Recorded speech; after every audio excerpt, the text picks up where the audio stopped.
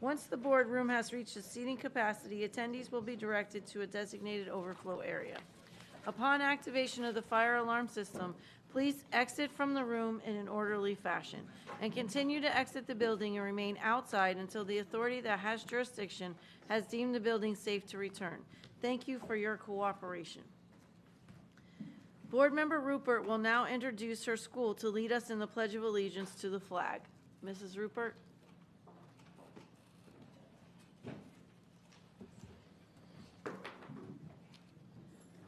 I think she's on Teams, but I'd like to welcome Charles Drew Elementary to lead us in the pledge.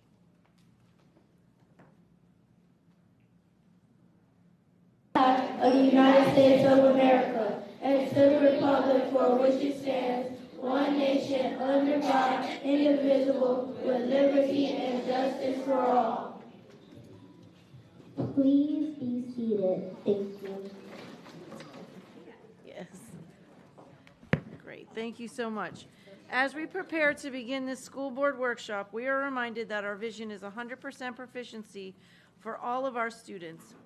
As an A-rated, twice in a row, school district, we begin the vital task of sustaining this achievement. We will continue educating all students to reach their highest potential. Our theme this year is Believe, Empower, Achieve, One Broward. Today's workshop will operate in accordance with School Board Policy 1020, and the board will review the items as advertised and presented by the superintendent. Our first item for discussion is committee reports. We will now hear reports from the following committees. So let me see. I know, is Landon on Teams?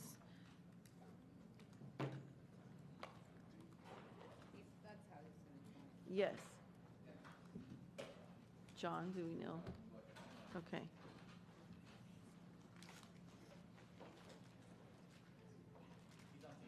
Okay, so we'll start with the Broward County Association of Student Councils and Student Advisors to the board.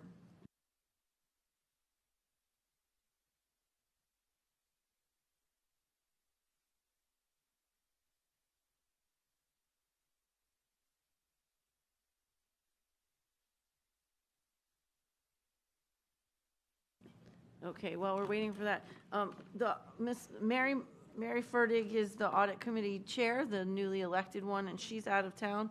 Mr. Rhodes, can you just update the board on the contract issue?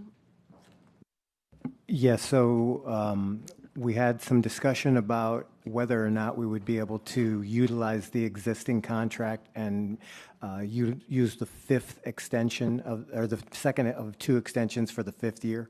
And we received some information back from legal telling us that there was a partial novation agreement that is being put together and being sent for the different parties to sign off on. And if that ends up happening, and based on the backup documentation that they had, it looks like the parties are ready to agree to what it is that's in that agreement, then we would have the situation where we would not have to pursue the RFP process to be able to have an external financial independent auditor for this upcoming year. So you'll continue to update us as you get that information? I will. Okay, great, thank you. Are we ready for Landon? Okay, we'll come back to them then. So next we'll move to District Advisory Council.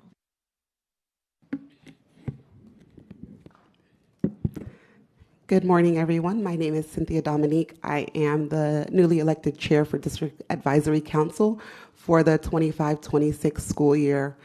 I want to start off by saying a huge thank you to our past chair, Dr. Natalie Lynch Walsh, who really dedicated her life and her time and her service to making sure that our students at Broward Schools gets the best, and was a source of guidance and support for so many of us, and her commitment to accountability for Broward Schools. We're excited to start the year off. We know that we're in a district, but I'd be remiss if we didn't say a big thank you to all of the staff at our schools who work tirelessly to pour into our children, whether it be the janitors who take out the trash, the bus drivers who make sure they get to school on time, the staff at the front gate who greet them with a high five. And I hope that as we move forward this year and the board makes decisions and staff members make decisions, we consider all of those students and all the people at our schools who really are the reason why we're in a district, and we make sure that they're fully supported and that they're compensated so that they can continue to teach our kids and provide the services that they provide to our kids here in Broward schools. I'll be meeting with the superintendent tomorrow so that we can review some shared goals for district advisory as well as opportunities that could potentially be addressed. Our first district advisory meeting is on August 20th at 6:15 p.m. right here at KCW. All are welcome. We look forward to seeing all of the school board appointees. If you have not yet appointed someone to district advisory, you can please do so and send that email to me as well as our liaison, Shelley Winter. Our area advisories, although they fall under DAC, they are independent groups that are created independently by school board policy, and it's a shame that they're not permitted to provide reports here at school board workshops. They are our largest stakeholder group and represent over 75 plus schools in each of those areas, and they are grassroots, and they're consisted of principals, teachers, district staff, parents, and students, and you all don't get to hear from them. So I hope that going forward that can change. North area will be hosting a staff training on August 28th on Zoom, on Teams, and their first general meeting will be on September 18th.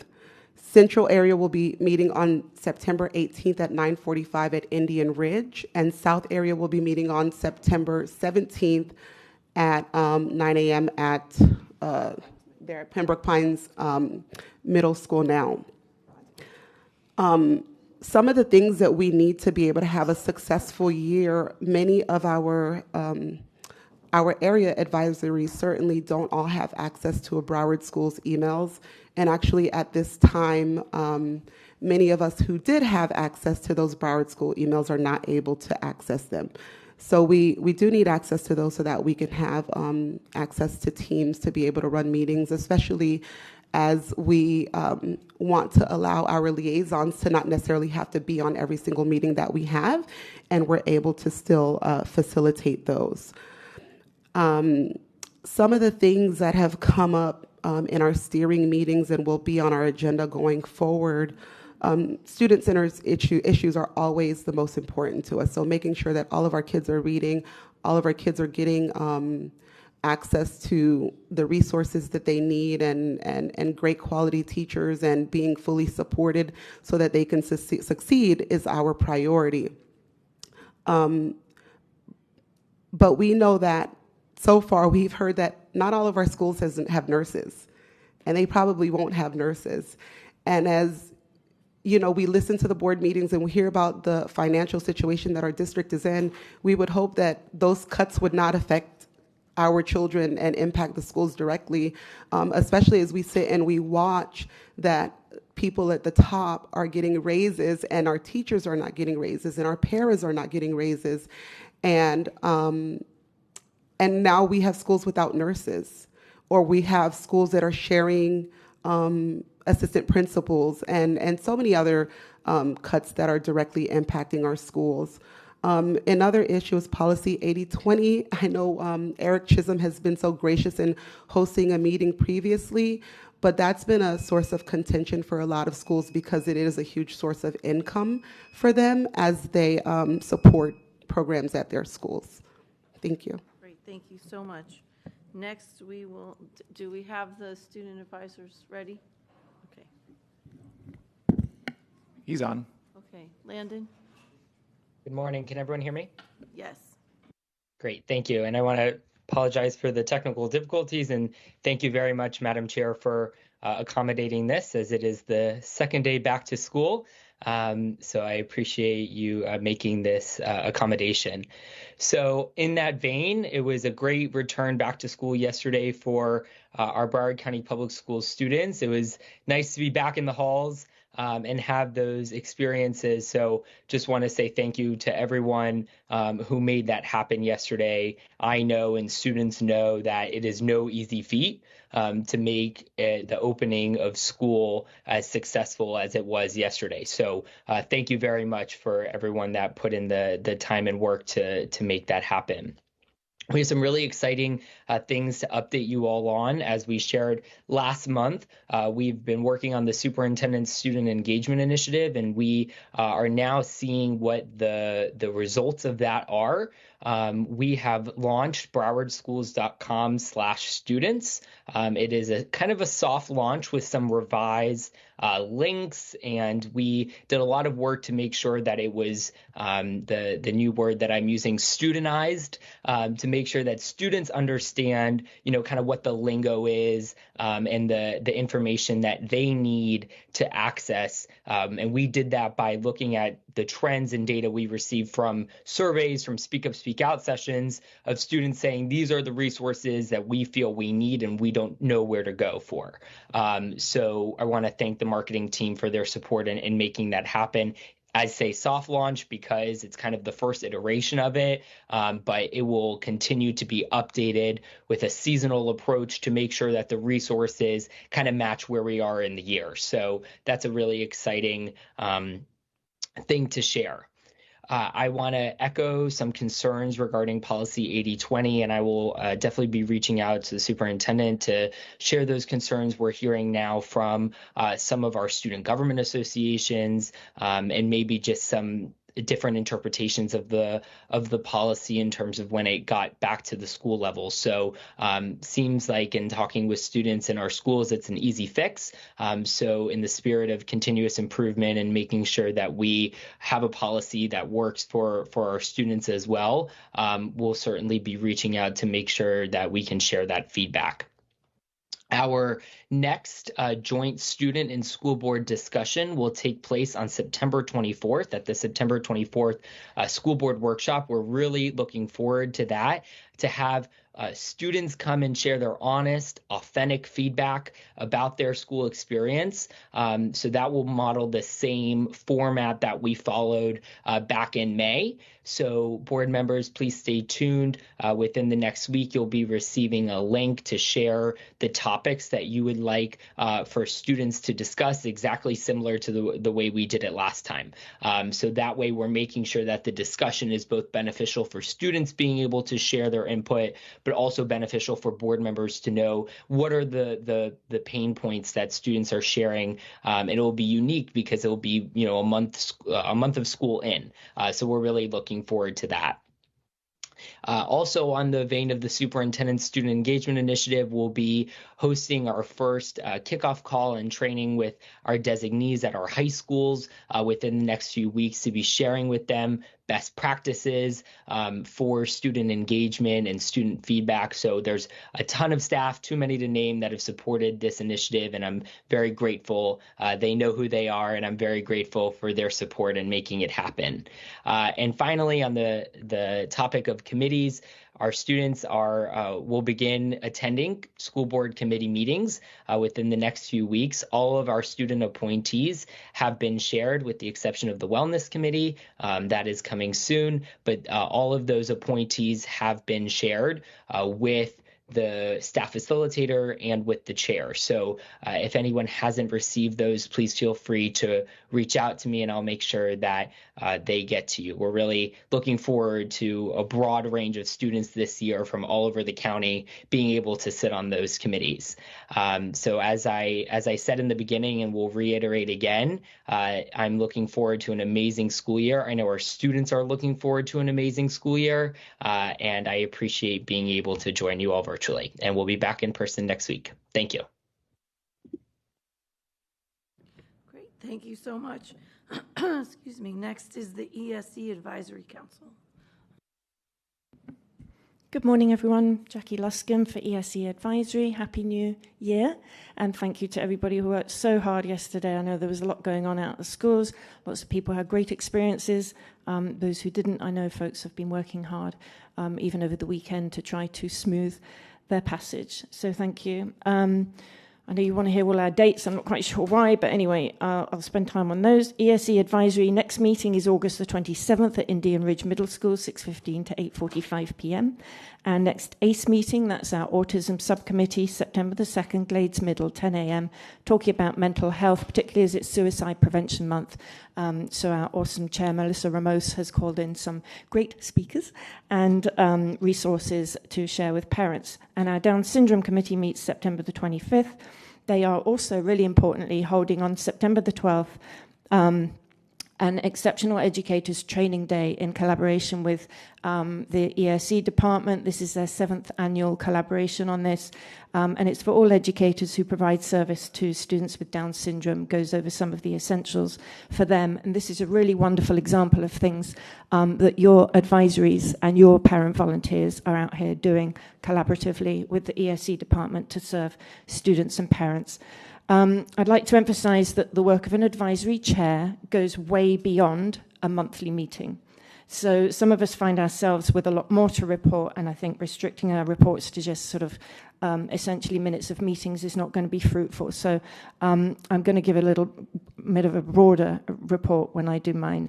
I was very happy to have a nice chat with Simone Hollingsworth, the Chief Student Services Officer, some days back to discuss moving forward this year with things that we can be mutually helping each other on between ESE Advisory and BCPS, some problems that need troubleshooting, some communications that could be better, how we can both be all be working together, and we went over some really important issues. So I was very grateful for that and encouraged that she's going to be there overseeing some issues for us. Cameras in classrooms, unfortunately, despite all our attempts and all the time that some of us gave over the summer to working with BCPS on the communications that were to go out to parents so that they would have smooth communication, know what this camera program was all about and why their signed consent is so important and the consequences if they do not sign consent or consequences for students. And that communication then didn't go out. It was held back, and other communication went out that did cause confusion. Again, we're out here trying to smooth the muddles that are left behind by that.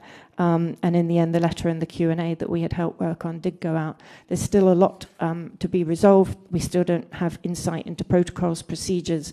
I've not heard if a single camera's been turned on. We were told that 300 initial cameras would be all activated by day one. I'm not sure if a single one has. It might be lovely to have a report on that here. And transportation issues have been very predominant. I know folks work really hard and into the night and early in the morning over the weekend to sort some cases. I'm very grateful for that. But every year we do identify some systemic problems with that. And one of those problems is your policy, which transportation kind of doesn't follow a child from school to school, right? So if you folks have to move a child to, say, a cluster program, an ESE program, because their local school doesn't provide for that, they're then not necessarily receiving transportation. We have problems with parents who need to get their kids after school to PPECs. Those are extended care facilities where they are receiving therapies, the therapies that are enabling them to come to school the next day. But transportation isn't being provided by, unless that's only three quarters of a mile deviation of an existing route. When we try to encourage parents, okay, we'll put transportation in the IEP as an essential related service. They are worked against in the IEP meeting because we had particularly one case last year where staff were instructed not to allow a parent to do that. So we have parents kind of locked in these transportation issues that aren't of their making. Some of them are of BCPS's making, say, for example, as well, if a parent was moved or a student was moved out of your AM/PM program, we brought up at the time, please provide them transportation, and that was reneged on. Aftercare shortages, I'm hearing some schools, just accepting a bare minimum or no ESE students at all. So lots to go through, but I look forward to a collaborative and fruitful year. Thank you. Thank you so much. Next is Facilities Task Force. Good morning, board members. and Superintendent. Linda Ferrara, representing Facilities Task Force, and on behalf of our Chair, Kimberly Mohorn-Burke, Facilities Task Force looks forward to a productive and collaborative year. We thank Dr. Hepburn and Ms. Paul for joining us last year, and we hope to see more of Ms. Paul this year at our future meetings. The committee would also like to extend an invitation to the school board members to attend a meeting. It's been a long time since we've seen a school board member at one of those meetings, and it would be very fruitful for everybody if you attended. Also, thank you to the board members who have appointed a representative to the committee. Currently, the committee is with no vice chair, no recording secretary, no corresponding secretary. Hopefully, we'll achieve quorum next month that we can elect people to the appropriate positions. And since we did not have quorum, we did have an update on Maximo reimplementation, along with facility condition assessment by Bureau Veritas. Also, an update on the long-range facilities master plan status. We were able to secure a copy of the RFQ as it was not provided to FTF, so that the committee is kept apprised of the district's plans. In June, we did pass a motion to get an update on the status of the district 3-year implementation plan for the 2019 Council of Great City Schools PPO review. FTF will be following up on that motion. Thank you. Great, thank you so much. Next is Parent Community Involvement Task Force. Good morning. Erin Gohl, Vice Chair of the Parent Community Involvement Task Force. And I want to echo the gratitude for everyone who made yesterday such a great start to the school year. So well done and thank you. The Parent Community Involvement Task Force held a productive virtual meeting last week to continue planning for several important events and initiatives in the coming weeks. We were joined by several district staff members and our student advisors whose perspectives really enriched our discussion. We are very excited about our nonprofit forum, which will be held in this room on August 27th from 11:30 to 1. Our theme is Rooted in Readiness. This gathering provides an invaluable opportunity to hear directly from our nonprofit partners about ways we can expand collaboration with the district to better support students and families.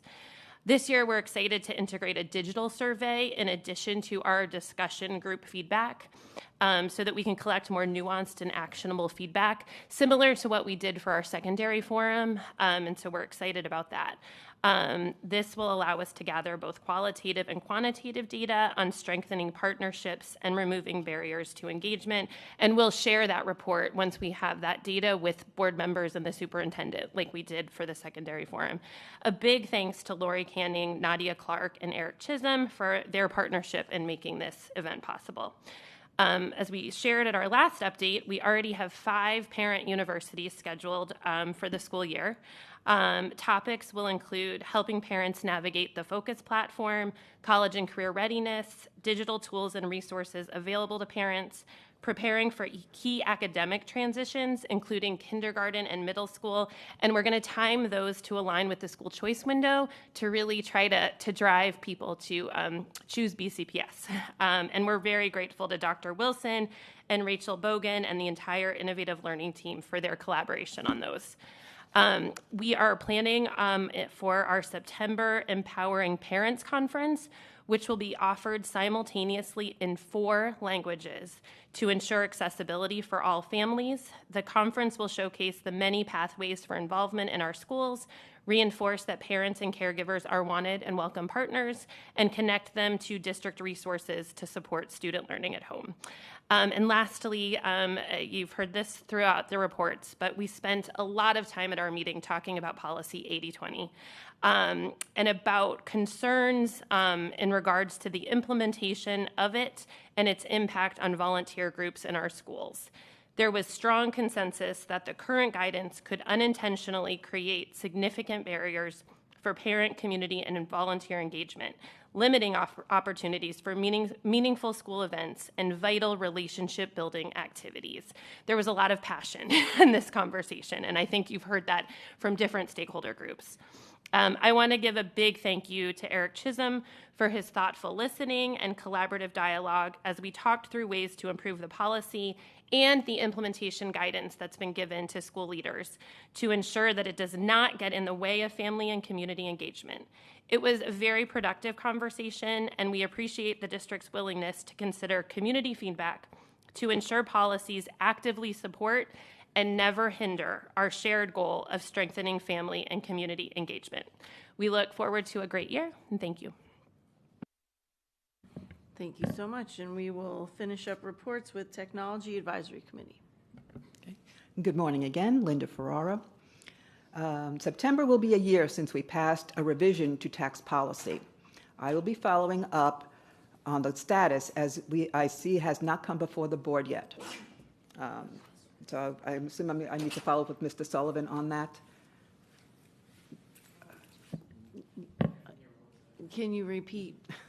Okay, September will be a year since we passed tax revision to the policy, and it has not come before the board yet, so I would need a follow-up. Which policy? Technology Advisory Committee policy? Okay. No. No. Okay, I'll follow up. I just have to follow up with Mr. Trey Davis. It wouldn't be, Okay. I wouldn't be bringing that item. But I'm happy to work with Trey to do so. Well, from what I'm gathering, there's a gap in the procedure of how it moves forward. So, okay, well, we'll settle it. We'll figure it out. Yeah, we'll figure it out. We always do. Currently, we're experiencing technological issues.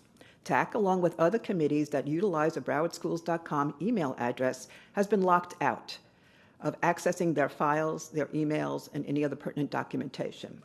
And this has posed a problem for me as I do not have access to my email list, forms to reserve space for our meetings, and other pertinent documents. Hopefully, it can be rectified this week in order to have a meeting in September. Otherwise, I'm looking at a first meeting being in October. I have contacted a few people on it, and I'm gathering they're working on it. I have notified Mr. Davis about it. And thank you, school board members who have sent in to my personal email their appointments. I do appreciate that, and I will follow up with the other board members in the event you send it to my TAC.chair email that I have not accessed. And as soon as our meetings are established, I have extended an invitation to Mr. Davis to join us to provide information as to what he sees the future of the district's technology is, and also an extended invitation to all board members to participate with us also. As with FTF, we always appreciate a board member's view there. Thank you. Thank you. And before I open it up to my colleagues, Mr. Davis, can you give us an update on the email access?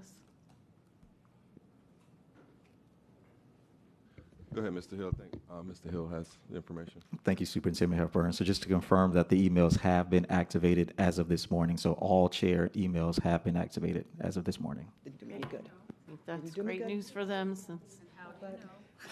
How do we know? Did we send them a notification? Well, right. It happened like an hour ago, so we will make sure that they are notified. Okay, great. Thank you. Thank you. Thank you. Mrs. Alhada. So I was wondering if the superintendent can give the board an update in regards to how many schools are without nurses. Yes, I'll have Ms. Hollingsworth give information to the board about that. Good morning, Simone Hollingsworth, Chief Student Services. So if I could give some context around the nurses, we have nurses. We do not have a finite number of nurses. We have nurses where there's a medical need for students. That changes on the daily. We're now at about 63 schools that do not have a clinic nurse, which is what we had in the past, where there were students that all schools had clinic nurses, but we're now staffing schools with nurses for need that are medically required. And that changes on the daily. Yesterday, we were informed of students that registered that needed medical service, so then we staff the nurses accordingly. Okay, and if the superintendent can follow up, what the financial impact would be to fund the 63 nurses so the board can, act on if they choose to. Yep, will do. Thanks. Mr. Sever. Thank you, Chair. I believe I heard from ESC that you had heard that none of the cameras in any of these contained classrooms were operating yesterday. Did I hear that correctly? No, I said I haven't heard that any are. We were told that at least the first 300 would be by day one, but I'm doubtful that any are. But I've not heard. I've had no update. Okay. Do we have any information? Yeah, Ms. Egan's here, can provide an update. Good morning. Diane Egan, Executive Director of ESE. Based on our report this morning, we have almost 4,000 families that have responded to the filling out the consent form. At this point, we're pulling a report to determine if any of the classes have 100%. I do not believe that they do as of yesterday. So what we were guaranteeing that once we have 100% parent consent that says yes for each classroom, then those cameras will be activated if we have the camera, or installed if we need to install it. Okay, and I apologize, and perhaps I've conflated the issues. These cameras are operational and ready to go. We are just waiting on the necessary parental consent forms to be turned into the classrooms. So there are 277 installed cameras in the district. Those are left over from the pilot program approximately. I don't work in IT, but I'll tell you we started with 300 during that time. More cameras have been ordered, and they've informed me they're arriving already. However, they're going to be rolling those out. So the goal is to have them in every one of our self-contained classrooms so that they can be turned on when we have consent, but that hasn't been completed. But I want to defer to Mr. Gregory if he wants to respond to the rollout of the actual cameras. Well, let me ask a follow-up before that happens. Assuming tomorrow you get 100% compliance and 100% participation from the parents, for the cameras that are currently installed, and I understand that there's going to be a rollout and more ones coming, which is great, but for the ones that are currently installed, if you get all of the needed consents tomorrow, do you have the ability to turn the ones that are currently installed on and they're fully operational? Yes, absolutely. Okay. Now if they're already in the classroom where we have the 100% consent. Understood. And now I'd like to hear from Mr. Gregory.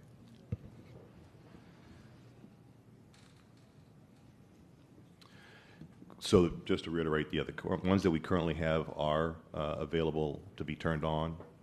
Once a request has been received, we have 100% compliance, and there's not already the camera installed, they will then initiate that process, which could take a few weeks to get it wiring and everything else complete that's required. So that'll be on a case-by-case basis per the last version of the policy that I saw. Thank you. Ms. Thompson. Thank you, Chair. I had a couple questions. I know 80/20 has gone up, and I've talked to people about the meeting you guys had with a lot of energy, and have had separate PTAs reach out. I wanted to get an update from the superintendent about what is happening, if that's coming back to the board.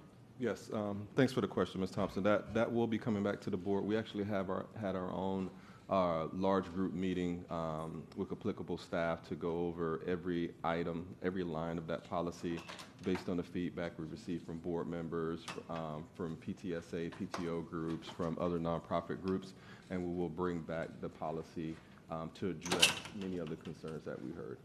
And then will that policy go through the looping process? Because I know originally it didn't, I believe.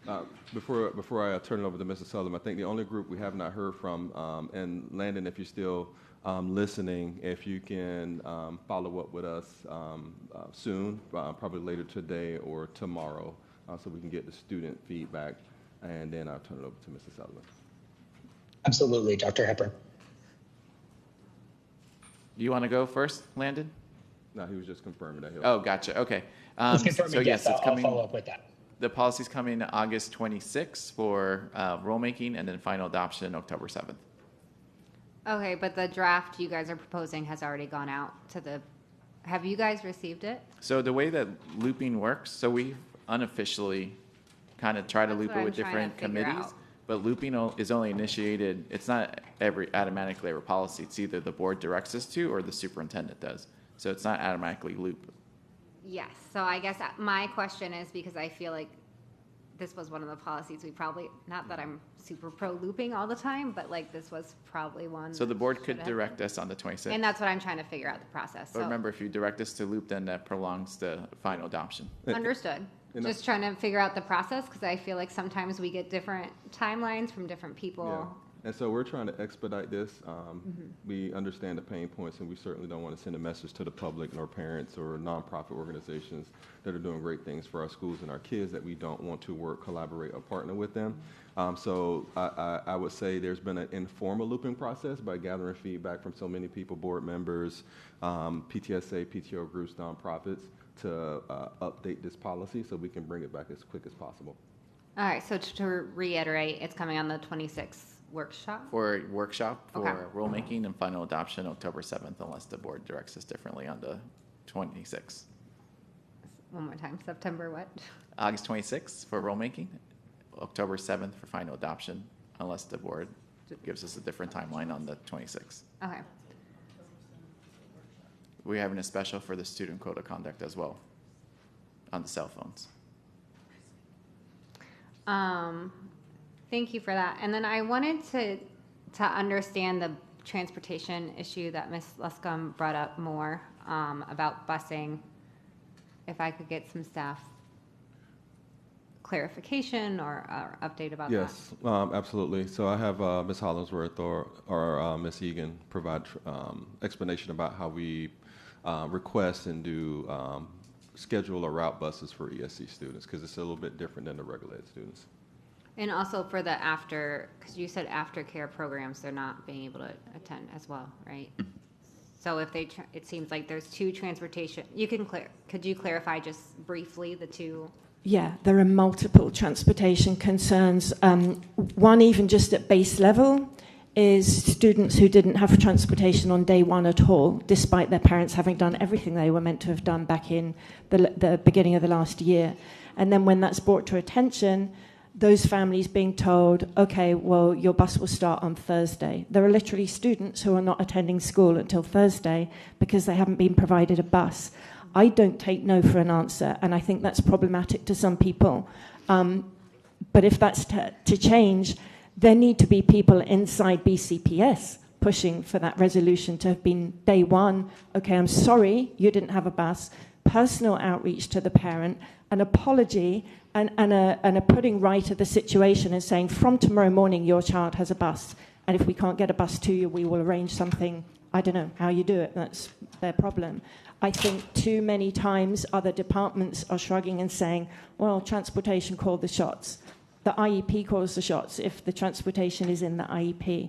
Second problem is after-school care if students can't get into the, because aftercares always have a capacity anyway, but they have an even lower capacity for ESE, if not no capacity at all, because they might not have the staff for them. So they're operating an aftercare, but it's not doesn't have equity. And so in those circumstances, parents are stuck. Like they can, but they're not being told they can, ask to be bused to another school that can provide for them. In some situations, there's criteria. Other parents who are stuck are those who need to get their kids to PPECs afterwards, which are part of their educational need, and arguably, therefore, should be provided the transport by BCPS. But the transportation department can't or won't, because there's a policy that says only if it would only deviate an existing bus route by 3/4 of a mile. I'd suggest a workshop on it. I know you had a workshop on buses, but it was kind of about how many and how much they cost, and it wasn't about this kind of issue, which is not just anecdotal, it's quite widespread. Okay, so I think just summarizing the three, so transportation not happening for our ESE students in particular, like that first week. The second about the aftercare, and then the PPECs. Like, what is our policy and what's the status on that? Okay, I'll do my best. I don't work for transportation, but we work very closely with them and partner with them on every individual student, especially when there's a challenge. So in regard to the when you do ESE transportation, it's a little different than our general routes because it is based on the IEP. We are legally required to provide transportation to and from school, to and from home, home to school, school to home. Mm-hmm. However, we do have an alternate route policy that parents can apply for, but it has to meet that policy guidelines. And I think it's 3/4 of a mile, but also that it doesn't add more than 10 minutes on to every child's ride also, because that ends up impacting other students as well. So because the transportation is individually done from the safest, closest spot, which is often door-to-door transportation, then they have to be routed individually. So transportation, I know, worked throughout the weekend because they were we were reaching out to them, they were reaching out to us, and we were working closely with them, so they try to get it routed as soon as possible. But if there is an impact, then they do have to communicate. Now, if the bus route changes for the other students, they have to communicate with those families as well. So if a student's transportation is routed later, there's 100 reasons why. It could change their address, they could change their school, they could newly qualify for a special program.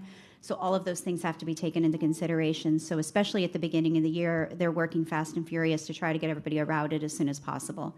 So in regard to the PPEC situation, we try our best to provide transportation to a PPEC, but when it's several cities across, then I know that transportation is unable to create a special route to be able to do that for an individual student. So we work with those families individually to try to accommodate them and try to think of solutions, and we are able to come up with solutions. If a family has their heart set on a certain school, because that's the school that they were assigned to in their neighborhood, then we try to work with them on considering maybe there's a different aftercare program that they can consider in that area, and we're working with a particular family on that now. But if they were heart set on their PPEC and staying at the same PPEC they'd been at, then we would work with them on giving them an alternate school assignment to accommodate that PPEC. So we are really committed to working with each individual family through their challenges.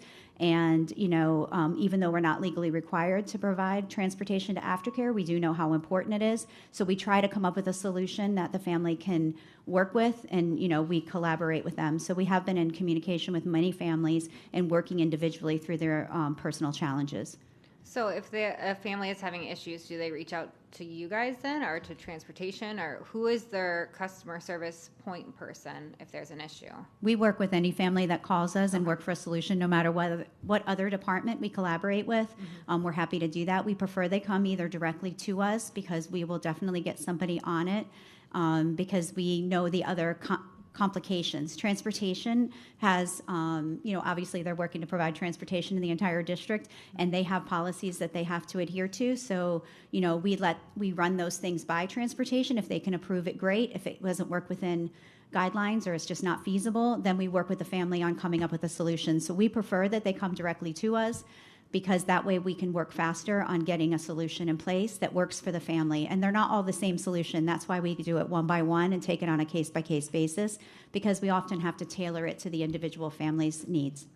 And then do students apply for the buses through the Ready to Ride program? Is that what it's called? At this time, our ESC students are not using Ready to Ride. It is one of our goals that we're going to work with transportation on. Currently, they apply when they go through their IEP process. It goes through that process, but I've already been talking with them over the past year on ways that we can work on finding other solutions. Again, I don't work for transportation, but because we work closely with them, I'm doing my best to explain, and if I'm missing anything, Ms. Hollingsworth or Ms. Paul, you can jump in. I appreciate that. If there's, in your opinion, or anyone, the superintendent's opinion, would having it be on Ready to Ride have solved kind of these day one issues potentially? Just my opinion. I think that's a process we got to work through. We have students with unique needs, and to go through Register to Ride, which every regular student does, you could have a situation where that student's unique needs are overlooked. And then they're on a bus where they may not be getting the services, right, for some, if it's a bus aid or whatever the unique services they may have. So there's a process we have to work through, and that's why it's not through Register to Ride at the moment. It's been going through IEP process in a different channel to address each student's need one by one. Thank you. That's my questions. Did you want to add something?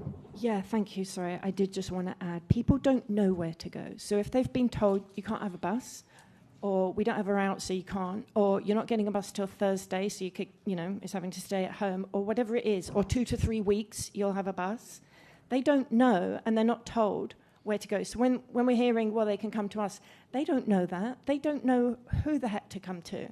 They come to me, some of them, and then I route them back through. And this is why people have been working, well, not why, but included in a lot of the work that people like Diane and Transport have been doing over the weekend, is me shunting cases as well. So there's a communication issue. Parents aren't being told, God, we're really sorry. Here's why you're not getting a bus. Here's what happened. There was a mess up.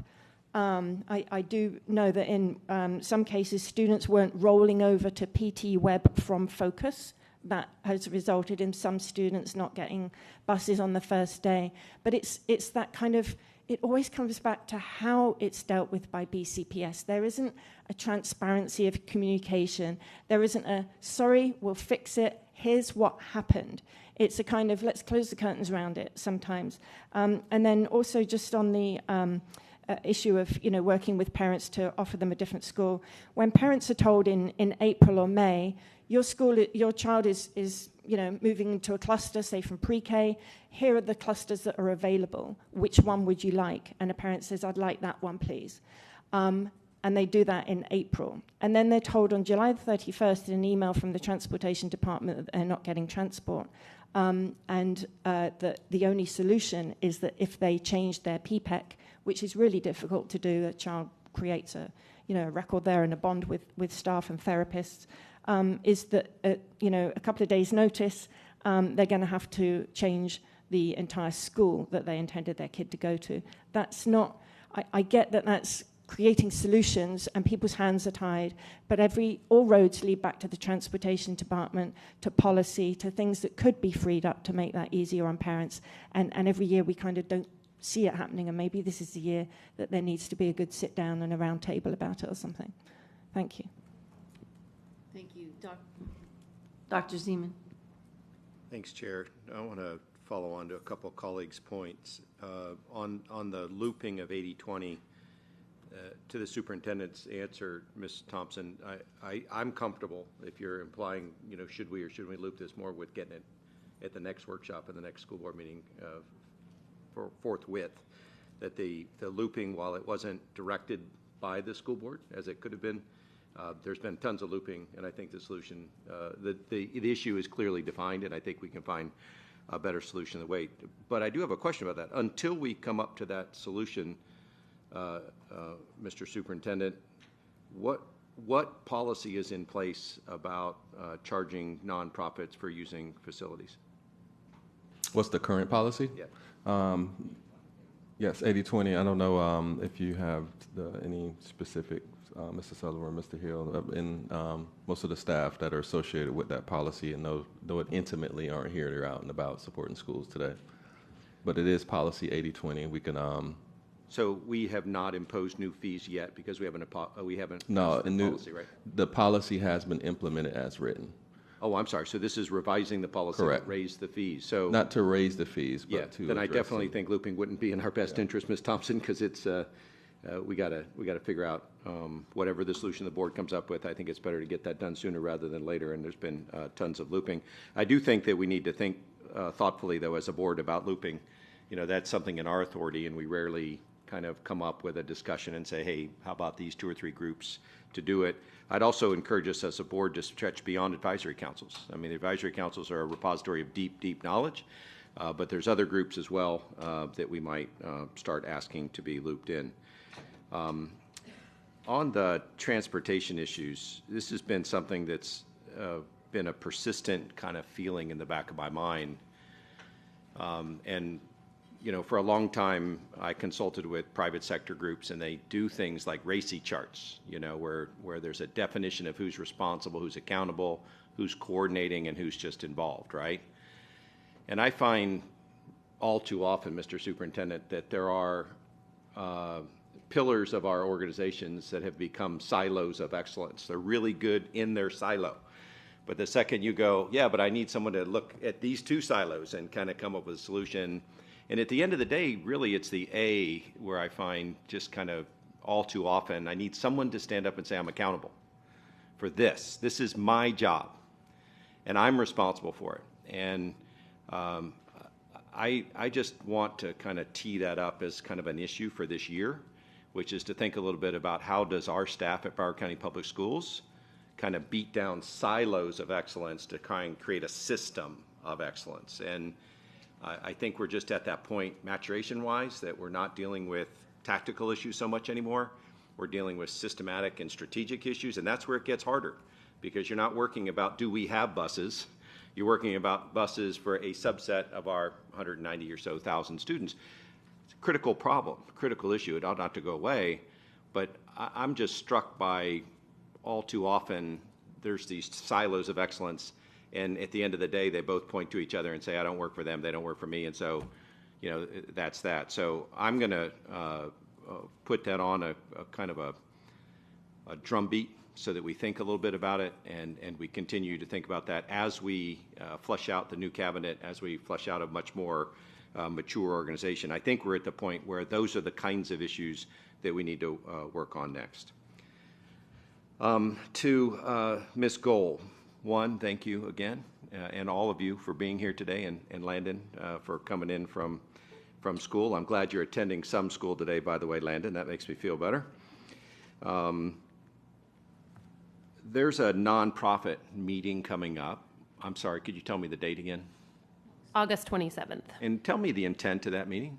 So we bring together nonprofit partners or people who are interested in being nonprofit partners, and we hear what is working well, what are the barriers for engaging and supporting our students and our families. And then we take that information and we bring it to you all and school staff or district staff to say, how can we improve upon this so we can make sure there are strong channels for our nonprofits to be working in our schools? So the focus is on current and aspiring nonprofits? Yes. And could you give me a top 10 list of the nonprofits you're reaching out to attend? I know, I should have looked.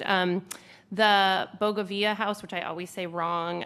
We have some ARC, South Florida, the Broward Education Foundation, I know was one of our first respondents, and we were excited. We have some faith-based groups coming this time around, which we're excited to get them as part of the conversation. CSC always is involved. Our municipal partners are really great. They bring some interesting perspectives in that. So we can share a list, too, of who's responded so far. I just wondered if you wanted to take advantage of whatever brain trust there is on the board. If you send us the list of people you are reaching out to, we might add an early learning coalition. We might add programs that we're familiar with to make sure that while they're maybe funded through CSC or funded through BEF or funded from some philanthropist, that the word gets out to them. Yep. There's a lot of programs we have where they're in 5 or 10 schools, but they're doing remarkable things. And I'd love to know about those successful programs. 2 things. One, how do we validate that you're really that great? Because lots of times they just walk in and say, you wouldn't believe what we did. We got, and you're like, that's great. How do you know that? Oh, we did a survey. Oh, can you send us the data? Well, it's really hard. And, so it's part of the government's role to make sure that these folks are creating some positive outcomes. And generally they are, but it wouldn't be too surprising if our estimates of the outcome were slightly less than theirs, and that's fine. But some of them are really doing remarkable things on mental health, on safety and security, on teenage women mental health. And for those programs that are in 10 schools and are knocking it out of the park, I would love to figure out a conduit, and maybe it's through this meeting, then coming back to the board with the best things you've come up with, where we could expand them this year now, double them. Maybe they go from 10 to 20 schools. Let's see if they get the same outcomes, and then consider them for programs that make sense. There's so many programs we have today in the 2025-2026 year that 10 years ago we didn't have. But my own view is it takes too long to kind of find out where the gold is, and maybe this is just another thing. But if you would send me the list, I'm happy to add to it with the folks that I talk to in the nonprofit world. I'm glad you're doing municipalities. There's a lot of them. They are doing more and more than ever in my sense, and that's great. So if you could share that, we'll see if we can help. Dr. Zeman, can I add one more thing too? That would be fantastic. And please, board members, share with those you have partnerships with too. And if there are any questions you would like us to include on what we're asking, please send those to either myself or Nadia Clark, our liaison, because we'd love to make sure the questions we're asking are the ones that really, can inform your decision making. So. That's terrific. Last point, just for general knowledge, because we're at a workshop, things like nurses are critically important. I believe a school has a nurse. That's my model. You have a librarian, you have a nurse, and you have a bunch of teachers, and you have all these other people that are doing God's work, and it's wonderful, right? But I can't imagine a school without a nurse. So I'm anxious to kind of find out what that is. I watched it happen, but now that it has happened, I'm second guessing it. The context, though, is really important. We lost $80 million with declining enrollment this year. One of the speakers today mentioned that there have not been pay raises. Mr. Superintendent, how much did we increase every educator's pay last year? About an average of 3%. Right. And we do that when we lose $80 million of money a year. So the narrative has to be consistent. This board found money, along with the superintendent and the CFO, to continue to pay educators more, even though we are getting less revenue. And how does that happen? We get rid of inefficient programs. We try and consolidate things that make sense. We take cuts on nurses. We probably have bigger class sizes than we had 10 years ago. There's a whole bunch of things this board has approved and this superintendent has offered us up to approve that allows us to continue to increase the pay of educators during a period in which we have less money to spend. I wish the Sun Sentinel, I wish the media outlets, I wish the advisory boards, I wish school board members, I wish they would all start conversations with that statement. We get less money. Florida is 50th out of 50 states in funding public education. And we get less money this year than last year by $80-ish million, plus or minus a couple million. And we continue to find money to pay educators more. So that's really the story about budgets in Broward County. And I hope that we can figure out how to change the priorities of the legislature in Florida. I think they're way out of whack. I think Floridians want to spend more money on public education. I hope that the arc of justice over a long period of time will increase that funding. But again, last year we did not get an increase in funding. It did not even cover the cost of living increase.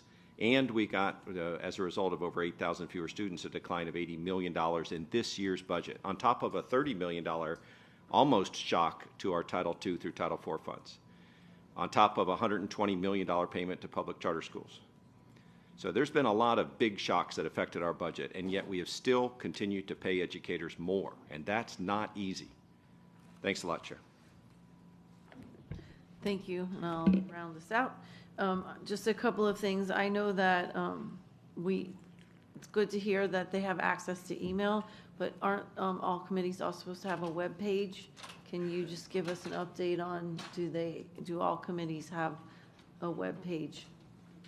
I know that's a continued work in progress right now as we migrate all our information from the old site to the new site and developing new pages for such as committee and advisory sites, as well as some other things. But I know Mr. Sullivan, Mr. Hill want to add to that. We're going to include it in the training as well in September. Explain to me what that means. What do you mean you you're wanna add? including it? Do they have web pages or they don't? They do have web pages. They do have web pages, yes. We just haven't rolled it out yet because we're including it, which will be the next workshop topic that we'll talk about with the trainings. But that'll, of course, be incorporated within the trainings, their pages, how to access them, who should upload to them. So all of that will be ready to go as of next month. But they do have pages as of right now. Okay, perfect. Thank you for that answer. The other question I have for the superintendent, nurses, also a question on nurses.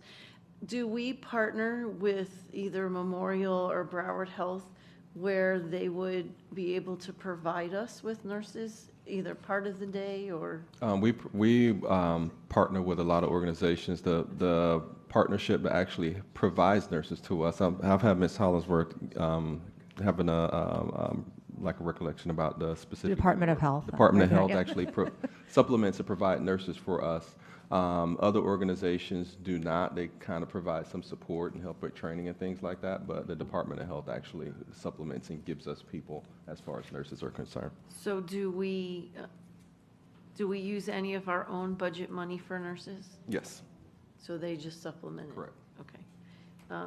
Well, I'd just like to throw out there that maybe there's a way to work with people beyond the health department to maybe provide those 63 schools, whether it's a full-time nurse or even a part-time nurse, where. And we do, but that's also a cost.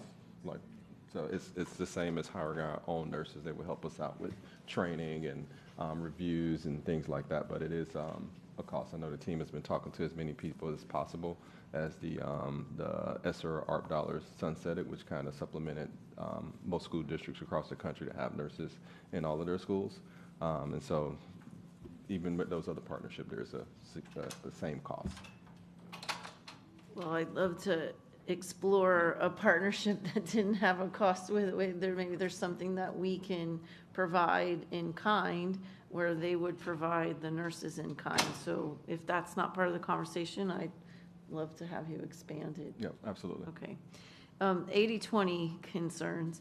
So I'm a little frustrated with that only because we spent a long time on this policy. We changed the policy, and I think when it left the boardroom, our thought was we had solved a lot of these problems because it did roll out and then we brought it back again. So now we have to bring it back another time. But I believe in part of the conversation or part of the policy, there's a part that says that the superintendent has some discretion for some of the contracts and facility use. So in lieu of having to wait until possibly October or later for those processes to go into place in another revision of the policy, what can you do now as a superintendent to alleviate some of the concerns that are happening with the PTAs, the PTOs, the scouting, all of that? So that's already part of what the policy allows. Yeah, so my discretion is pretty marginal. It doesn't alleviate all the costs that organizations would incur. So that's why we're bringing it back. It will help slightly, but not to the point of some of the costs that some of the organizations are experiencing. And I know we brought it back. I think we addressed some concerns, but we didn't. We addressed concerns that were in front of us, and then more concerns start coming back. And so we're trying to holistically address all the concerns that we've been hearing throughout the summer. I think the first iteration when we brought it back, we addressed some concerns that were right in front of us that we heard from those constituents. And then during the summer, we started hearing from all the other constituents. And so that's when we're bringing it back to make sure everything is addressed, so we don't have to bring it back again. Okay, so it is my recollection, because I specifically had this conversation with Eric Chisholm and Ms. Paul, was that it was important for there to be a part in the policy that allowed the superintendent some leeway to relieve, especially in terms of PTAs, PTOs, and things of that nature. So I really would like to look back again at what it says the leeway of the superintendent is, because I believe that I know that I, as a board member, believed that when that policy left here, that you had some latitude to allow them to come in without the hassle that they're having right now. So I would love to, I guess I'll pull that policy back up and see what the wording was, but that was what I believed when it left here. Superintendent can only waive the custodial costs, personnel costs, and security costs. So we still have the cost, if I may, of utilities. And so one of the reasons it's a good idea to bring it back is to spell it out specifically in policy and not have to rely on the superintendent's discretion. Right. No, I don't disagree with bringing it back. I guess my concern is we thought we had solved the problem initially, and based on what you just said, if the only cost that they would incur is utilities, that's not what we're hearing. And rental. And the rental fee. So the rental fee was the major cost, and then also utilities was not in the policy, not able to be waived. But I would tell you, this is about my fourth or fifth time dealing with non-school use of facilities, and oftentimes when you put a policy in place such as this, then you see other things that evolve from that policy, and that's what we're seeing right now. So we don't want to rely on the superintendent's discretion. We want to put it very clearly in the policy that rental fees can be waived or are waived for Pi 1 groups, which are like your PTA, your Boy Scouts, and that sort of thing. And utilities can be waived and so forth. So, but this is not uncommon with this type of policy because, quite honestly, oftentimes we don't know what exists out there in the schools. And when you put a policy in place, that's when everything bubbles to the top and you start seeing who's actually using the facilities. Thank you. I appreciate that. But I also believed that we did waive, if you were a partner in education, that it wasn't going to cost you, especially the PTA. So I'm not sure how it, maybe I'm remembering things wrong, but I appreciate it's coming back. I just want to know how we can make it easy enough for them now instead of having to wait because school has started and you're turning away a lot of people who just can't afford it, and they're not going to be able to wait until October. We had the same issue with the Scouts last year, which was why we brought it back and spent all that time on it, because they were getting these crazy bills, and we didn't want to lose them to other organizations that would allow them and then take our kids with them. So I appreciate you coming back. I just feel like there's parts in here that we could make this easier for them. So I hope that we're exploring them. And my last question, and then I see Mrs. Leonardi's hand. The cameras. So 4,000 forms completed, that's great. How many forms would we need to have completed to have 100% participation? Ms. Hollingsworth or In Ms. other words, Egan? how many students are in those, the classes where cameras would be available? That's fine.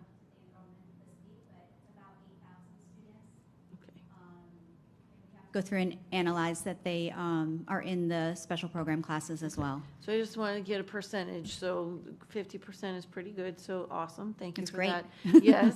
And what are we doing to encourage and inform and make sure the other half of the parents, or at least most of them, are filling that out in the next week or so, so that we can move forward and be able to provide this? Absolutely. We have several different methodologies for our outreach. So we started off the day after the policy was approved to train principals so they would know what to expect. We conducted 3 voluntary meetings for ESE specialists to hop on. We've mentioned it at all of the meetings that we've been on.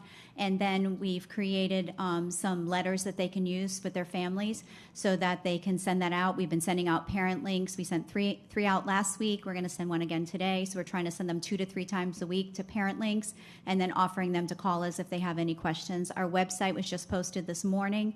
So we're also going to include that in there in case they want to go to look at the Q&A and look at the policy that's posted.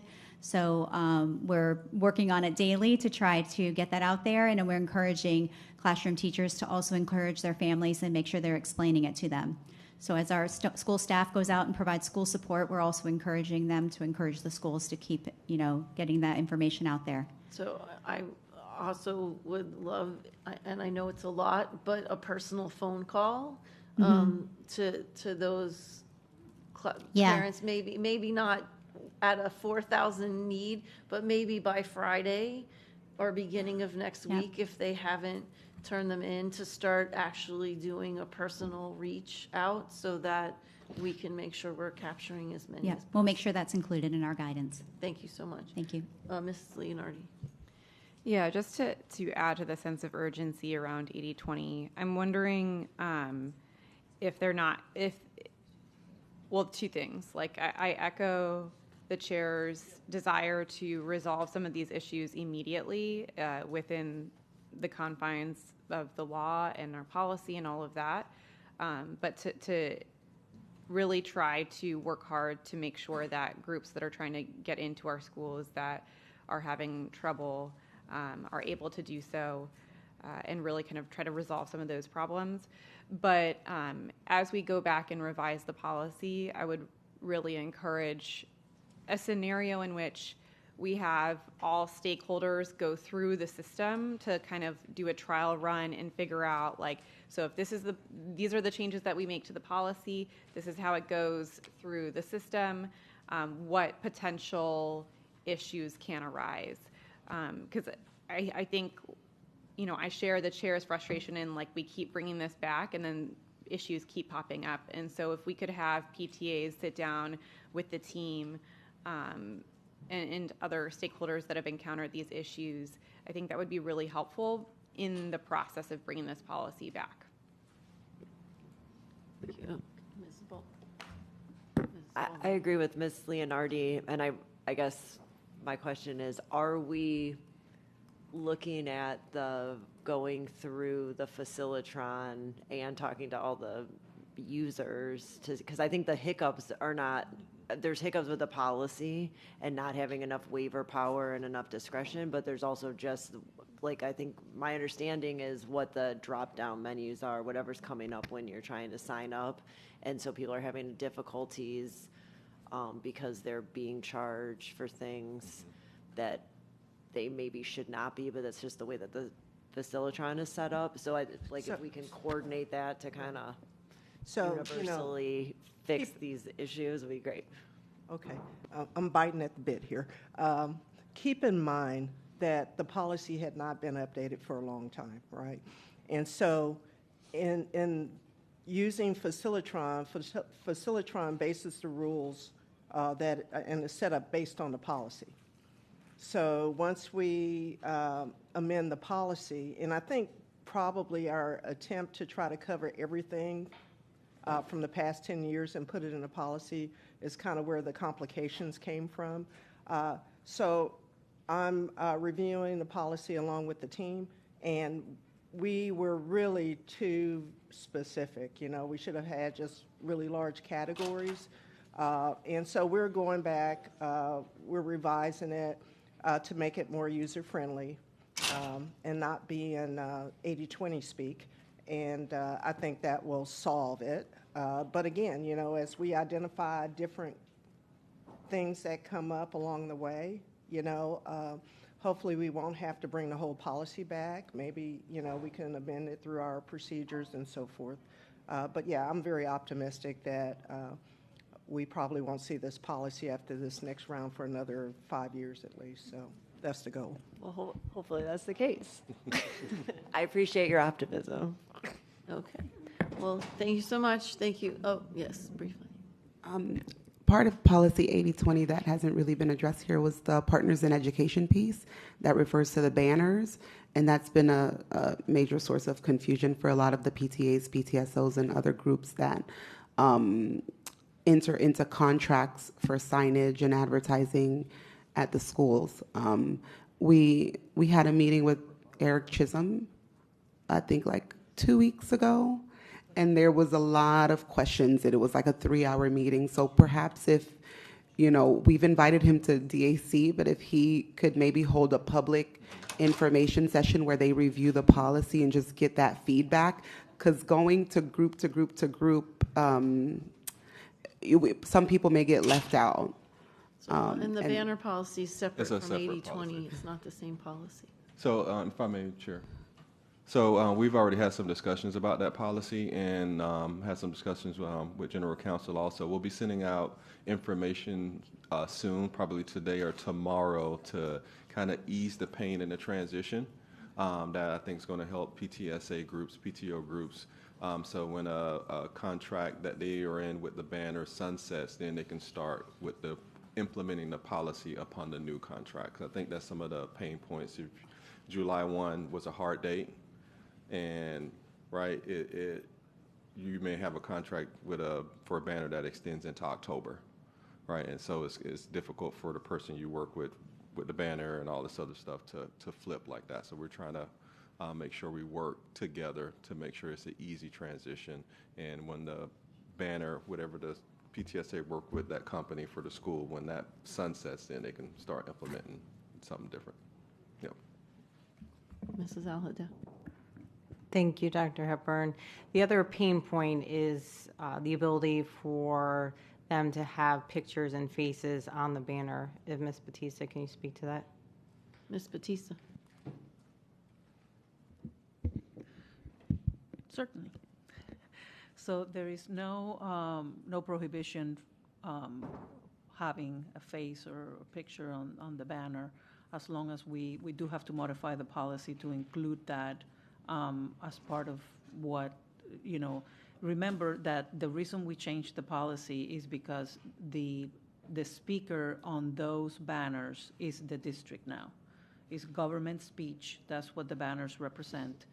That means that the district is thanking its partners for their work with the district, as opposed to before, where it was the banners represented the speech of those vendors or companies.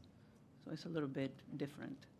We did that, you know, because it aligns better with the First Amendment and Right, so they will be able to do faces and pictures on the banners. So we can If we change in the policy. We can do faces and banners, right, in the banners, if that's something that the board would like to add to the policy. Okay, and Dr. Hepburn, are you bringing the policy back? If that's the wish of the board, I wasn't planning on bringing it back. I was planning on helping with the transition period for the current policy, because I think transition is what I've heard about. But if it's the wish of the board to bring it back for what you just spoke about, we can bring it back in the future. As one board member, I would like the policy brought back so we can change the language to have pictures and faces. Because right now you can only have pictures in the banner if it's part of their logo. Other than that, my understanding is you cannot have your photograph on the banner. So I have clarification on because I think the logo would be branding, and especially for like our realtors and people like that, their branding is their picture. So is it possible that could just be like read that way so that it doesn't have to cycle back to the board? I think that's what John. So it's already part. If it's part of your logo, then you can have your photo. Well, if it's but not like part of your logo, you can't have your. For photo. realtors, their logo would be like Keller. I don't know, Keller Williams. Yeah, so they wouldn't be something. able to put their photos. But they're like an agent of their realtor, so their logo is actually their face. We have just no wondering if opposition to there's- bringing back the policy to include photos I know, as I'm long trying as. to find a loophole to not bring it back, if that could be interpreted in our policy that their logo would be their face, because if you get information from realtors in particular, I know other businesses are not, but like realtors buy it so their face is up because they work for Keller, they work for a realtor company. So I'm just wondering, how is there a way that the policy can be interpreted like that, or does it necessarily have to be brought back to the board so it could be spelled out like that? I'm not sure it's up to us to I was interpret policy. I was going to defer that to Ms. Batista. That was who I was looking at. Phone in front. It's phone friend.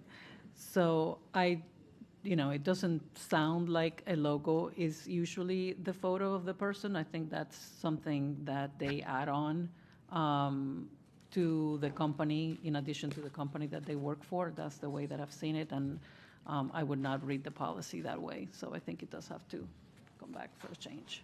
Okay, then I agree with Ms. Aladef. I would like it to come back if possible, just to include that. I think everything else makes sense and seems to be working. It's mainly that. Dr. Zeman. Oh, no, I was just saying that. Oh, yeah, I was gonna What a say- great idea. Is there anyone who disagrees with bringing the policy back? So if we allow the pictures, and are we also allowing images, then we're saying as well? Well, we'd have to, when the policy comes back, we would. Is that going to maintain the protections that we enacted the policy for originally? Ms. Batista? Yeah, I mean, I have not researched that point specifically about the protections, but I don't see any reason that it would not. As long as we make it, standardized across the board for all the banners. If there is a picture, it's going to be a certain size, and again, it's more of like our speech saying thank you to those companies. Okay, so anybody disagree with bringing the policy back? No objections. All right, Superintendent, you have your, It's noted. okay, great. All right, thank you all. Yes. Sorry, just one comment on 80/20. Is there any way we can phrase any agreements that have been signed to date? The concern is PTA presidents and PTO presidents have been called in to sign new agreements, and it's affected their budget that they passed last year, so they're going back and revising their budgets for this year, which includes eliminating something like Teacher Appreciation Week, supplies that they pay for schools and things like that because of the impact of it. So, if I'm not mistaken, PTA should not have to pay anything. I have the policy right here, and they're SGAs, and it says that they don't have to pay to use I'm hearing they're paying facility. 80%. Yeah, I don't, where did that come from? No, Because I have the policy. in I front read the of policy, me. yeah. And I don't know, very would need to get a clear. copy of the agreement. If I and may, what it Chair, says. because I don't think interpreting it on the dais Well, and so later on yes, today. if we can look at could- it And send a follow-up of how the policy should be interpreted as it is before it comes back. Okay.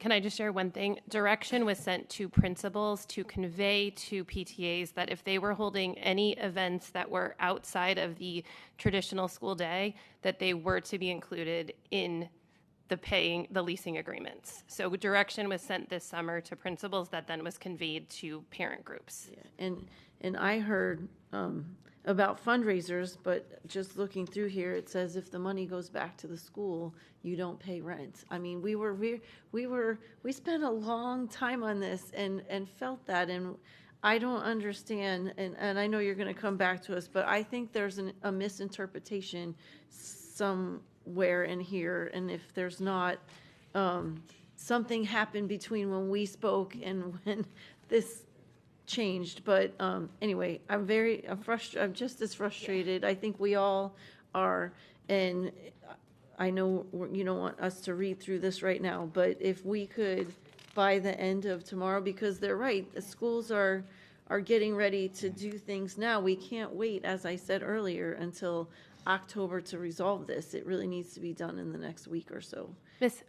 Can I just have one clarification to what I said? So I think where the disconnect is that PTAs bring in money to just break even to hold events. But we sell tickets for dances or things like that. And I think there's a misinterpretation in calling that a fundraiser, even if what's being brought in is only to pay for the event, which adds value non-monetarily to the school community. So I think there's some disconnect there too. But even in the policy, it says if the money's correct going to the school, that you're not supposed to be. But what's being charging us right conveyed, there. I'm saying, is that's where I think the disconnects are. Ms. Bowman. Is it possible that we could have an emergency order suspending some of these problems? Because when being on the ground, I don't know how it's going with my colleagues, but I'm getting a lot of concerns from various groups, which I've shared with you before. So if we have, the PTA is a great example. They're only working to support the school. So any interference with that is just bad for us and bad for the kids. And I know that there's also been some other issues with use of, shared use on our property and things like that with other nonprofit partners right now because of the order to the principals that happened, the memo to the principals that came out a couple weeks ago. So is there a way that we can suspend that until we come and bring this back so that we are not interfering with Ms. Batista, all of these partnerships that are supporting the kids in the schools? So I'm not sure I understand the question.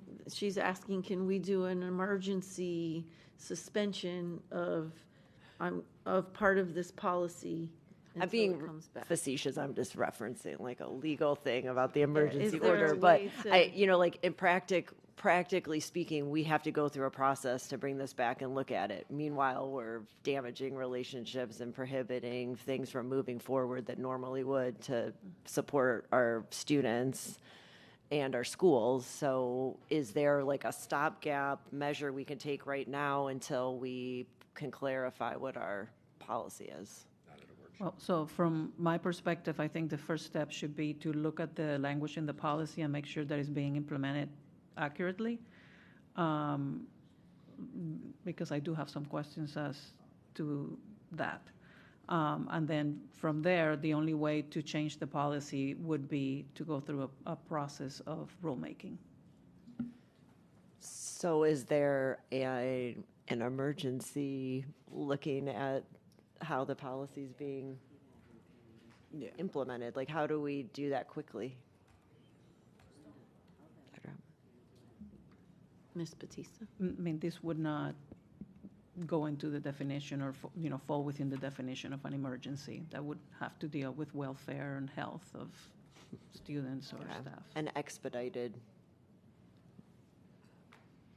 over to you. Ms. Alada. Alada. So I would say that we need to expedite this policy along with the banner policy as quickly as possible. And then maybe when we're at a school board meeting, in the motion, we can refund any of these groups that shouldn't be paying anything But what if they after don't the have it policy in their- passed. What if they don't have it in their accounts? Because not every PTA is as successful as others. And some schools are just starting their PTAs. So I get that, I appreciate that, but I don't know that that would solve the issue for everyone across the district. Well, maybe Dr. Hepburn can figure out a way to As, get them to be able to No, I'm pay them. listening, and as I said before, if you give us some time today, hopefully we're done by, I think, 3:30. So you give us some time today to reconvene. We reconvened last week to come up with the red lines for what we're going to change. We give us some time today to go back through and sit down with General Counsel also to come up with the exact interpretation to alleviate the most pain that we can, and then so we can educate all the impacted organizations and also let our school leaders know. Chair, I think we could do this faster, though. We don't need to reconvene because there's nothing we can do other than direct the superintendent to look hard at the policy, look at the direction that's been given to principals, and see to what extent he would like to make changes that are consistent with our policy, but can do whatever we can. Maybe we charge them, but we don't actually collect the money That's what I until was just November. gonna say, put it on credit. In which case, maybe the policy happens to change by then, and we don't have to. So there's creative solutions to this, and all we could do at a workshop is direct the superintendent to do it. And again, it's if there's no objection by any other school board member, I think the intent would be to direct them to go as far as possible to alleviate communities concerned about the changes we inadvertently make to 80/20. Yeah, everyone agree with that? Yep, so be as creative as possible and as generous as possible. Objectives Okay, is clear. Send us We wholeheartedly agree with everybody on this, so yes. But we don't need to reconvene, we just need an email that says, hey, look, we looked at it in these three things. He meant their team is going to reconvene. Yeah, our team is going to reconvene. I thought he was flicking it on us, that we were No, going to no, stay no, till no. 9:30 tonight and work on this. I our just want to team. be clear. Oh, no. That's not part of the plan, sir. Our team. Okay. I just want to say, one it last- sounds like there's a disconnect between the memo that was sent out and what's in policy. So if you go and rescind the memo, redefine what it should be, I think that might clarify until the policy can come forward for a more accurate change in what we're looking for. Because if you put it on a credit, then please put the credit of the volunteer hours against that. Yep, that's part of the objective. Thanks. Okay, thank you all so much for coming today. We appreciate it. Madam Chair? Yes, Ms. Rupert. I'm sorry. It's Ms. Rupert. I've been waiting for more than half an hour, and I did text you, and John Sullivan said he was going to talk to you. So before you leave with let the committee chairs leave, I had a quick question about focus and to see if we did another push out to them with the difficulties for the parents and the teachers to actually get into the IEPs. I know that I forwarded it to Dr. Fulton, and she put the wheels in motion, and I'm following that for the one person that had emailed the whole board, but I'm still getting reach outs from teachers. So I don't know if it's through the superintendent, if it's something that we could push out to teachers and say you're accessing the wrong number one thing to get in. You're doing last year's where you need to be on this year. So there's still confusion. So I wanted to give Dr. Hepburn and Dr. Fulton the opportunity to say what they've done, so parents can hear, oh, okay, let me go and look at this, and teachers can hear that as well. Yeah, absolutely. Thanks for the question, Ms. Rupert. I know on my end I have received probably the one email. I think the board members received, must have been Sunday, and we addressed that. I haven't received any other concerns. I don't know if the team has, but I know if we have received concerns, it usually goes directly to Emily Copa, who is championing the focus implementation. So I don't know if Mr. Davis or Dr. Fulton has anything else to add.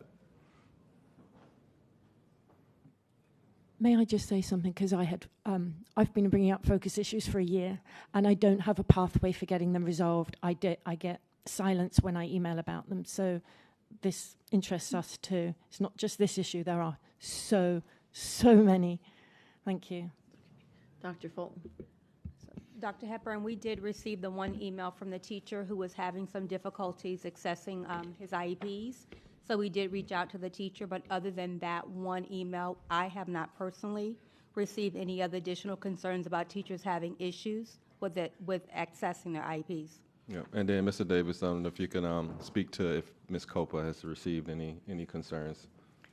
I appreciate that, Dr. Hepburn. Trey Davis, Chief Information Officer. The only, and there's only been a few that we've received, have been relative to the primary custodial parent.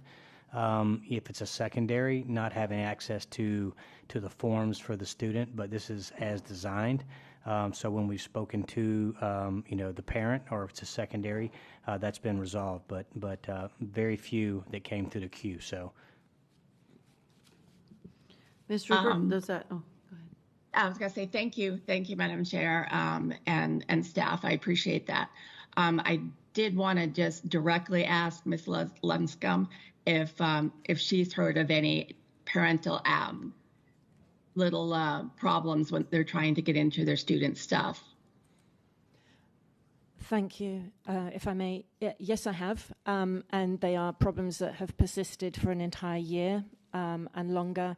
And I would just like for folks in here to know, as I've said many times, I am not lying when I tell you that staff have given up. ESE specialists in particular have so many incredibly bad issues with Focus SSS. It was undeveloped software. We still have no plan for its continued build out. I can't get even response from emails when I ask about it. I've just sent it again to the two people I'd emailed. We need to take it seriously. We need to sit down with end users and take their concerns and the deficiencies of the Focus SSS platform seriously. The only response I keep getting back in here is, listen, we made a decision and that's what we're doing. I know you did, but then build it out. Have a plan for building out, and don't just scuttle away and do that plan without the end users. We all need input. I could name you 10 billion issues that have arisen over the last year that have never been resolved, and people have given up seeking that resolution. Thank you. And I appreciate that. I truly wanted, to hear boots on the ground when it comes to parental involvement and seeing how much of an issue this is. I know we all get people calling us, emailing us, texting us. In the grocery stores, people come up, and it is an issue. It's definitely an issue in North Broward, and I'm assuming, since I hear from other people, that it's in the whole part of the district. So what I think is maybe a mindset of this board is that, listen, we need to address these issues.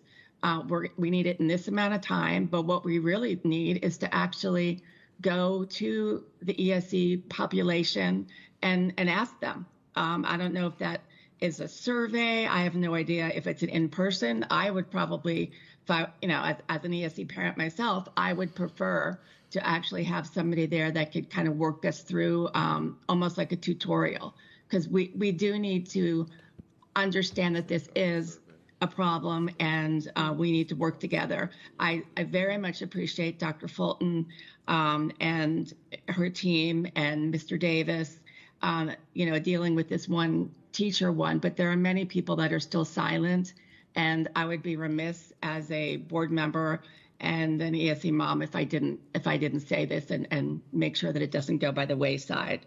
So Dr. Hepburn, I hope you can hear me with that, and my board members, my colleagues, if that is something that you would agree to for us to have, I would love to hear what you think right now. Dr. Hepburn. Thank you for the insight, Ms. Rupert. We did do a survey and sent that to the board about probably say over a month ago. We can resend it just to get it back on the top of everybody's inbox. That surveyed pretty much everybody: administrators, teachers, ESE specialists, guidance counselors, everybody who participated. So we can put that on top of the inbox and forward that to you again. And then whatever pleases the board as far as additional information they may need. Thank you. And I did know about the other one. I read through it, but a lot of people were on vacation, and as they're coming back, school's starting, I believe that if we did it again, that would be helpful. Okay, so board members, anybody want to weigh in? Do you think there's value in doing, since it was just done in the spring, to do that survey again? Madam Chair, I can give some feedback on that, if I may. When the superintendent mentioned at a prior meeting just a couple of weeks ago, I think, about there hadn't been a survey about focus, I checked in with a number of folks that I know still have issues on the ESE side of it, and they said it was a very generalized focus survey, and they didn't feel that there was any pathway for them getting the specific ESE issues heard. I have actually articulated, and I plan to go ahead with it, of doing an ESE advisory survey of those ESE specialists and end users, support facilitators too. They've even having trouble with students not even showing up in the system. That's critical. And they don't feel there is a pathway anymore for resolution. They've given up. They're finding Band-Aids. They're doing things manually. And it's just like they've been told, well, this is how it is. Yeah, Mr. Davis, can you address, are you familiar with some of these concerns? Is there a way that we could better get that information to you? Should people be emailing someone else directly? Like, how do we resolve this? Ms. Hickson, I appreciate that. Trey Davis, Chief Information Officer. We have routine dialogue relative to focus, the phased implementation and deliverables. Several times that has been shared also, with the board through memo as well. But relative to internally, you mentioned Emily Copa, who's a director of data intelligence, responsible for, focus. She has open dialogue, across the district. Any concerns that come through, they come through our queue and are sorted personally. And that has worked out really well for the people who have made that contact. And we're briefed on that with our state of the projects and the sentiment with that. But there's always room for improvement, in my eyes. So if there's an additional source, we can get feedback, fantastic. So if I may, go ahead, Dr. Zima. Thanks so much. I'm a data freak. I love looking at data. In this case, I'm not supportive of additional survey. What I am supportive of is some kind of communication to ESE professionals, every ESE professional in the system, and anyone who supervises an ESE professional, to say, use the existing system. I apologize, and with all due respect, if you're a government employee, you don't have the option of quitting. You don't have an option of not providing feedback if a system doesn't work. You can't just say, oh, I'm resigned to this, excuse me, I'm not done. It is critical that our ESE people use the feedback system that we have, because it works. If you submit a ticket on focus, you will get a response. I think we've got over 4,000 responses. Is that correct, CIO? We have a lot of responses, especially relative to the survey you mentioned, yes. Right, but why do we want to duplicate something that we have right now rather than encourage people who we are paying to give a system in a system that we already have that works? They should be giving us feedback. If you have a lost student in focus, get it in, because that is tracked, and we have resolutions. So that, okay, well, maybe what we need is a report from the superintendent on those on that system. Why isn't it? Is it working?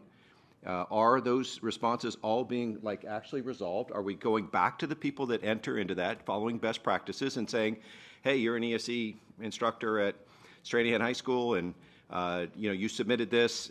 We think we fixed it by this technical thing. Remember, what we bought with Focus is enterprise software. It's used in 50 or so school districts in Florida. Not the ESE part, no, not SSS.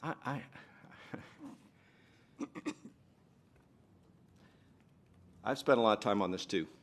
And there are many districts, many large urban districts that are using the SSS model. And so we decided to not use customized software, which is tremendously expensive, and to buy an enterprise system. And we need to make sure that that system works. Part of buying an enterprise system is you are not customized to Broward County. And so you have to be very careful about doing too much customization, or else you might as well just go back and do a whole customized system, right? And so the system that we have gets feedback, and if it is responsive, we don't need more data for people. We need people to use the systems that we have. So, Mr. Superintendent, are you confident that our feedback system is working with Focus? Yes, and I was going to actually propose, I was waiting on your comments, to just send a memo or some happenings or something to ESC staff to utilize the ticket system. If there are concerns, submit them. I don't know what type of feedback loop they're currently in, but submit them. We can collect that data. Emily Coper and her team are very responsive. So that we can get them, because I haven't received any concerns. I know all of us received concerns in the initial transition of the first year or that spring, right? As an enterprise system for a large organization like ourselves, we're going to get those type of concerns.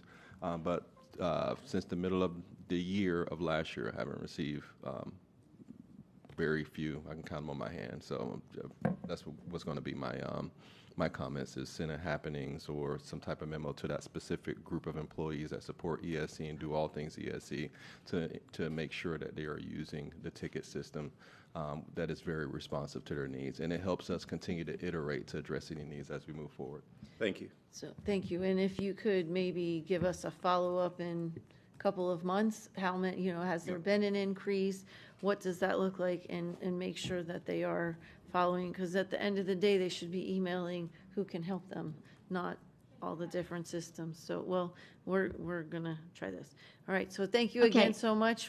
Anything else, Mrs. Rupert, because we're running a little late. Yes.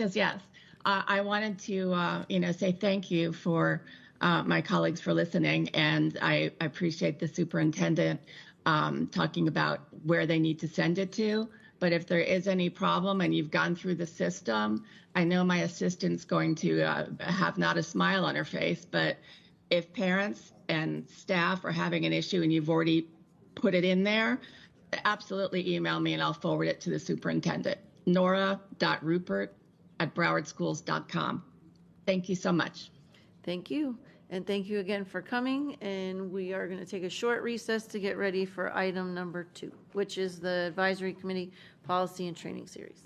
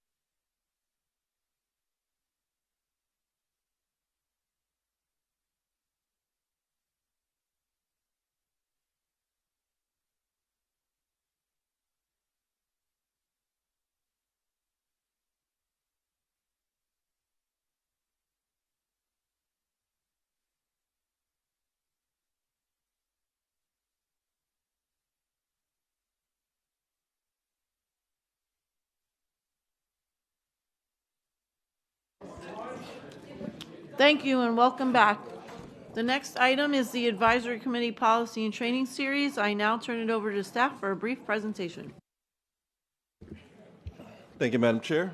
At this time, I'm going to turn it over to Mr. Sullivan and Mr. Hill to move forward with the presentation. Thank you, Dr. Superintendent. Thank you, school board members. We come before you today with a series of options for the board to move forward with and provide guidance regarding trainings for our advisory committee chairs, as well as the staff liaisons position, as well as the policy recommendations from the task force recommendations for policy 1070. These recommendations were provided by the task force, and we were advised by the board to basically bring the particular recommendations forth so that we can move forward with writing them into the policy and move forward with rule making. Joining me today is Mr. Armando Arana, who basically assisted all of the committees, again, as the liaison to the liaisons and to assist with creating the manuals for today. So with that, Dr. Superintendent, I'll turn it back over to you and for board deliberation and guidance. Thank you. Chair, we're ready for board discussion. Public comment. So the first person we have is Jackie Luscombe.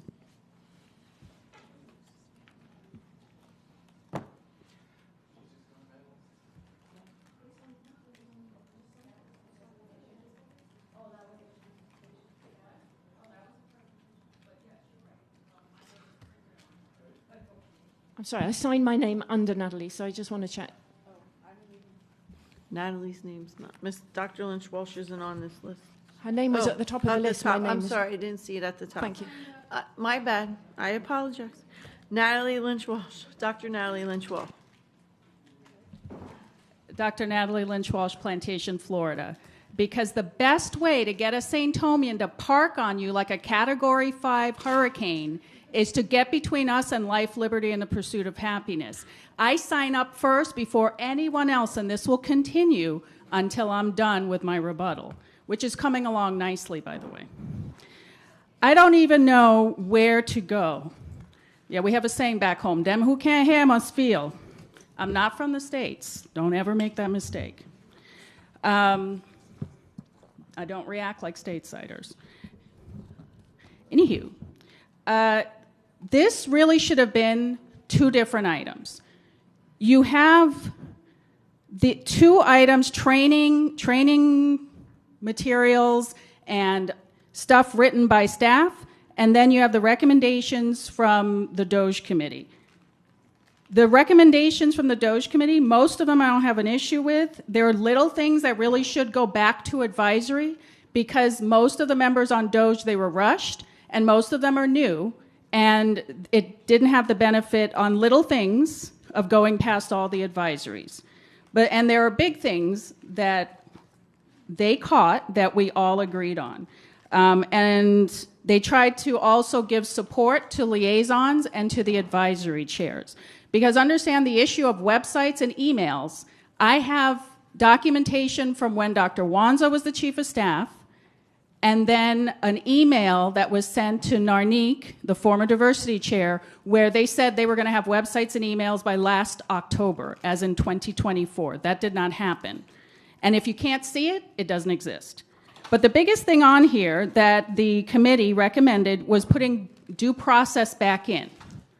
Due process was taken out after being approved by the general counsel's office by Mr. Vignola back in, I think, 21 or 22. 2021, and then staff came to a 1070 committee meeting and convinced them to take it out. The DOJ committee is recommending putting it back in. We live in a state where you have a parental bill of rights, the Volunteer Protection Act, and that does not equal no due process for non-board appointees. So this will not go over well if you create two classes of volunteers. And I am walking proof that you absolutely need due process because you cannot have somebody commit malfeasance, because that's what it was, to remove someone and not have due process, which is what the committee recommended putting back in. And then for the training series, this is not ready for prime time. It's redundant, it's ridiculous, and it wasn't even worth my ink printing out the other document that they did. Thank you. Thank you. Now, Ms. Luscombe, sorry.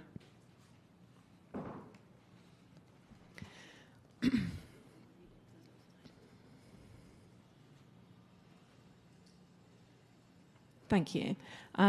Jackie Luscombe. I want to point out, first of all, that this is kind of a surprise to, I think, most of us, if not all of us. One of the task force's recommendations was that you work with them and with us on drawing up training materials.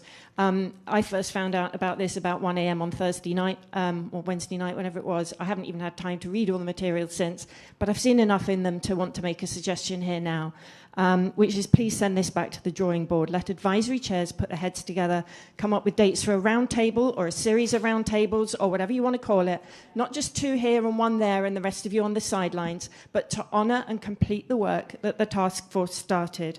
I'm not sure even if this item is about revising policy 1070. I've got no clue. We received an email, all of us as advisory chairs, reminding us that we are here for that workshop today is for committee reports. It didn't also mention, by the way, there's a really critical item on there, which is about the manual training manuals that we drew up without you. For all the work that your task force did, for all the insult and imbalance that was created around it by including some advisories among the membership and consciously excluding others, for all the good, bad and ugly that went on, such as the false suggestion at the very first meeting that if we're not getting quorum at advisory meetings, we are deficient leaders. There were folks on the task force who did heavy lifting and insightful analysis and crafted for you a report that has now been largely ignored. Instead, what we have here is repackaging by staff of some of the very misunderstandings and disconnects and dysfunctionalities and shortcomings and materials that precipitated the formation of the task force. The apparent dismissal of thoughtful, practical recommendations that the task force produced sends a discouraging message. It says, you wasted your time. The training manuals do not read as helpful, assistive, supportive materials to help us, but to restrain. There are some good elements in there I'd like to add. There are some good comparisons between, what's the chair's responsibility, what's the liaisons. I appreciate those good elements. Staff with limited understanding, and I don't mean that disrespectfully, I mean it factually, of the realities of advisory work have developed training materials without consulting the very people they're meant to support. The result is a patronizing, misaligned document that does not reflect our actual needs, and in places it's completely inappropriate.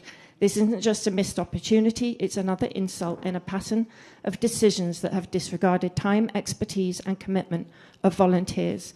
This approach is not sustainable. It is damaging trust, hobbling process, stifling dialogue, and discouraging involvement. It needs to stop.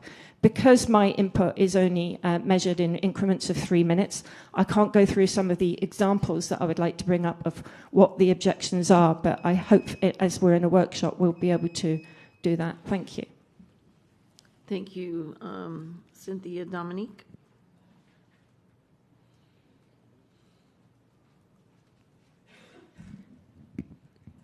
Good morning, Cynthia Dominique, Margate, Florida. I'm coming to you not as the task force chair, just as a member of the public and a parent, because as the task force, we were never provided with any of these manuals.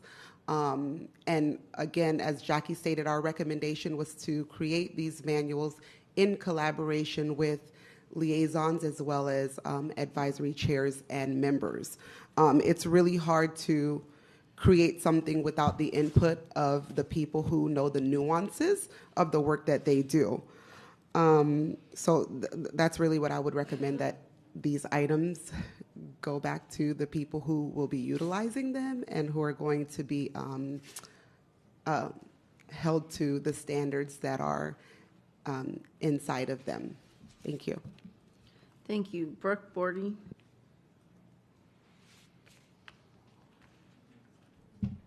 Brooke Bordy, Plantation. I'll echo what Ms. Luscombe and Ms. Dominique said. In particular, regarding the presentation, you'll see 2 pages where there are directions to chairs as well as liaisons how to handle media requests for information, as well as another page that states that chairs should only communicate with staff through their liaison. I think these 2 items taken together raise an issue of speech, and that it would be problematic to make to make it difficult for chairs to communicate with staff and to limit their speech. Generally, it would give chairs less of a right to speak than members or a parent or a member of the public. I just find those restrictions really interesting, and yeah, they shouldn't be there. But generally, I would say that any training or manual should go to the chairs of committees as well as the members.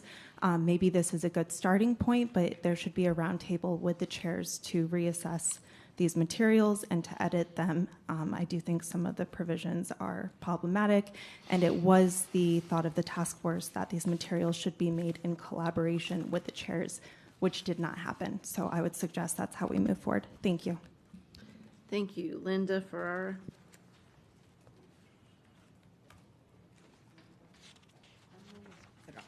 Okay, good morning. I think it's still morning. Quickly, as far as the advisory committee leadership for the chair goes, the manual is long and policy heavy, making it hard for a new chair to quickly extract what's immediately relevant. Key responsibilities are buried inside the policy excerpts rather than summarized in plain, actionable language. Several sections repeat information, bylaws 41 times, sunshine law 25 times, and the word policy 141 times. The table of contents lists high-level topics, but doesn't include subtopics for fast lookup. The policies are copied in full without quick reference charts, which forces the reader to sift through legal language for their role-specific duties. Procedural steps are scattered rather than grouped by workflow. Practical gaps, no checklists, flowcharts, or timelines, no examples of showing how to handle challenges, lacks templates. Confusing or ambiguous instructions. Some areas suggest that chairs can lead a discussion, but elsewhere suggests influencing outcomes. This balance isn't clearly explained. The manual states minutes should be concise, but also detailed, enough to include all votes and motions, which is contrary without examples. Timelines for agenda requests, 14 versus 21 days are mentioned. Language is formal and full of policy citations, which may intimidate first-time chairs unfamiliar with government or school board structures. Little explanation of why each rule exists. This context helps with compliance. No contact list for support departments. No training and reinforcement. No section on common mistakes. As far as liaison goes, the document is very long. Policy text is embedded in full, making it difficult for new liaisons to quickly find essential guidance, actionable guidance. And I can attest to that because I've had 6 liaisons in 1 year. Several sentences are dense, legalistic, and repetitive. There is inconsistent formatting. Some instructions are buried inside policy citations rather than summarized. The table of contents lists only main headings, no subheadings for key subsections. Again, the policies 1020, 1010, 1020, 1070 are copied. Followed without summaries, quick reference charts, or checklists to highlight liaison responsibilities. Operational steps are scattered. Lack quick reference tools, 7-day public meeting, 14 to 21-day request for deadlines, biannual bylaw requirements. It does not include examples. Roles of chair, members, and liaisons are explained, but there's no consolidated do's and don'ts charts for the policy making. The heavy use of policy citations and formal terms may be intimidating for new volunteers or staff. No plain language introduction to why each rule exists, which would help people remember and apply them. No interactive or follow-up training component, quiz, workshops, no section on common pitfalls or frequent mistakes, lacks of content directory. Thank you. Thank you so much. Next up is Dr. Trudy Jovanovich. My name is Dr. Trudy Germanovich, and this is my teacher voice because I would like to see your eyes. I would like you to put down your phones, which you're not supposed to be using, and I would like you to pay attention. I didn't know that rule. Thank you. I'm here to speak against the so-called training manual for volunteers who became officers. I feel you should scrap what's presented here and collaborate with volunteers. How many times have you heard that word? I don't think you know what that means. That means the people who are the users in the room. Please. That's all you got to do. This person, whoever made it, and I don't know who did it, has probably never been a volunteer. I just assume that because a volunteer would have not put this together. Because they would have looked at the volunteer manual that's on the website that was done years ago and updated and is accurate. And they would use that to go to the chairs and say, what can we do? How should we put this together for new chairs? That's how you do this. I still see some of you not looking at me. Please put your eyes on me. Please, if you look over the presentation that was given to you after hours and hours and hours, they told you what to do. You had a presentation, you listened, some of you, and I hope you absorbed it. If you didn't remember what they said, you can go back to the tape and watch it again, because I will test you on it next time. We have to start the year right with many of the suggestions that they put into that being implemented. Now, this could be done in a week's time. It doesn't take a lot. You put people together in a room and do it. Please, let's get this done quickly. Thank you. Thank you. Next is Zyra Lenchis. Hope I said that right.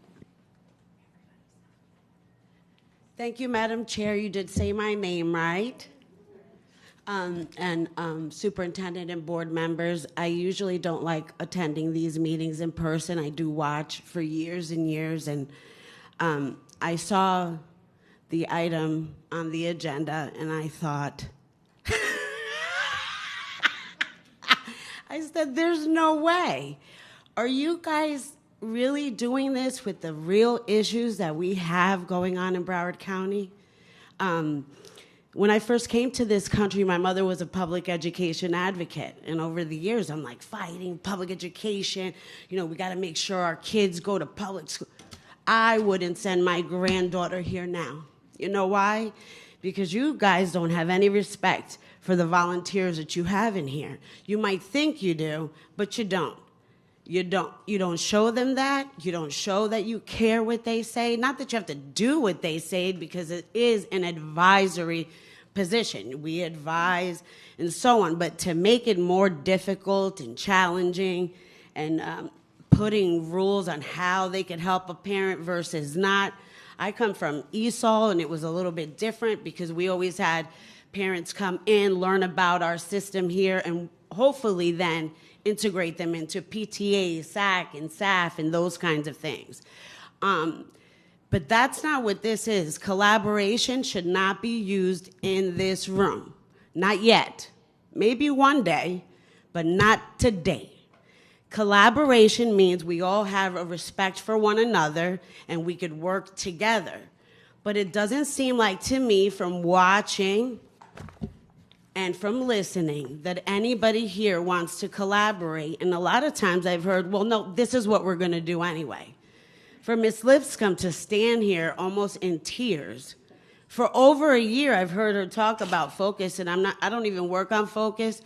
I don't know what it's like for everybody, but I do see a lot of comments where ESC is having an issue. I used to work with Ed Plan, so I know what it's like not being able to have the IEP at a glance and those kinds of things.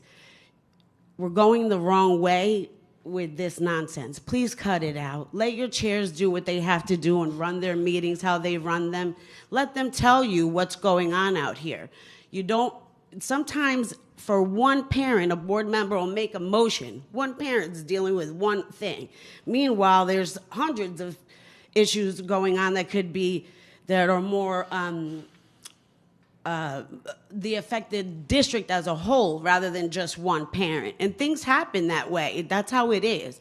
But to impose this type of policy what is it? A procedural manual that doesn't tie into your original policy? Thank you so much. Next is Aaron Gould.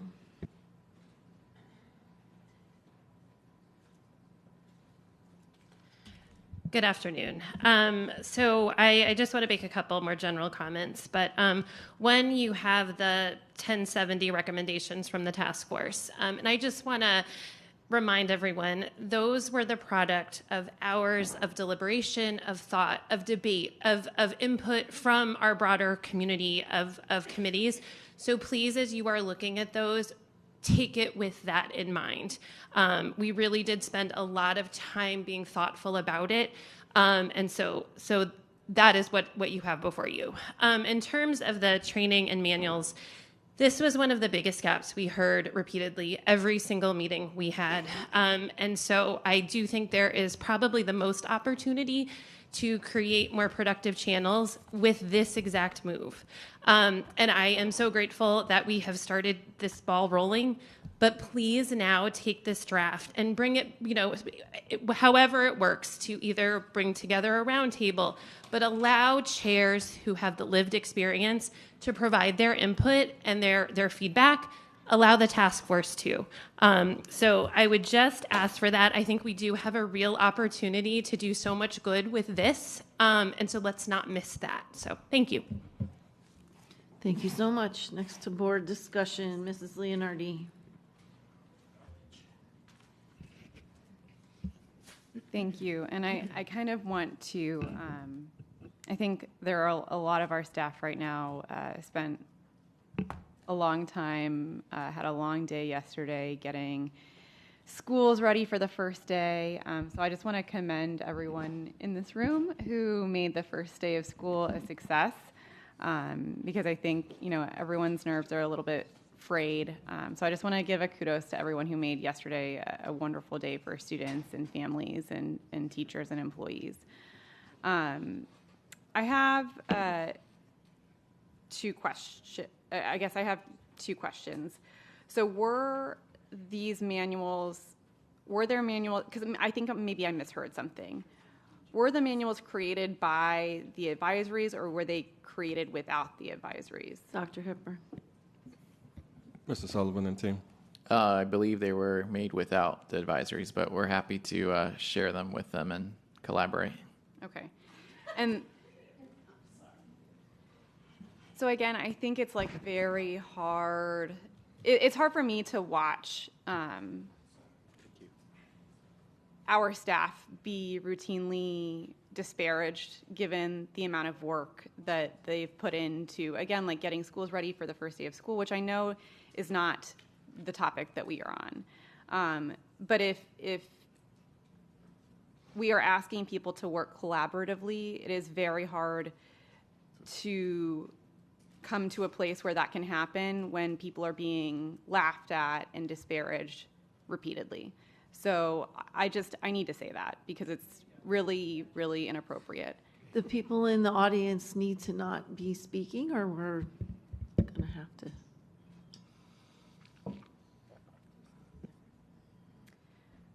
So what would collaboration look like given a routine concern we hear from some advisory chairs is the amount of time they are asked to put into the advisories? So what would that collaboration look like? Dr. Hepburn. Mr. Sullivan. Again, so we're happy to do a roundtable as they suggested to take their feedback. Thank you. Thank you. Dr. Holness. Madam Chair, can I go next? Ms. Bullman wanted to speak as well. I don't have her on the list. I have Mr. Severa. Oh, then I can add. Okay. Oh, she was. So. Okay. I just need a minute. Okay, Mr. Severa. Thank you, Madam Chair. I had some more specific questions in reviewing the policy matrix that was presented to us. And if you'd be so kind to indulge me for a couple moments. I want to start specifically on page 12. And we had spoke about this website organization in the earlier part of the workshop this morning, and it's come up several times. I've had parents ask me about these committee websites and how to access them and what they contain. And it's my understanding that there's basically a website for every committee, 11 or 12 of them in total, which can be somewhat confusing to people who are trying to access. So is there a way that we can sort of warehouse these into one specific website with like a drop-down list or something to that effect that will allow access to the specific committee that the parent is attempting to get information on that's, dare I say, user-friendly and is centralized as opposed to having to go to different websites?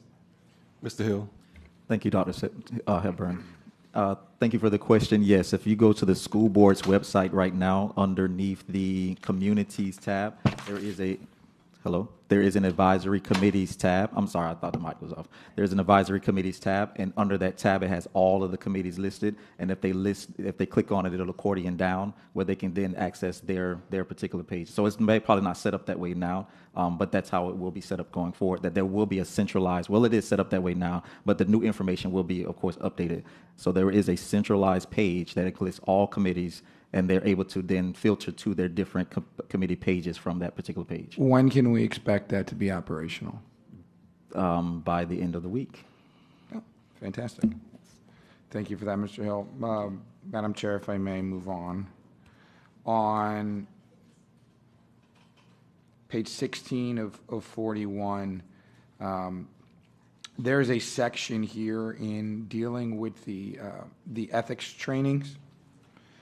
And in paragraph 8C, it would appear that members of the ESC and the ESOL committee participants do not need the other ethical training or the ethics trainings that some of the other committee members are required to take. I was wondering if there was a reason for that. Mr. Sullivan. Mr. Sullivan. I'm not sure if Mr. Hill, did you hear the question? I distracted him. For the ethics training, how come the ESC committee isn't applied? ESC and ESOL, apparently ESOL, under sorry. HC, don't need the ethics training. I can't provide guidance on that one that was already written into policy. So Well, we're talking about changing things. I mean, I'd like to know why that was the case. Dr. Hepburn? Since this previous policy written, maybe Ms. Batista, I don't know if you can shed any light, or we got hands up from some of the committee members too, if they want to go to the mic. Ms. Luscombe. Mrs. Luscombe, do you want to give some feedback? Thank you for the question. Yes. So it's a little complicated. The elected officers of ESE Advisory and your appointees, so that's the 9 plus the 7, which we have, are required to do the training. That is absolutely 100% in the policy. Members are anybody who comes along to a meeting and can raise an issue.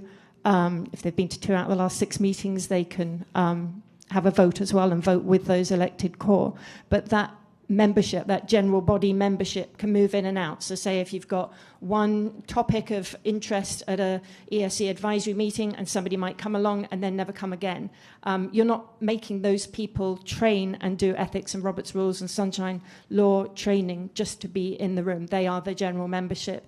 And this is where it's important, and I still don't think it's very well understood because our bylaws and our policy are in flux, and I've explained why in a very long email to John Sullivan last week. That it's not well understood and the materials consequently aren't crafted to recognise that you have some grassroots advisories that are the kind of parent bodies that we're not only a set core of people advising you, we are a floating membership of folks who come to learn, to seek information, to support, to get support. We have a very broad remit in policy that we fulfil. I hope that answers it. But those of us elected and your appointees absolutely go through the membership. Thank you for that, and ma'am. it's also gifted. I'm not sure if it's ESOL, but it's ESE, ESOL, gifted, and SAF. If I may, Chair, I just have a question for the speaker. Do those rolling members vote? Are they voting on specific issues. As well. So we're going to get really into the weeds if we start going into this, but I'm happy to, and this is why I did set it out to Mr. Sullivan last week. I provided all the documentation about what the deal is. We had a policy, the school board back in 2016 passed a policy that, according to the chair of ESE advisory at the time, wasn't even advised to the advisory. It passed and then they found out weeks later. And as a result, but then the bylaws weren't passed to match it. So we've had mismatch in bylaws and policy for a very long time. There's a long history to keep trying to get it resolved. And I've provided all the materials and information on that to Mr. Sullivan. It takes some reading through. But yeah, they can vote, but we have to have a quorum. We've always said there has to be a quorum of the 50% plus one. And we have made proposals in a policy matrix of how we might resolve and refine and improve the ease with which you could attain quorum in an ESE advisory meeting. That's the flux that we're in. That's more the priority than teaching us again to suck eggs and kind of restricting us and creating materials without us. We're all in different stages of policy and bylaw situations, and ours is complicated, and that's why I provided it all, so he could pass that on to you. That might assist.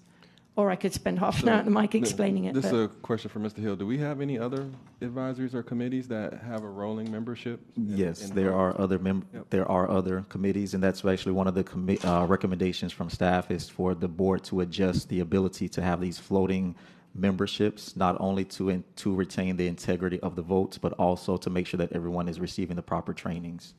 Okay. I'm sorry, there's a little bit of a mismatch in the information. I'm not sure if the question was entirely... In Policy 1070, it makes the exception for certain advisories that are seen as the grassroots parent advisories. It's not that we don't have quorum and that we don't have trained membership. We do. We just have an additional floating in and out folks that can come along. And if they've attended 2 out of the last 6, we were told to keep maintaining that requirement of if they've been to the last 2 out of the last 6 meetings, they are a general member. Staff as well, but I'm talking about ESE. There's some nuances and history and backstory to all this, which is actually very complicated, and I don't feel it's helpful to then be basing a decision or a topic on a very base level understanding of things. I provided the materials in order for this to be, I thought, sent out to the board members, but I didn't think we were here today to discuss our policy and bylaws, but I'm happy to brief anybody that we are.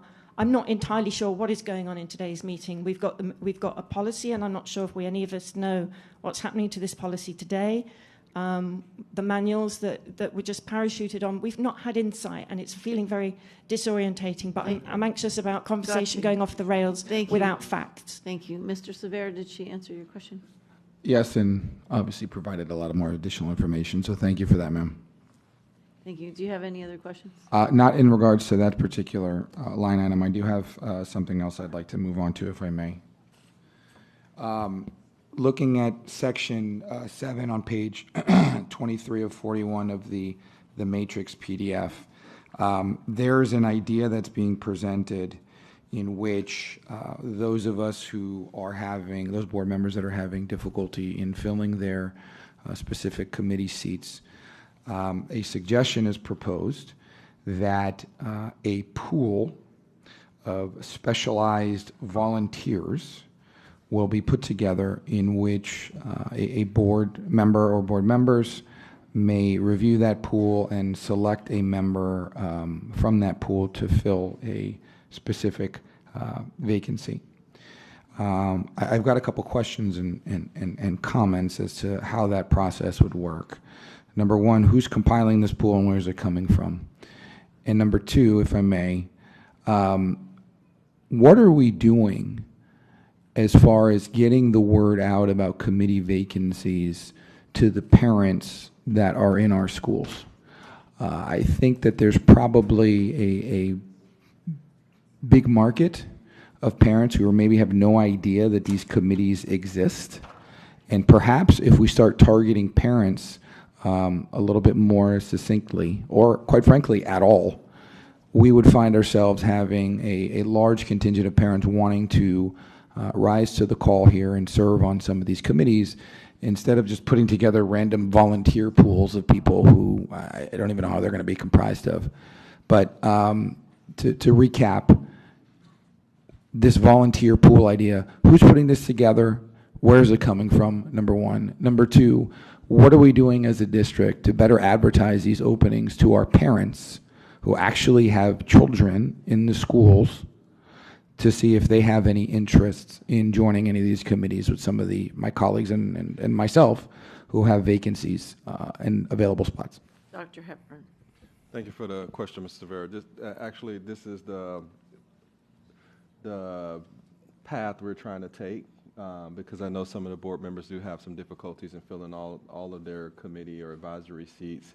A pool idea came along because some of the committees of advisory do require some special skill and knowledge, such as audit committee, places like that, where we would solicit kind of what you're saying, put it out there at large, have people who are interested submit their interest, whatever it could be, resumes, whatever information they want to provide, so we can create a repository of interested candidates, and then that the board members will have that information available to them. And that's fine, especially with some of the more nuanced committees like the audit committee. Obviously, you're going to attract CPAs and professionals. My concern is maybe perhaps the pecking order.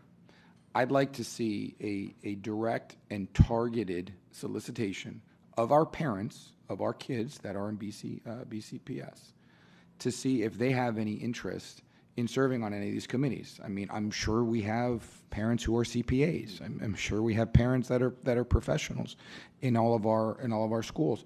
And going around and talking to parents when I went through the task of filling this out, and I am proud to say, actually I want to backtrack, I think all of my committee appointments are completed. So I'm going to give myself a pat on the back for that. But that being said, when I was going through the process of assigning my folks, I would speak to parents who had no idea these things existed. In fact, the majority of the parents that I spoke to had no idea these things existed. Zero. And, a lot of common feedback that I got was, we get 17,000 pieces of papers in the kid's backpack advising us of 100 different things. Why aren't I being made aware of this? Yep. No, it's welcome feedback. So that's the pathway we're trying to take. I would really like to see the implementation of maybe a parents first type of targeting when we're looking to fill these seats. Yep. Feedback noted.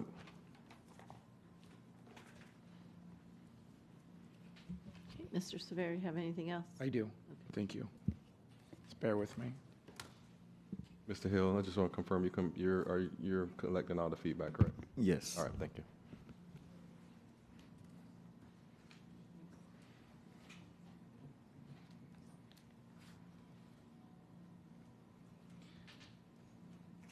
Actually, if I may, Chair, I think the rest of my comments are targeted at 10:20 and 10:10. So perhaps if I can reserve my time to come back, because I'm sure some of my colleagues still have conversations on 10:70, and I also would like to gather my thoughts.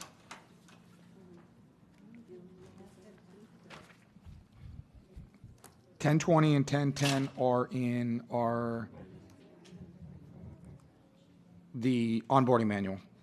Oh, okay, because we were focused on 1070 today. So we're not discussing the onboarding manual at all? We are. I mean, that's part of it. Okay. Well, the rest of my comments are directed to 10:10 and 10:20, which are part of the onboarding manual. So Okay. if I may Okay. yield the rest of my time to my colleagues. Okay. So we'll keep track of how much time he has left. Okay, Dr. Holness. Thank you, Madam Chair. First, I'd like to highlight, before I begin to speak, that I am wearing Dillard Elementary today. And I have to tell you, Dillard Elementary was one of the 7 or 8 schools I visited yesterday. And I was so impressed with Miss Robinson, Miss Ashley, and their team over at Dillard Elementary. So I would say hooray for Dillard Elementary, and thank you for the great job you're doing. And by the way, Dillard Elementary, since I've been on this board, went from a D to a C to now a B. And if I'm not wrong, I believe they were very close to an A. Is that right, Dr. Wanza? I think they were extremely close to an A. Yep. Yes, so, they were. Awesome achievement. Awesome achievement. So I'd like to, if we could go to page 8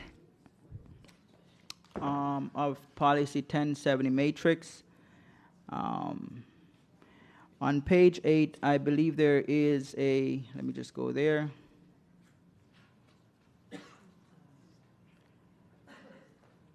There's a recommendation to change to 5 years because 2 years is said to be too frequent, too often. I also believe 5 years would be too infrequent. So my suggestion is for us to meet somewhere in the middle there, and maybe every 3 years. That would be on page 8 of the 41 under bylaws, item F. Also on page 12, I do agree, and I heard Board Member Cervera inquiry on the website. So I do hope that at some point we will have websites that would be detailed enough for and user-friendly to be able to capture all of what's being asked to be on a website. Also, on page 23, I'll go to page 23.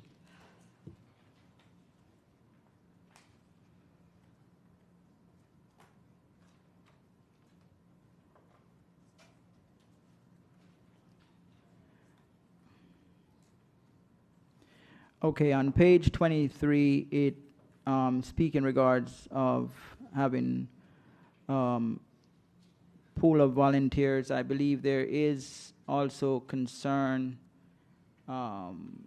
with attendance. Now, as far as attendance to the committee meetings, I agree with the committee members.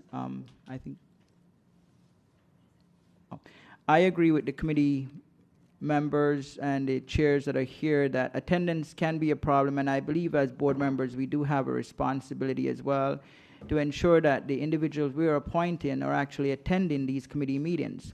In fact, if they're not, then it's really on us to find appointees that can attend, that are willing to attend.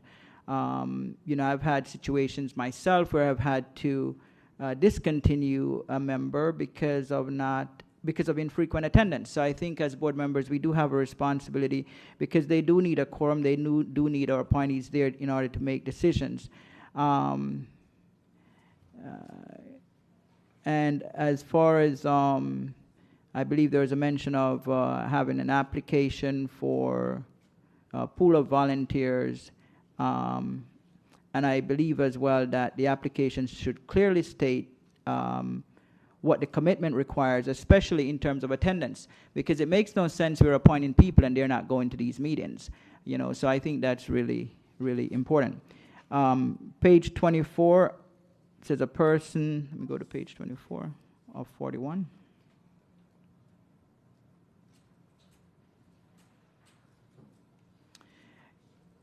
It is recommended by the task force that a person may not be appointed to more than one advisory committee established by policy. Let me just make sure I have the right thing here.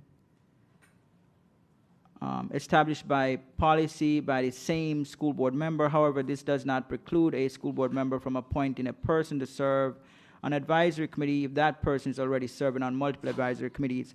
So I would recommend that a person may not serve on more than 2 committees. I believe that us having this in place would provide opportunities for a wider range of input and opportunities for as many residents as possible to serve.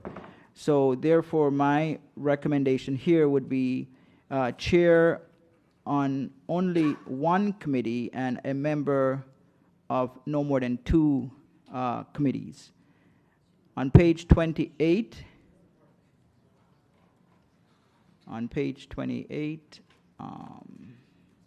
we go through this.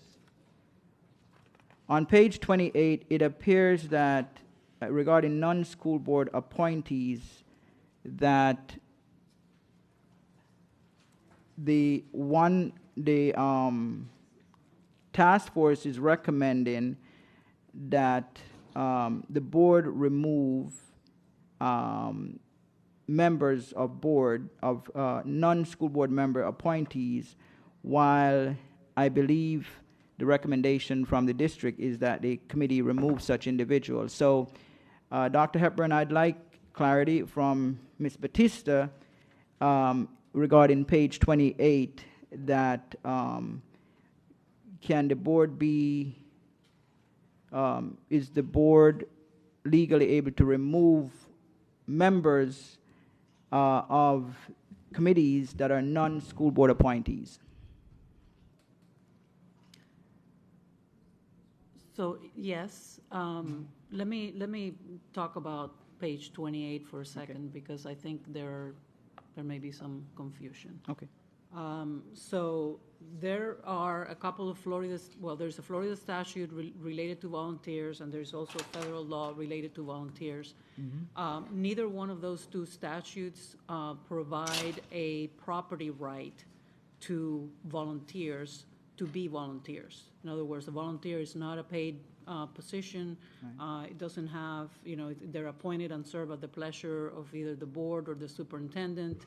And therefore, there are no constitutional rights that attach to being a volunteer. As such, because there are no constitutional rights that attach, there is no property right, and there is no entitlement to due process when a volunteer is removed. So I just want to make that clear.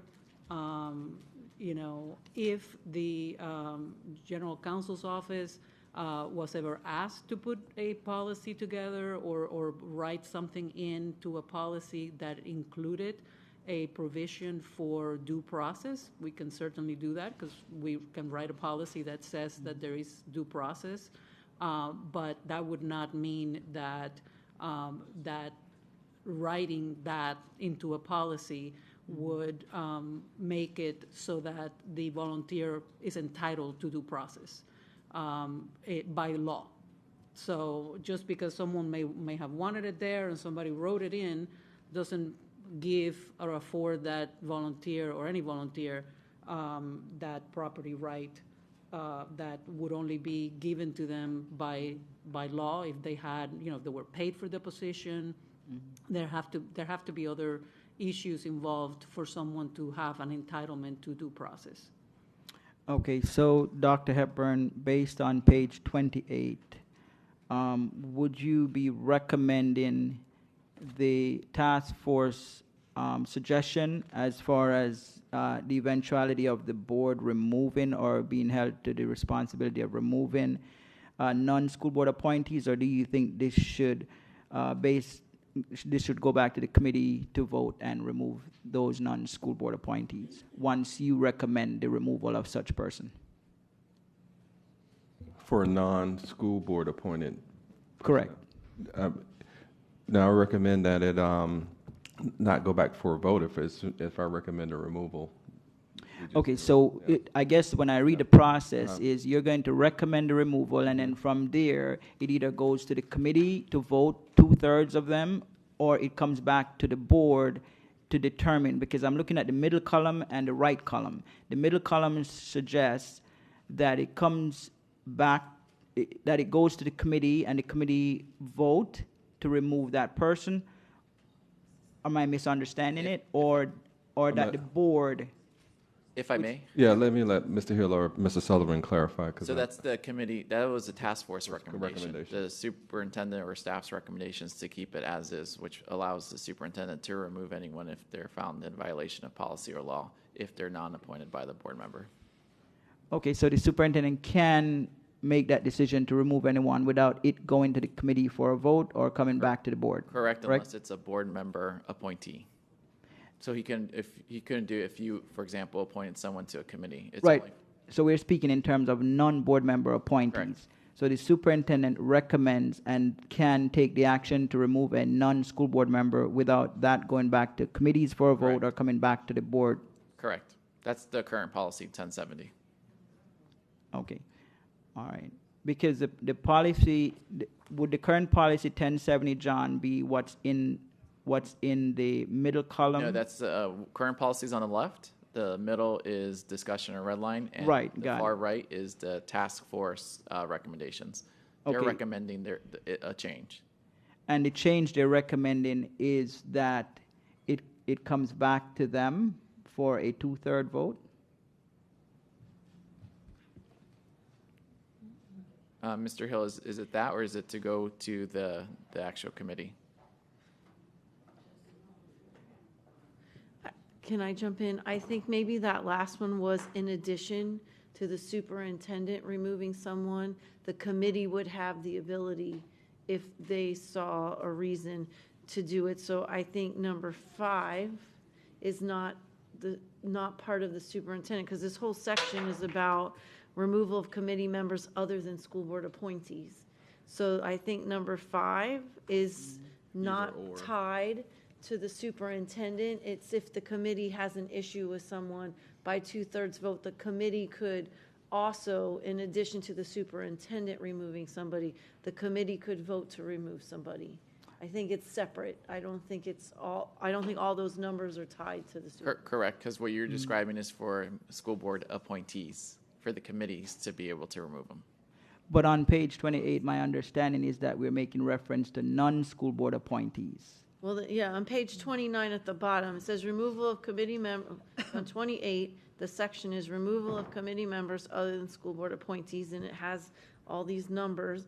And then number 5, which is on page 29, says by an affirmative vote of 2/3 of all the committee members, the committee may choose to suspend or remove a member.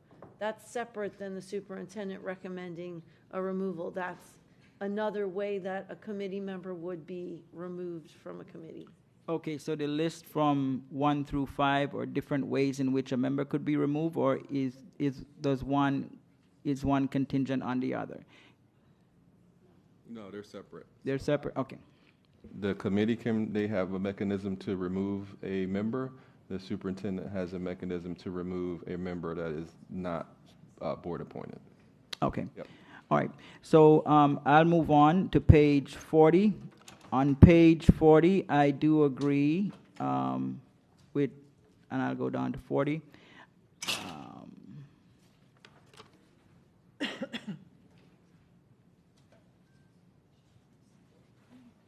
Actually, page 38 and 39, sorry. On page 38 and 39, I do agree with the superintendent's recommendation. That's in red. I believe it's important that we have in place succession of leadership and that we incentivize our current leaders or current chairs and committee members to groom others for leadership. So I will support and I do agree with what's in red on page 38 and 39. As far as chairs and vice chairs being able to serve for no more than a combined period of 2 consecutive years, and so on and so forth. Dr. Hepburn, in addition to what you have in red, in the event that there is no one volunteering to be chair, then I believe there should be something there that would indicate that the vice chair would assume an interim chair role until a chair is identified or voted on. Yeah, we can put that feedback in there. Okay, great. And those are all my comments. Thank you so much. Okay, thank you. Next is Mrs. Bowman. Thank you, Chair. I'd like to echo my colleague, Ms. Leonardi's original comments. I think and, you know, I'm also guilty of this sometimes, but we have a lot of people that are working very hard to put things together. I don't think that this was done with malicious intent at all. And so I do appreciate the staff working to put this together. When I'm reading it, I agree that it might be too long, maybe a little too long and complicated, but I also am looking at it as someone who would be coming to a committee for the first time and doesn't really understand what the process is, and it really kind of sets out and defines what is going on, like if you've never been to a meeting before. I also am reading it as an attempt to kind of limit liability and protect people from, because there are a lot of overarching laws and policies that dictate these committees that we're bound to, like the Sunshine Law and other things. So I think it's good that we're trying in some way to put that forth so people are aware of it. So I do appreciate that. I'm sure we could shorten this, but I think that, you know, the intent is there to educate people. I also appreciate that they've done a similar manual for the liaisons, which has been a major point of feedback over these meetings that we've had, where, you know, there's a discrepancy in liaison training and participation. So I think that by having that manual there, our staff is acknowledging that that's something that they're hearing and that they're trying to implement that as well. So I really appreciate that. I definitely don't see malicious intent in these manuals, even if they're a little long. But, you know, hey, it's easier to shorten it than to make it longer. So I do appreciate that. And I would like to just get back to the original intent of this entire exercise. Mr. Chair, what is the purpose of the advisory committees? Dr. Hipp. To advise the board on specific circumstances or issues or accolades or concerns that are specific to their advisory. Thank you. Yep. And so you know, when this item or whatever the original impetus for this came forth, I think our understanding was more of a cleaning house and perhaps, you know, eliminating some advisory committees, consolidating them. And so when we had the last workshop, I believe that my colleagues and I were very receptive to the feedback that came back. And I believe, if we look back at the video, that the majority indicated that they would like to keep the advisory committees the way that they were set up originally, based on the feedback and the work that was done by the superintendent's task force. So the idea that we're not being responsive or listening, I think, is a little bit misplaced, because we are moving forward with the assumption that we're going to be maintaining these committees. But what I would like to see from our side is the collaboration that we're looking for, which is that we're looking to you to give us advice, and advice that we can actually use. No one's perfect up here, and I don't think that I'm alone as being someone that's volunteered quite a bit. I am positive that every person in this room has volunteered a lot. So I think that you have the empathy for that, and everyone's able to relate to that and what it takes to be a volunteer, what it takes to be participating in the community, how important it is that we have volunteers, parents, and community members that are supporting our kids in our schools. I think we have to remember that that is the reason why we're all here, is to make sure that our kids are getting the best possible education that they can, every single one of them, and that we have as much community involvement as we can, because that's what makes our schools great. So I want to thank the staff for what you've done. I think we can put some, we can make some adjustments, but I think we have a good starting point. And I hope that we can have collaboration moving forward, because we're all going to be better if we can all work together. Thank you. Thank you. Next is Dr. Zeman. Thank you, Chair. the purpose for advisory committees is really important to keep in mind. I think we have put in tens of thousands of hours trying to figure out how to organize this. I remain kind of committed to the principle that if they have a specific mission, that we ought to put that mission first and then organize a structure around that, organize policy around it, organize practices and procedures around it. There's a role for school board, there's a role for advisory chairs, there's a role for advisory committee members, there's a role for the liaison, which I think is really important. I share a little bit of concern about the training package that's been put together. It's not in a standard format, doesn't have learning objectives like we do education for a living. Like this kind of goes on the heap of stuff in professional development. If we can't figure out how to teach teachers how to be better teachers, shame on us. If we can't teach advisory committee people and chairs and liaisons to do a better job and put together an actual ISD-based learning package, I think we're open to some criticism on that. So I hope we do that, and I hope that's what we bring back. It's an important thing because it's been discussed by the superintendent's task force. It's been discussed at great length by the superintendent and staff. And I think we deserve to have a package that follows kind of traditional ISD standards in developing education. We're not going to win in the marketplace if we can't show people we know how to do our core capability.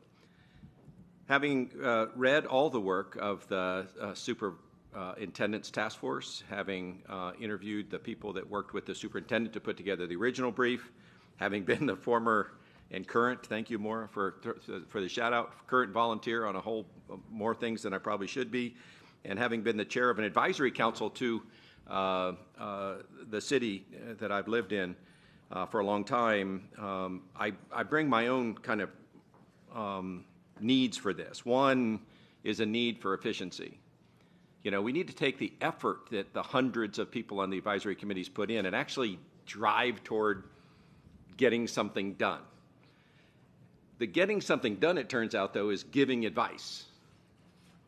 It isn't getting a response to an email. It isn't getting a policy you support. It isn't getting a budget allocation that you think is even better. It is often, though, to inform the board of things that we either aren't paying enough attention to or sometimes just don't even know. And so advisory role is really important, and I hope, Mr. Superintendent, that the package that comes back to the school board for consideration is a package that is kind of a nested set of decisions we need to make. How many advisory committees are we going to have? What is the voting structure of those committees? Are we going to have training for liaisons and for chairs? Are we going to have standard bylaws? You know, there ought to be kind of this nested group of decisions that the board should make, and that should drive then to the results that we see both in the policy and this. What I'm worried about is, you know, Dr. Holness just went through a dozen or so changes to a very long document. We could spend 5 hours on this when it comes back to the school board, and we can go nitpick by nitpick, or we can decide at the beginning of a meeting, you know, let's decide on the principles, and then let's come back a couple hours later once the staff has looked at the policy and can tell us what those decisions mean in terms of the policy, and we could actually put this board to good use rather than us spending literally what could be 5 hours reviewing this, you know, very emotional issue. What I'm looking for is effectiveness. What I'm looking for is I want a system that gives us advice, that creates a better relationship with the chairs and the liaisons, creates a better relationship between the board and chairs, between the board and advisory committees. I have seen this system work extraordinarily well, and we're not there right now. This is not a system that works well. And so it needs to be tuned up. It doesn't need to be thrown away. But how we decide to tune it up is really important. I appreciate my colleague's suggestion that parents could be communicated about open roles. And at the same time, I'm not going to be told who to put on advisories. Parents are great options. Business people are great options. Former legislators are great options. Former school board members are great options. Former superintendents from Rochester, New York that moved here, good suggestions. And I continue to look for people that actually will contribute to the needs of the advisory councils. Amongst the people that I have talked to, I've had many people turn me down. So I've gone to national experts in the area of the advisory committee and said, look, Sally, you were at the Urban Institute and you ran this system for years and years and years. I'd like you to be on this committee to do it.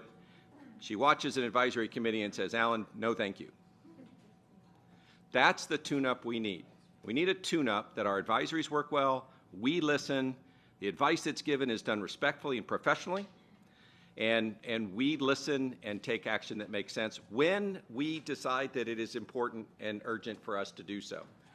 How many times do I get a phone call from a parent that says, you need to do, and I'm like, whoa, wait a minute. 1, I'm on a board. 5 of us have to do anything before we get anything done. 2, I'm not the superintendent. Let me give you his email address, which I do very often, by the way. Mr. Soup, I know you see the emails because that's not my job. But I do need to be aware of triggers from people. When someone says ESC professionals aren't getting what they need out of focus, I pay more attention to those things. And that's wonderful, but our role is really about policy and budgets, major decisions, and supporting the staff in the decisions that the superintendent had made. So I'm good with parents first in terms of communication. I hope I'm not hearing that parents are the only qualified people. And I will point out that we have roughly 380,000 parents in Broward County, and we have a dozen or 2 open seats. So that's going to a lot of people and setting high expectations that they actually might get considered, but the ratio of 380,000 parents to dozen, 15 seats that are open, knowing that school board members also have their own friends and colleagues and people that they've known in their community that they might want to appoint, I think that may have some utility, but that's all. But my strongest suggestion is that we think hard about the design of this system. And then we go back to first principles and say, if what we want advisory committees to do is give us good advice, how many do we need? How many members? Should they have common bylaws? How do we improve the capability of anyone who just joins an advisory committee or who's been on an advisory committee for decades to come here and make a difference about our strategic goals? That's why we're here. We're not here to achieve anything else. And to me, that's very important. So if we could, Chair, I'd love to think a little bit about the direction that we give the superintendent about bringing this back so that we can actually make like good structured decisions maybe early in the school board meeting, let them work on it and then bring it back. So not they can change what they've given us, but so they can highlight and say, okay, the board voted on these structural things in the morning. We've now made the changes that need to be made based on those decisions. There's 7 decisions left. Let us roll you through those 7 decisions and we can get this done. What I don't want to do is to spend 5 more hours with hundreds of other people watching or attending or speaking, and people make decisions based on being tired and exhausted rather than like being fresh and aware of what's going on. In my mind, there are some big decisions about structure, membership, voting rights, and things like that. And it's just a way to kind of get us past this this extraordinarily long time that we would spend on this and then making some, what I view is potentially suboptimal decisions. So can we talk about that for a minute and see whether there's any direction we'd like to give the superintendent? We can. I guess I'm not grasping, for whatever reason, what it is you're exactly asking. So I'd like to discuss this item efficiently. And there are big decisions that we need to make about, are we going to continue with the number of advisory committees that we have? Are we going to set limits on the... We did that already. We voted on the committees the last time that came before us. This is just about policy 1070. Okay, so tell me what we're going to be bringing to the school board to decide next. If I may. Yes, Dr. So this is rulemaking for 1070. So based on this discussion, we would bring it back to the board for final adoption. What you're speaking about was a separate matter and the superintendent's task force recommendation. When they presented their item, the board, for lack of a better description, voted to keep status quo in terms of the numbers of committees. Are there other decisions that have been made in our past? As it relates to? Advisory committees, besides the number of committees, maintaining the same number, are there any other decisions we made as a board? The other pending decision is any changes to 1070 that dictates committees. So if we follow our past performance, we're going to put together the whole proposal and go line by line through it at the next school board meeting? There would be a red line and a clean draft, yes. Terrific. I don't think we need to do what I'm suggesting. This is going to take a long time at the next school board meeting to go line by line. I hope that we can come prepared to kind of have those discussions and make some decisions about it moving forward. I just feel like we're going to spend a lot of time on the policy revisions and the red line to get it together. Thank you. So I don't have a better idea, but Chair, I do have a couple comments about the training. I think learning objectives are really important. It's important to kind of know what you're trying to do, or you're probably not going to get there. And second is there's a whole bunch of issues about roles in the training material, but I think we need to talk about the role of the chair and the role of liaison in the ecosystem of other people's roles and responsibilities. So oftentimes you don't understand your own role if you don't know what the board does, if you don't know what the superintendent and staff does, if you don't know what other people related to this might be. So I would suggest that we kind of expand that and bring back, as I said earlier, like an actual training package that Mr. Sullivan and his select group of people. Chair, are we going to direct looping on this, or are we going to allow staff to kind of select?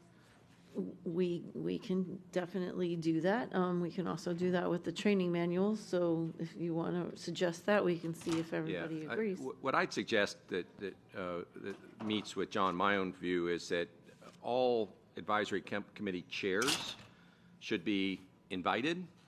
Some are really interested, some not so much, and that that board and that the chairs, before they come to that meeting, may meet with members of their committee separately and hear about their own ideas about the training, and then bring that to it. The chair's job is really to represent the whole committee.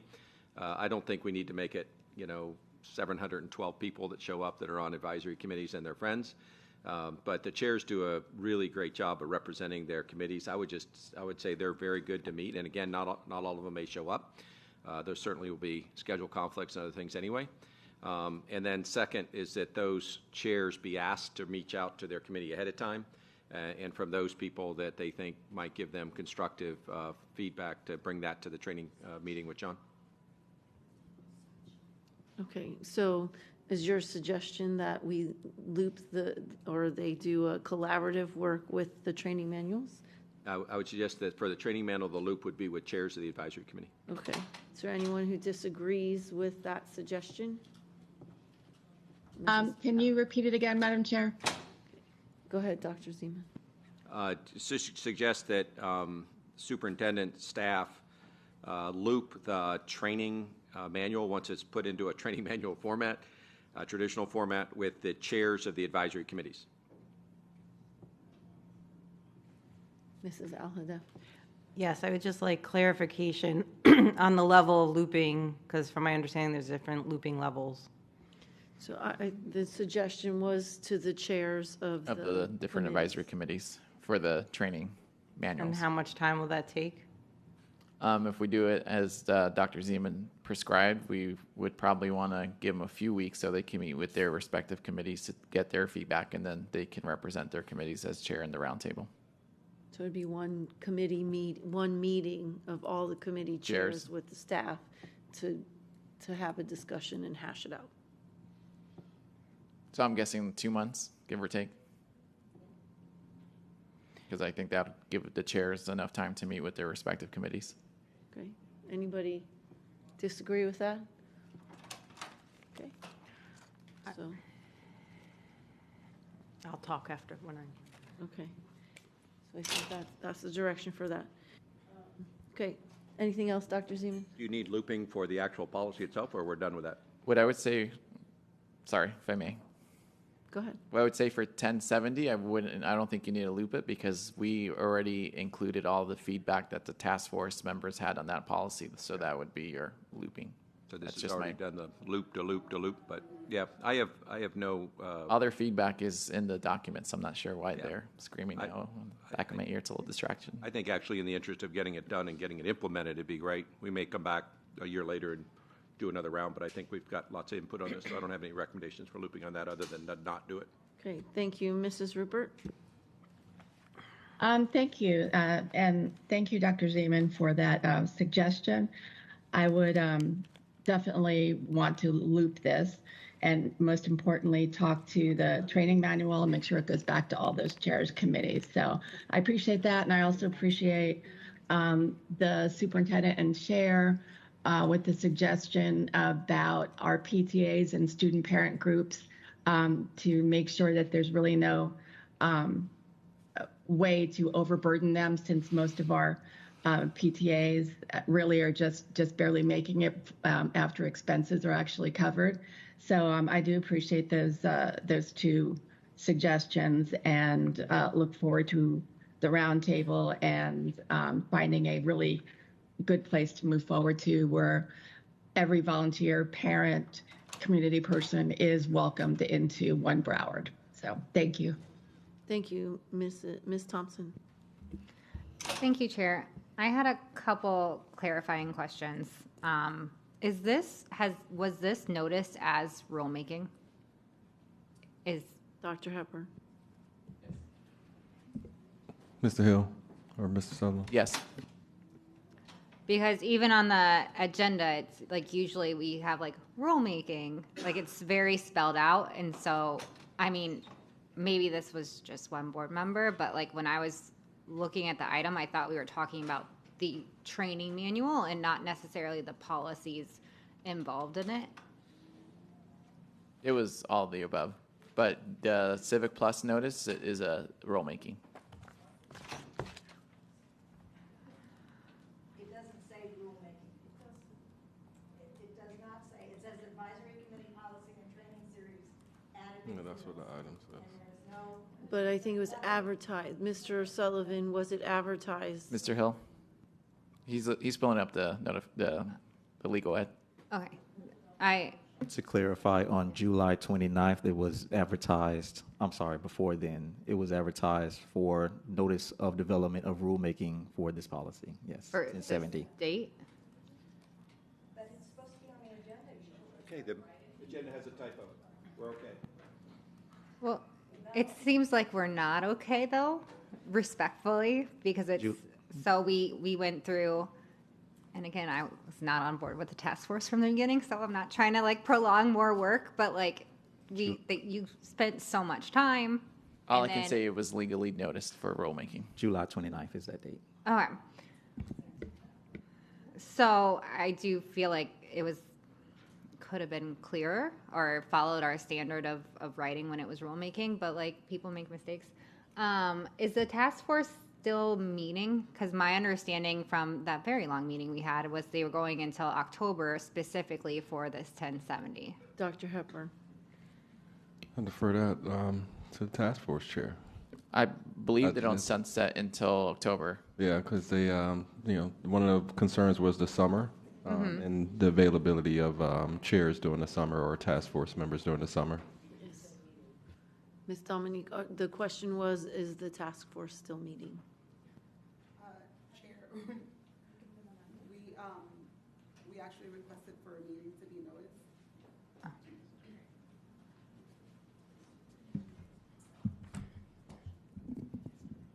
Is it on? Yep.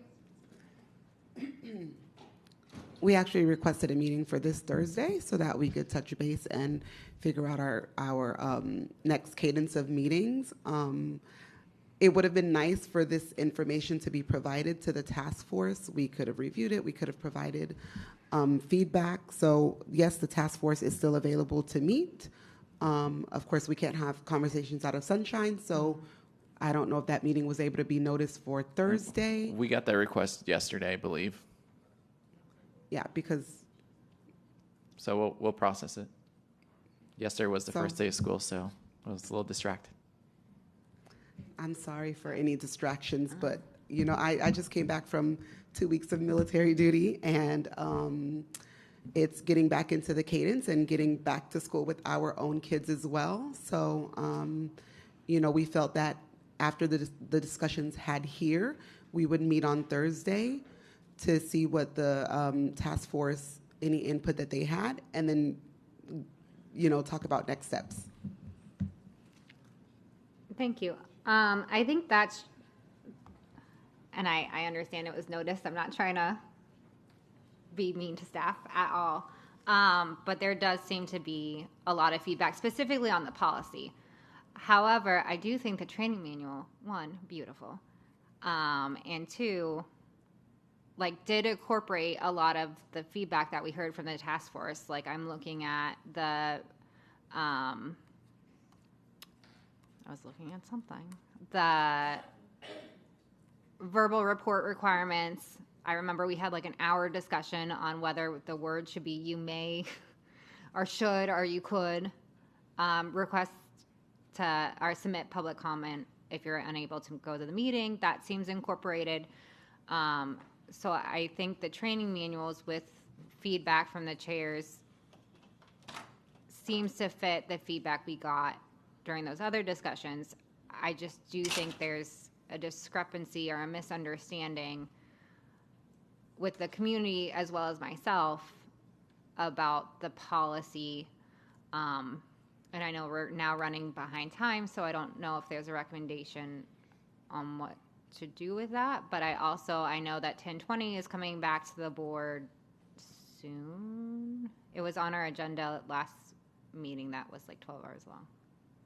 But like some of these policies are coming back and they're in the training manual. So if we could just all agree to not talk about those policies since they're about to come back to us. Yeah, I don't think the intent today was to talk about any other policies, really. I know they're mentioned in the training manual, but I think now that we've asked for the training manual to go to the chairs, if there's a over high level, right, that's the term everyone likes to use, suggestions, that we pass that along today and then we come back once the manual comes back and the policies come on their own time. That makes the most sense. So then when it comes back, are we voting on the training manuals, which includes all these policies, or is it like training manual, then 1070, like they're all going to be separate items?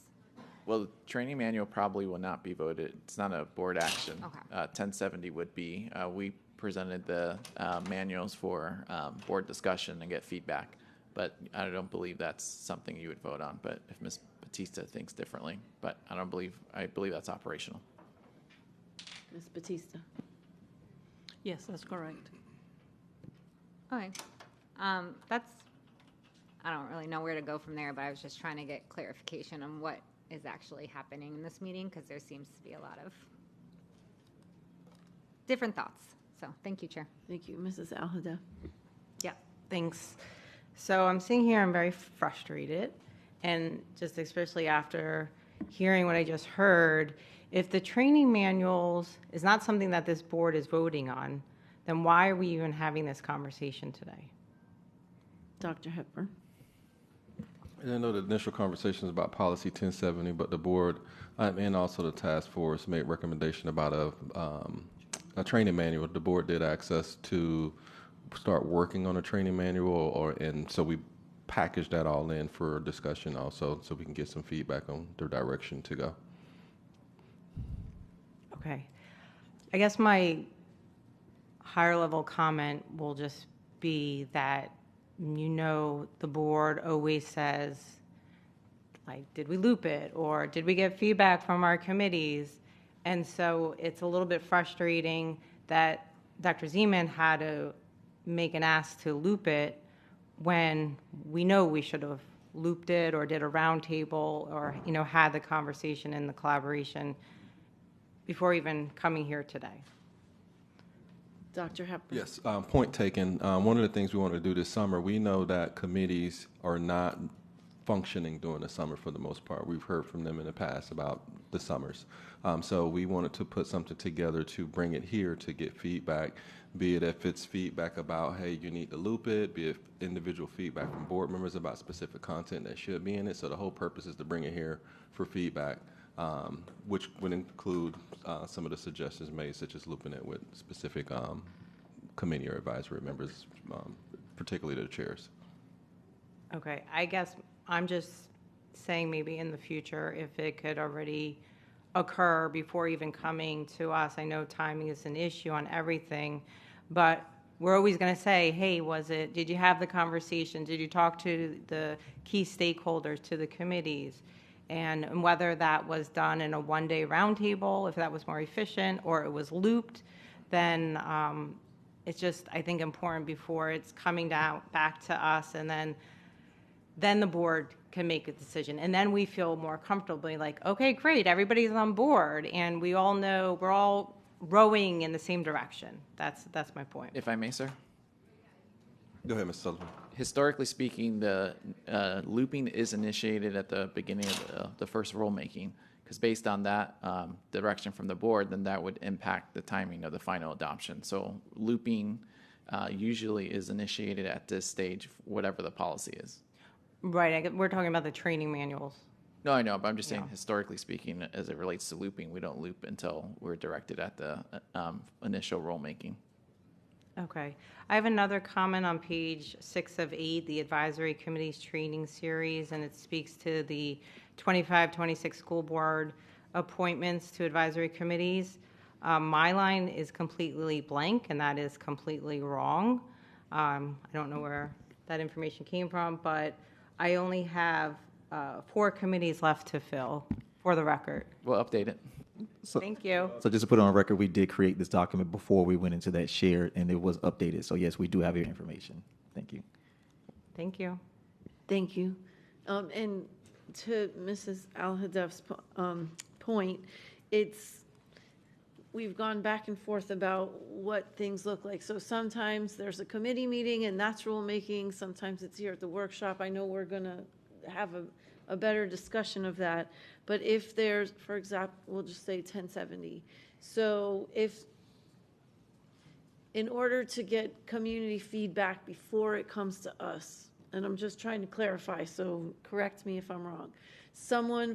They could see that 1070 is on an agenda, and someone from the community could say, I would like you to have a rulemaking meeting, and then it would go to the community in a meeting, because I'm trying to follow what Ms. Batista has explained to me, that we could have that committee meeting first, which we did for, I think, 1070, if I'm not mistaken, before, where because someone requested it, the community gives input, and then the staff takes that input and brings it back to us at a next meeting that would then allow us to know what the community had asked for in the red line before it goes to the final adoption at the next meeting. So that's sort of my understanding, and because it's very confusing. Sometimes we do it, sometimes we don't. So either Mr. Sullivan or Ms. Batista, could you? My understanding is you vote on,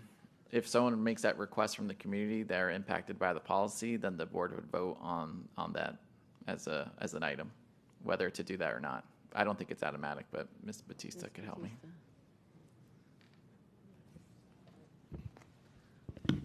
So we are, I think, conflating 2 items here. There's the looping process according to policy, the school board policy, which has nothing really to do. I'm not talking about looping. Okay, which really is not related to rulemaking. And then in the rulemaking process, which is similar to looping, if the pursuant to our policy 1000, the way that any and all of the policies come forth to the board, is that there is a rulemaking automatically done at the workshop with the board.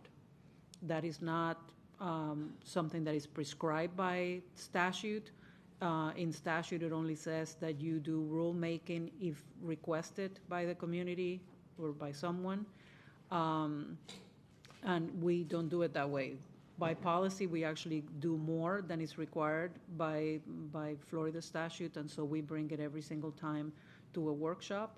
And then from there, if someone were to ask for an additional workshop on rulemaking, that is the reason why it goes to the board for vote, because it potentially could be unnecessary, right? If the board believes that it's not necessary to have another rulemaking in addition to the one that already occurred.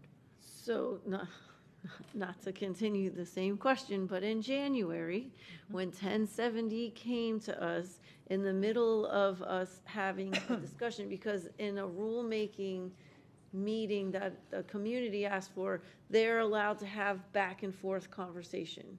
And so when we had that discussion, you had brought up they could request a community meeting, which Mr. Sullivan and yourself held here, where community could talk to staff to have that conversation with no school board members here, so that staff could bring to the school board, as Mrs. Al-Hadef has just suggested, something that already had community input to us, instead of us going through all this tap dancing of back and forth and everything.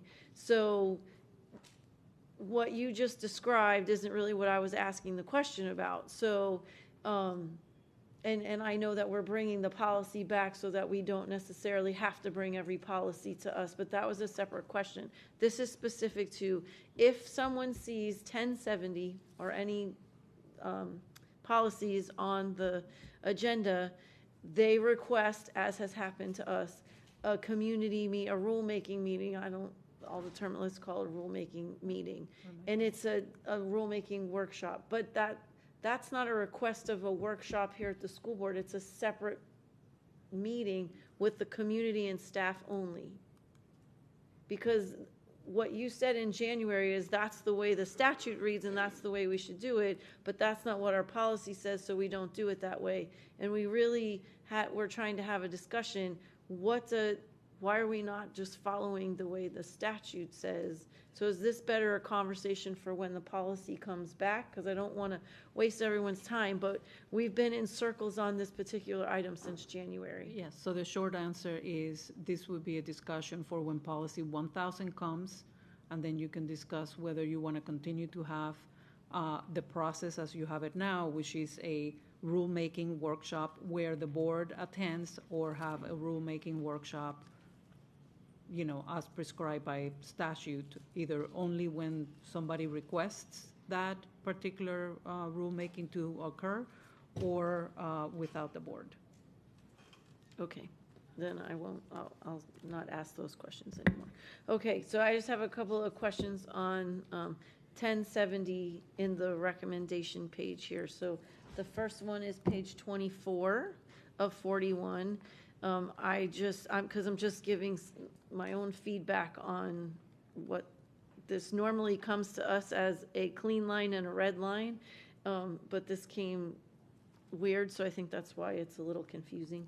But on page 24, the task force recommendation was that a person may not be appointed to more than one advisory committee established by policy. However, this does not preclude a school board member from appointing a person to serve on an advisory committee. That person is already serving on multiple. My suggestion is to follow the recommendation of the task force on that page.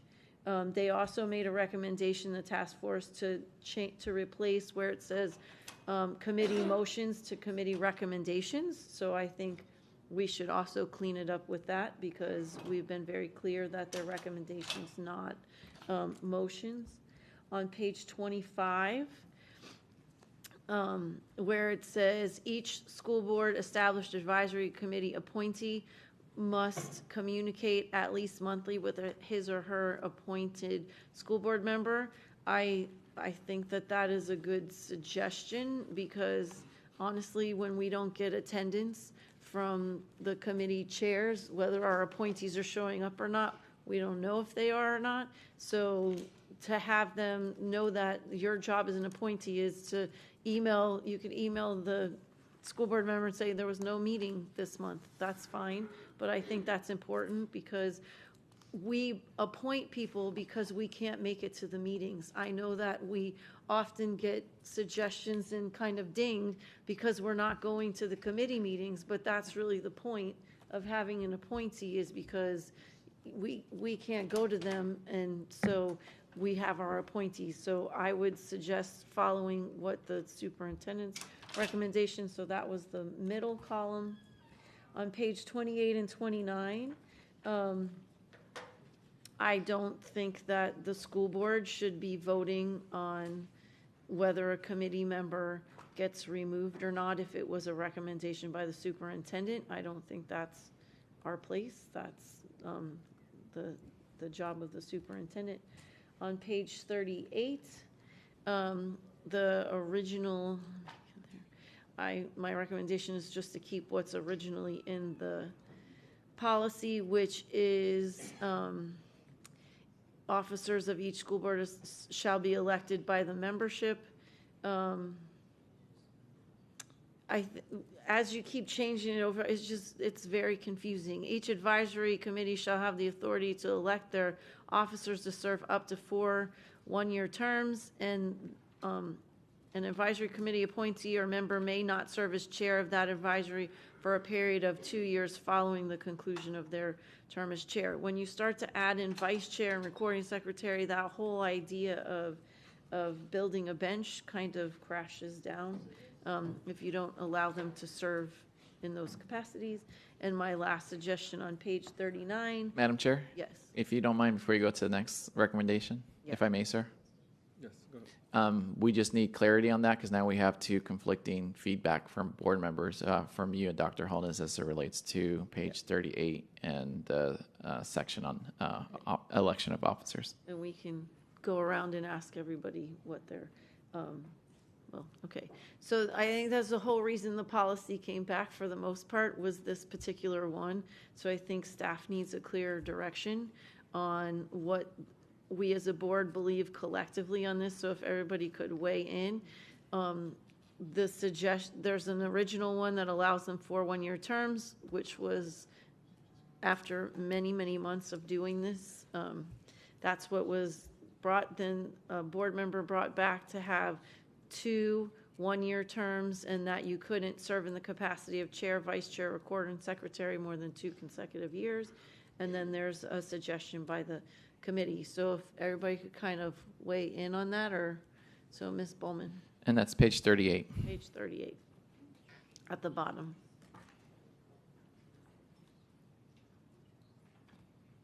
Maybe you can give your last recommendation while they look at that, Madam Okay, Chair. and the last one, page 39, my recommendation is the middle column in the so for number 4, in the subsequent committee election cycle, individuals who have served 2 consecutive years as chair, vice chair, recording secretary will not be eligible for recommendation for the next academic year. Committee elected officers may not serve as chair, vice chair more than 1 committee at a time. So you can't be a committee officer on more than 1 committee. Those are my recommendations. Okay. Ms. Bowman.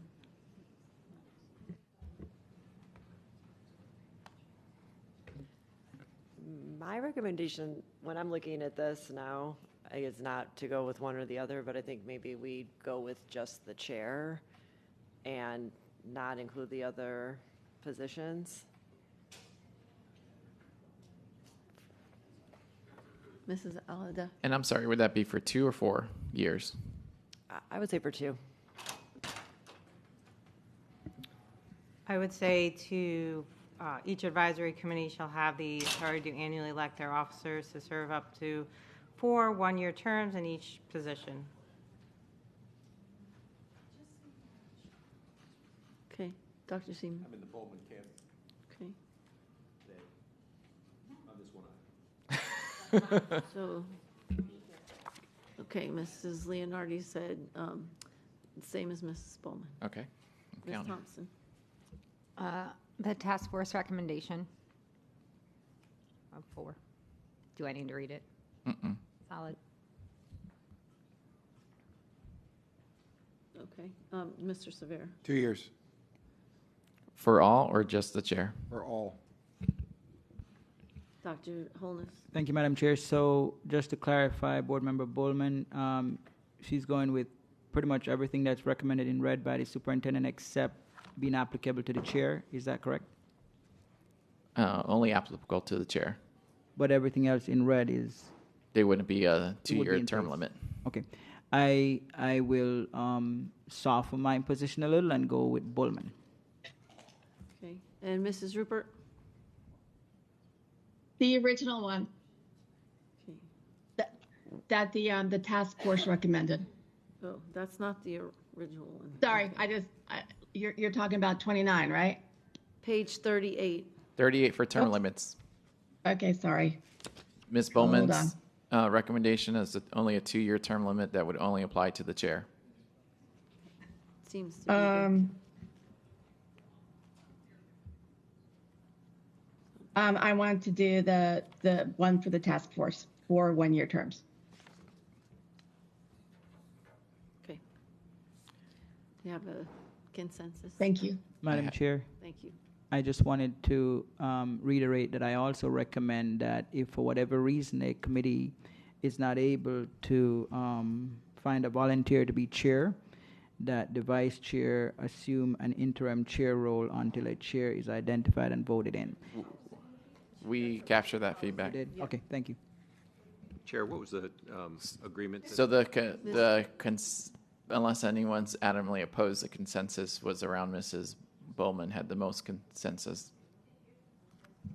Yours was the same as mine. Is this rulemaking? Do we get to make comments when things like this are discussed? If it's rulemaking, I thought that's I believe it's on page 2 of 6 in the but policy, can and you it says just- that we were- should. We are in rulemaking, but can you we were in the middle of a discussion. No, I couldn't because people have to leave, and there are some things that. Mrs. Al-Hadef asked me a question, I was answering it, and you just jumped in. Well, I'm sorry, So, but one I didn't second, know, please. I didn't hear Ms. Aladiff. So both you and I agreed on it's the same as Mrs. Bowman's, except we said 4 years, not 2 years. Mr. Sullivan, can you? I had the most consensus was around Ms. Bowman's. Okay. Now, Dr. Chervanovich, you can speak. Thank you. Dr. Germanovich. I'm sorry, Chair. Just so staff knows, are we public comments done? Are we putting more time on the board for the speakers? Just want to make sure. This is again why I've asked that question. In rulemaking, in the state statute, it says that we can have a back and forth. I'm not disagreeing. I just want to know how much time you want us to put on the clock. So I don't know if it prescribes that.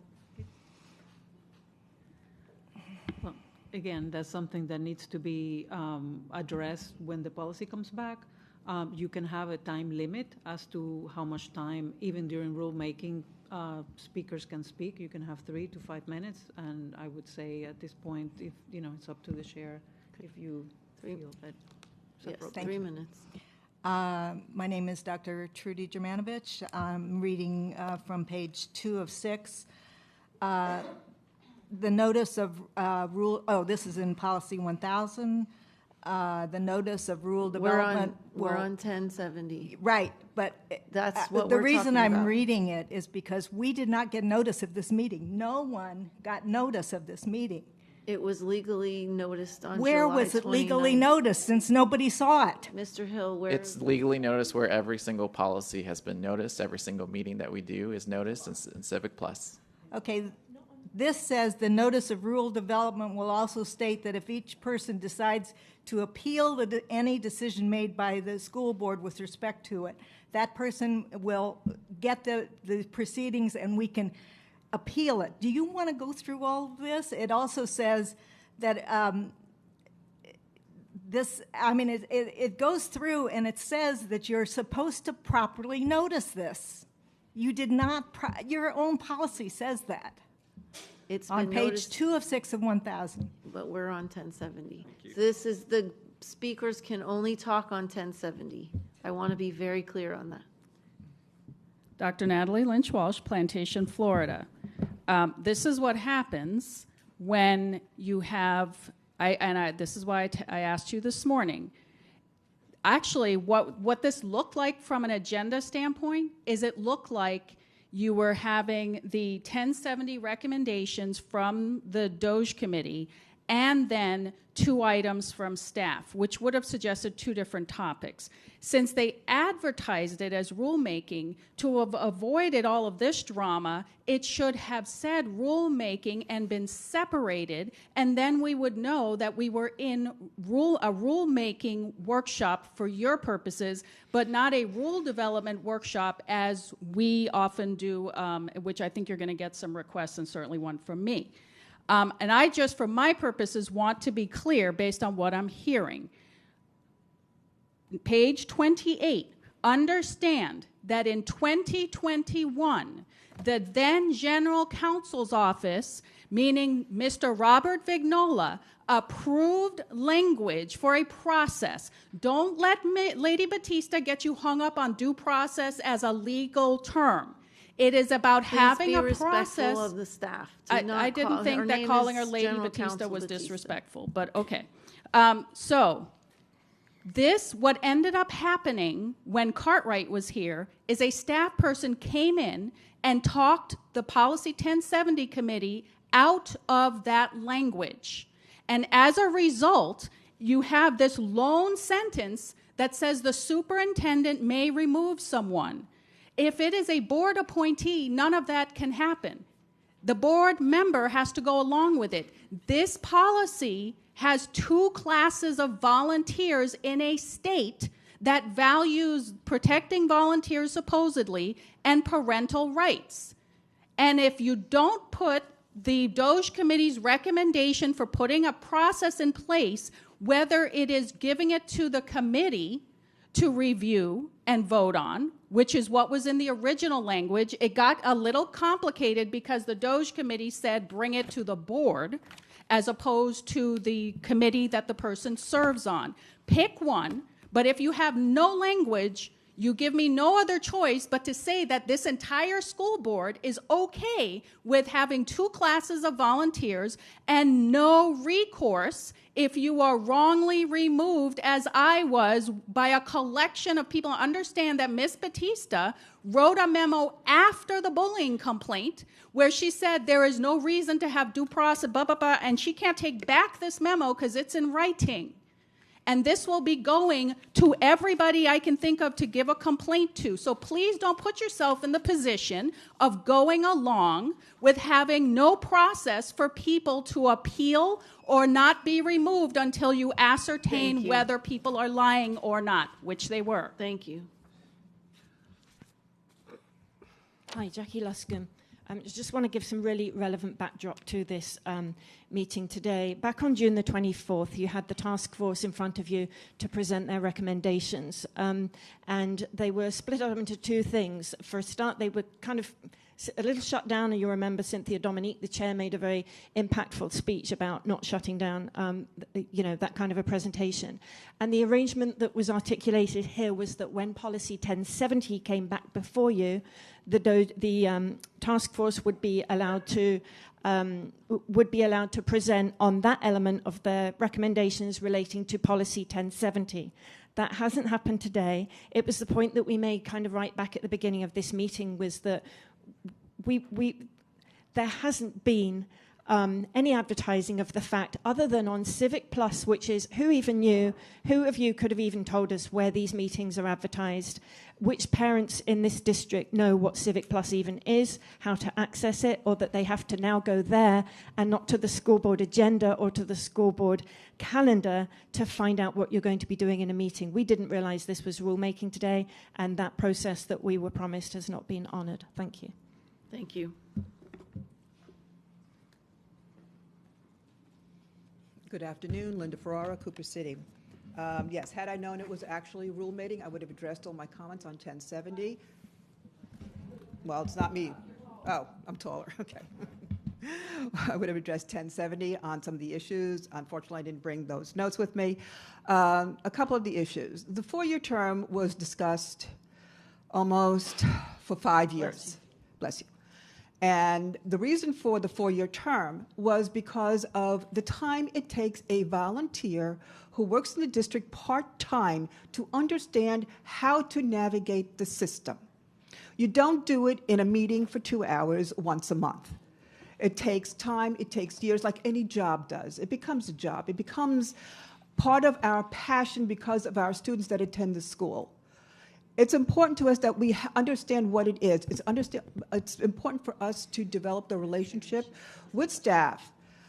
So to go back to 2 years is turning the wheel back. I'm doing this for 30 years. This is a loop for me because every time I come around, it's the same thing, the same discussion. As far as reviewing the bylaws and the policy every 2 years, there's a reason for that. Because Sunshine Manual changes. I look at Sunshine Manual every year.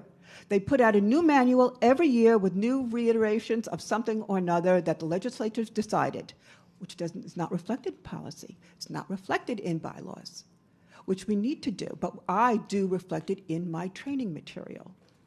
Also, at the same time, if you're requesting that there be personnel or a definitive number of people and positions in your policy, that has changed every year on the organizational chart. So now we have to go back and see which position that person's that department sits on to figure out who's the appropriate person to put back on that committee. Perfect example is CUSAC. Last time it was updated was 2010. We got old department names on there. In the meantime, I look back at organizational charts over the last 5 years. Titles have changed over the last 5 years. So take out definitive department names within a policy and put them in your bylaws where it's easier to change, or keep the name consistent because it screws up a committee when you do it. And I know there were a couple of other changes that I had, but I'm not even going to get into those. Thank you so much. Okay, Mr. Severa, we're circling back to you. Do you still have questions? No, ma'am. Perfect, thank you. Staff, do you have what you need? Yes, ma'am. All right, thank you so much. We are going to take a 30-minute break. Thank you.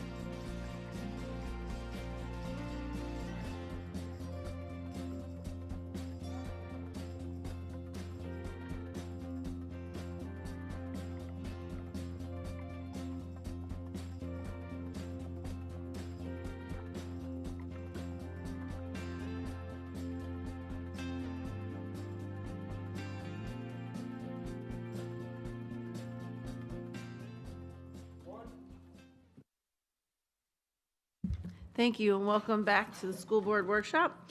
Our next item is the Office of Safe Schools Quarterly Report. I will now turn it over to staff for a brief presentation.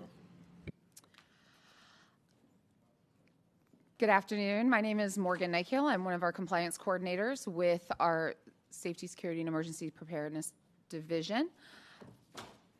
I believe that you guys have already seen, the board members have already seen these quarterly reports as they have been released throughout the school year, and this was just following up with our quarter 4. They're ready to go straight to questions if it's the will of the board. Yep, that's fine. Any board members have questions? I'd like just a 1 or 2 minute summary. You guys have done a lot of work to get this presentation ready. Okay. I'd love to hear what you think are the most important points, if you don't mind. Absolutely. So regarding our conclusion here for our end of school year, we do hope that with some of our changes that we've gone throughout the school year, making earlier deadlines for training here within the school district to ensure that we'll meet state deadlines and statutory deadlines. That will be one key component with helping us meet expectations and exceed expectations. We've also made some changes to our structure within safety, security, and emergency preparedness, specifically our area security managers, and having a staff of individuals that are overseeing compliance and supporting compliance with site visits and review of data and information, and also providing support to our schools.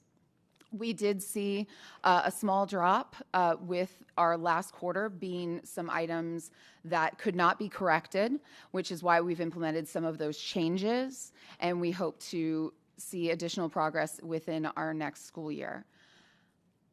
And additionally, I would like to share, Board Member Zeman had previously in meetings asked about adjusted data and information, but we had some review of the data and also verified with our Office of Safe Schools representatives that the need for adjusted data was no longer there. We don't have that as a necessity because we saw a one-to-one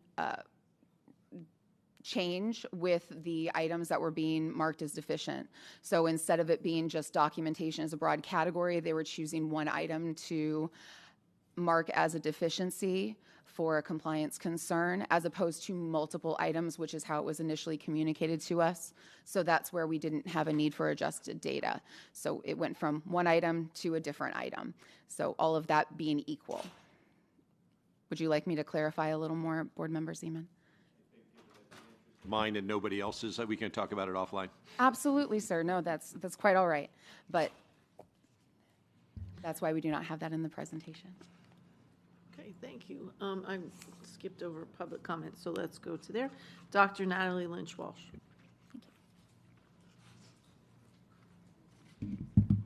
Good afternoon, Dr. Natalie Lynch-Walsh, Plantation, Florida.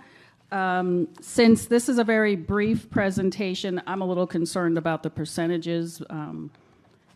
I think that this is on the state, though, because they base the percentages on no deficiencies, which seems counterintuitive. You would usually want to see the percentage with deficiencies. We also don't have the entire tool, so what I did is go to the Florida Administrative Code to see exactly what all they might be looking at the schools. And emergency drills are one of the things that are mentioned, which moving forward is just to reassure the school board. The audit committee left off looking at a piece of safety and security by way of the intercom audit.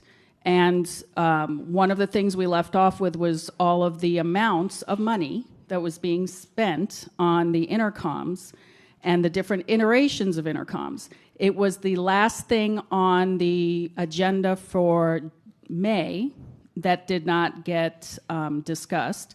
So in all of my sort of free time, I can now focus on referring all of the concerns the audit committee had, because one of the functions of the Office of Safe Schools is they have prevention, intervention, and emergency preparedness planning.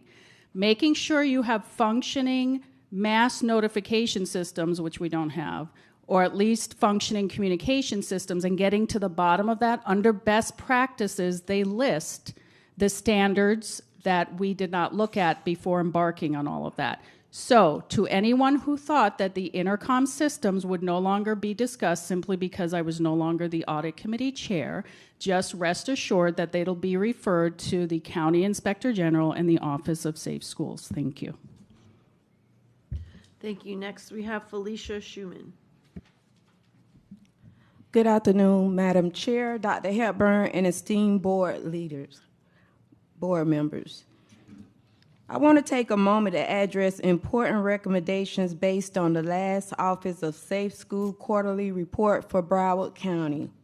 First, while we have made significant progress with a strong overall compliance rate, especially among traditional public schools, there is still room for improvement. Our inspection revealed that some schools continue to struggle with key safety areas such as documentations, door and gate security, and timely completion of required staff training. To address these challenges, I recommend the following. Enhanced training management. We must ensure all designated staff complete their safety trainings on time. To do this, we should implement automated reminders and early deadlines to give staff ample time to comply. Strengthen security protocols. Schools need additional support and resources to improve physical security measures, particularly regarding doors and gates. This could include regular audits, upgrades to locking systems, and increased security presence where needed. Improved documentations and follow-up. Accurate and timely documentations is crucial. We should streamline record-keeping processes and increase oversight to guarantee all safety deficiencies are addressed quickly and effectively. We should also expand monitoring and accountability. By recognizing and empowering area security managers, we can enhance compliance monitoring and ensure that schools are held accountable for maintaining safety standards. Lastly, I encourage ongoing collaboration among school leaders, security teams, and district officials to sustain these improvements. Together, we can create a safer learning environment that protects our students and staff. Thank you. Thank you very much. Back to questions. Dr. Zeman, did you have anything else? No, thank you very much, Chair. Mr. Severa? Thank you, Madam Chair. A couple points and comments and a question. In reviewing the quarterly report for 24 and 25, I just want to make sure I was reading this right because I'm not a math guy, nor do I ever claim to be one. But I'm reviewing this where it says percentage of inspected schools with no school safety requirement deficiencies was 37%, right? So does that mean that 63% of schools had issues? Yes, sir, that is correct. Okay.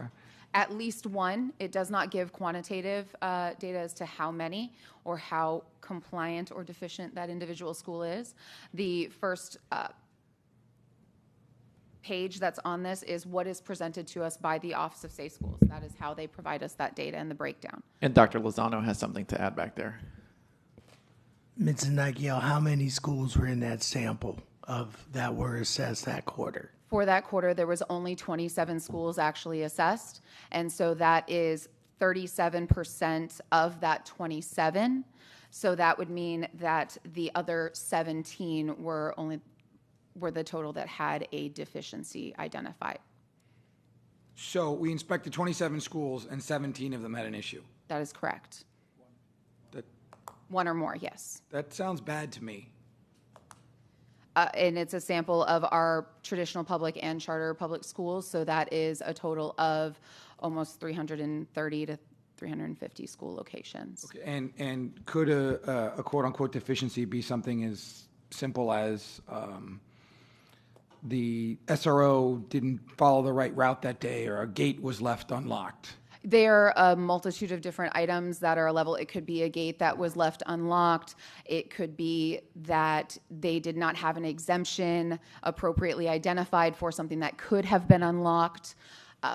It could be a document that was posted on the school campus in a certain location. So there's a multitude. It's not just that we don't have a safe school officer on campus or things that are really high-level concerns. Something as small as documentation for the item that they have completed. If I could just ask Ms. Nikhil to add on to that as far as the items. One of the things I noticed getting involved in this is that it's a little ambiguous to what all the things are that they're checking for. They're going through the state rules, they're going through the state statutes, and they don't check all of them. They, on each visit, they check a certain subset of what's out there. And then if you could clarify, are they checking the same schools each quarter?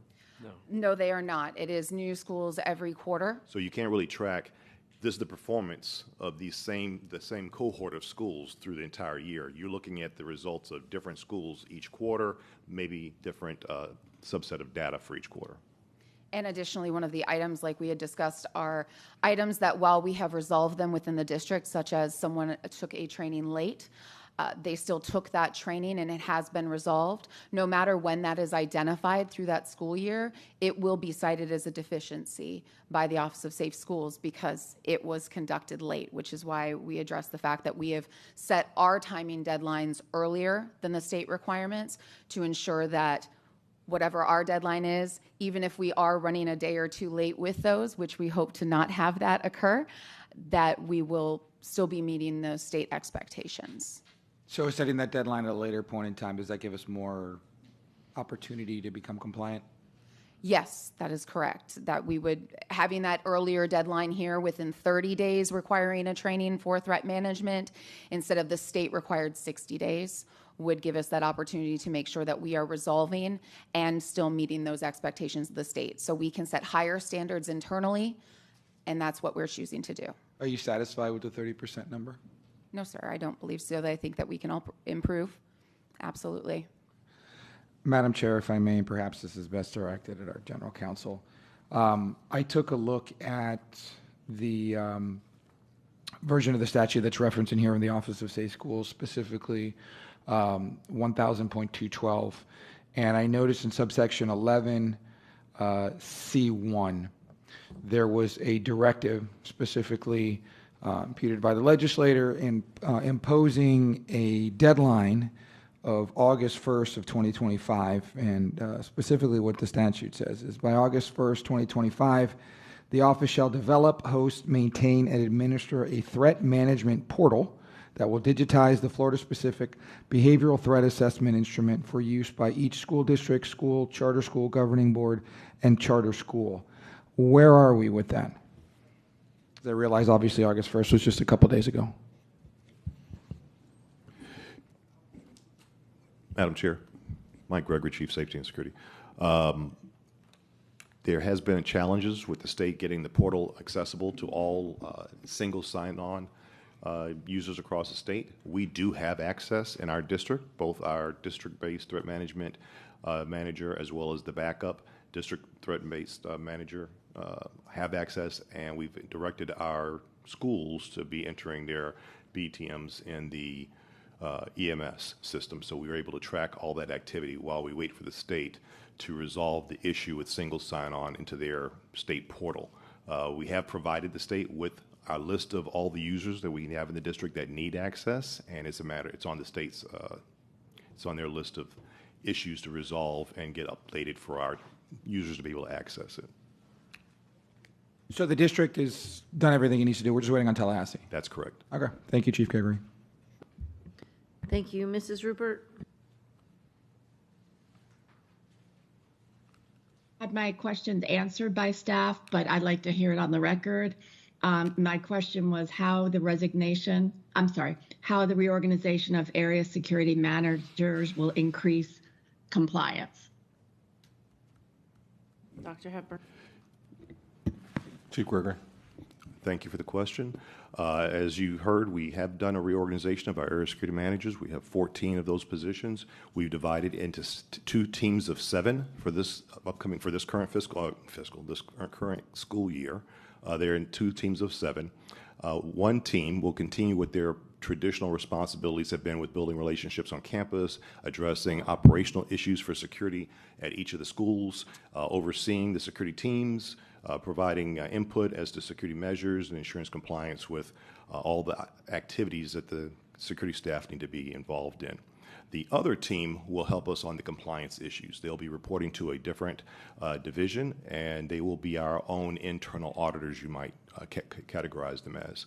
They'll be making school visits. They have a checklist of items off of the rules, state rules as well as state law that need to be complied with at each of the school facilities, and this will give us the ability to focus on these areas that we found deficiencies in our internal audits as well as with the external one from the our visitors that come in and do these checks. So we're looking to really be able to boost up our compliance with the rules and deficiencies we have on the report by having this dedicated team focusing on compliance issues strictly and helping to educate the principals and the school security staff on what they need to be taken care of. I appreciate that. Thank you so much. I think it's extremely important to not only tell us about the reorganization of the area security managers, but also why and how they're going to be utilized. So I appreciate that very much. Thank you. Thank you. Mrs. Alhadeff. Thank you, Ms. Rupert, for bringing that up. To Ms. Rupert's point, though, and I appreciate you explaining the 7 and 7, but 7 ASMs going to all of our schools, checking the compliance, I don't believe is enough ASMs. I believe we need more. So I would ask the board if we could ask the superintendent to come back to us to see what it would look like to even add 5 more ASMs to do those compliance checks, because how are they really getting to every school to make all those checks? And then I would want to also make sure that we are holding them accountable for those checks. And then when the Florida Office of Safe Schools does go and they find something, the ASM should be accountable. I mean, I get that maybe a door hypothetically could be propped open one day and unlocked, but there just needs to be stronger accountability. But I would strongly recommend to the board that we ask the superintendent to increase the number of ASMs. Dr. Hepburn. Thank you for the recommendation and insight, Ms. Alhadeff. If you can give us probably about 30 days to collect data of how the current team is doing. I was just doing some math in my head. If they go to 2 to 3 schools, 20 days out of the month, if you count 5 days, that's 60 schools times 7. Like Mr. Severa, I'm not the best math guy at this age anymore. Let's see what they can come up with. What they can, what's that, 360? Let's see what they can accomplish in 30 days, and then we can follow up and with a memo of some sort, let you know how it's going and if we have an additional need. Yep. Thank you, and I'll come back to you, Dr. Zeman. I have a quick question. This is done by the Office of Safe Schools. We don't do, like, the numbers on this report come from someone from the state coming to check on us. Is that correct?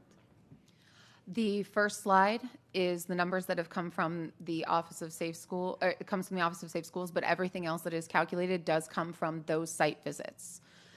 I calculate them and include it. It is their data. But they come in and check everything? Yes, ma'am. Okay, because my main concern was they don't do very many quarterly. We have 240-something schools, so you'd only get to a little over 100 at this rate. That means every school's not being checked every year, but if the state does that, that's nothing we can really do about it.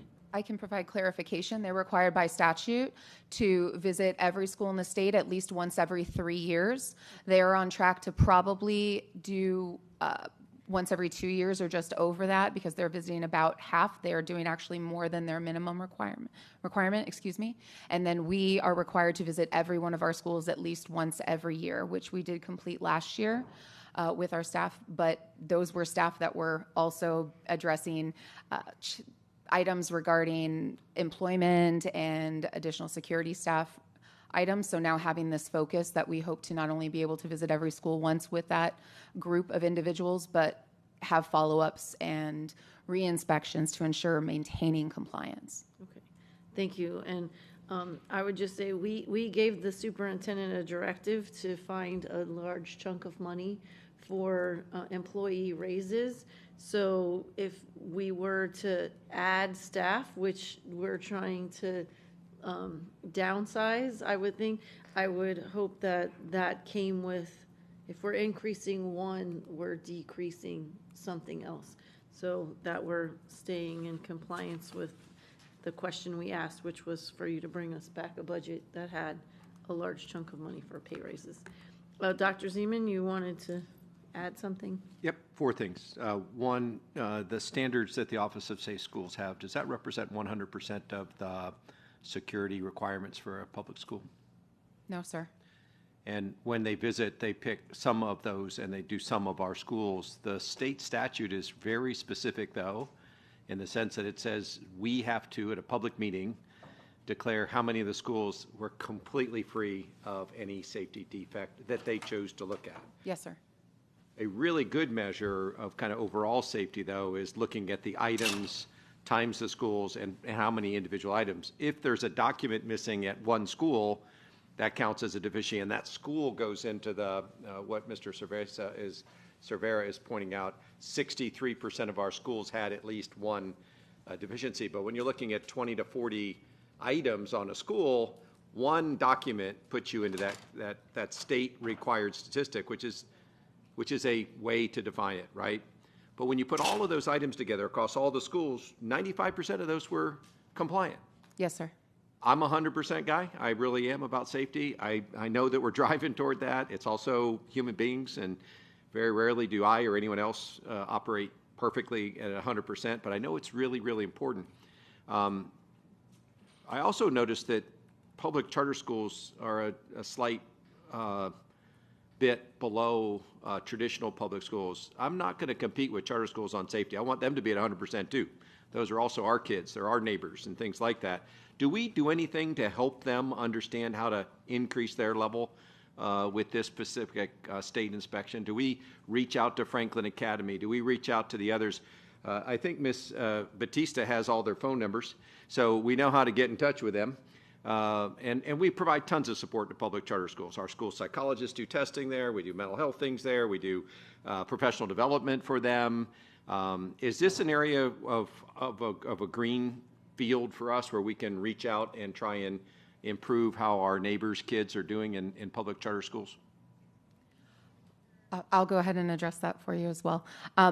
We can always improve, as you said, but we do, when it comes to our compliance items in safety and security, the absolute best to treat our traditional public schools and our charter public schools equitably with their support and information.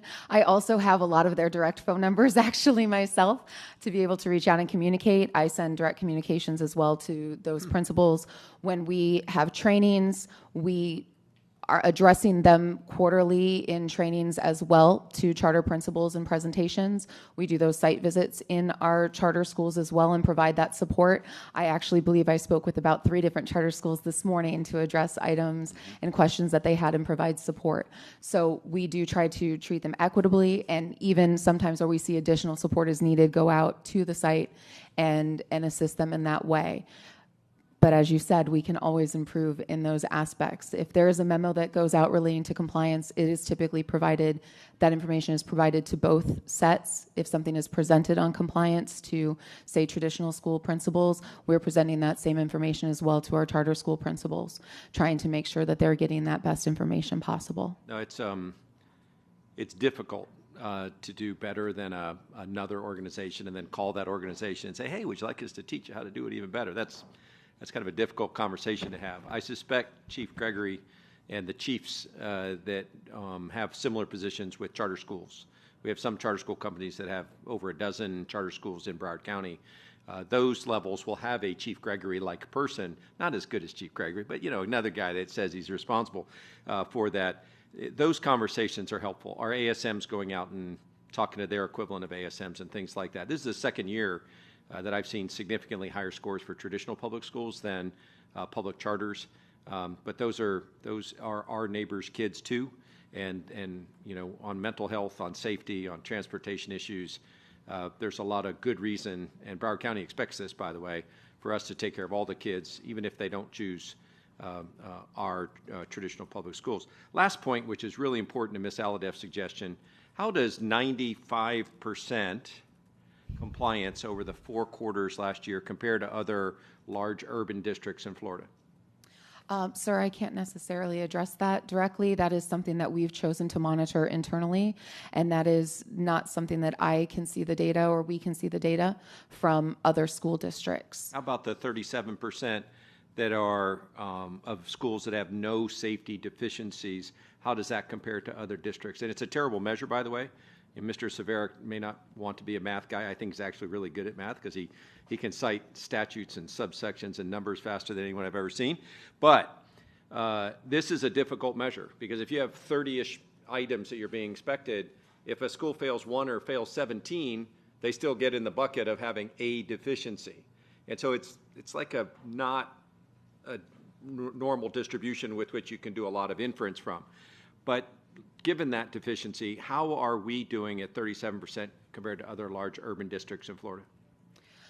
When we did have conversations earlier on, that is another metric that is not shared amongst districts directly from the Office of Safe Schools. They do not make that available unless we're viewing our public meetings of our other districts. When we reached out earlier in the school year, we saw us actually going about even with a lot of our other districts. Some are a little higher, some are a little lower in comparison to those larger districts as well, because obviously when you're talking a school district that has 10 schools, there's kind of some different expectations there, or there's some, maybe they have a greater ease or greater challenges, and it's harder to compare apples to apples in that regard. So we are falling kind of about in the middle of some of those larger school districts. Mr. Superintendent, my standards are higher than that. If it's a public meeting in Miami-Dade, Palm Beach, Orange, Duval, Hillsborough, I think we should have that data. So as a follow-up, Mr. Superintendent, can you get us the top 7 urban districts in Florida for the stats on page 2 and page 3? Noted. I appreciate it. And again, everyone's got a lot of work to do. But if we're thinking about adding staff, and then to Ms. Hickson's point, but that means we got to find 5 places where we've already trimmed. I mean, we've given haircuts to people that are bald. That's how bad our budget is, all right? And so I'm not sure we can find 5 out of 30,000 positions to cut to add 5. It's really, really tight. However, if we're at 95% on one scale and 37% on another, and we're significantly above or as good as all the other urban districts, it probably says that we're doing really, really well. And again, you cannot inspect inequality. So we have proven this over and over again. Inspections by themselves are good, but they don't really generate enthusiasm or engagement or the human element of safety. That's done through our leadership. And so inspecting inequality by having more inspectors of inspectors may not be the way we're going, not when you're at 95% compliance, because now you're trying to get that one document, you're trying to get that one door, you're getting that one sticker on a window that flaked off last week and no one noticed it, or a kid took it off, you're not going to fix those kind of very, very slow percentage of mistakes in a way by having more inspections. You're going to have that because people are motivated to keep an eye open. They see something, they say something. And to me, anybody that thinks you can inspect inequality isn't just paying attention. You really cannot do that. That gets you a little bit, but it doesn't get you what engagement and attentiveness and leadership get you in terms of the human element. And so many of these things, including cybersecurity, physical security and the like, school security, really is about human beings doing the right things and them caring deeply about it. So they see that door and they go shut it and they go find the person that put the little block in the door and said, look, don't do that. Do I need to read you about Uvalde and what happened there because of a door? If you don't get it, you're not paying attention. But we need people to care. We don't need more inspections, to be honest with you. Is that roughly equivalent to your understanding? Absolutely, and we do use a lot of those expectations and explanations when we're having our trainings with our staff and trying to encourage that fire and ignite that fire in individuals. I appreciate that. I hear it at every meeting and every school visit. Broward County takes security very seriously. And we can work on that. It would be the data from slide 2. That would be something that they would have to provide us in detail. They don't break that down. We break that down here in Broward County. What is provided to the districts is on slide 2. So more than that would not necessarily be presented in their board meetings. If you have 3, that's great. Absolutely. I understand 2 comes from the Office of State Schools, so they got to present it publicly.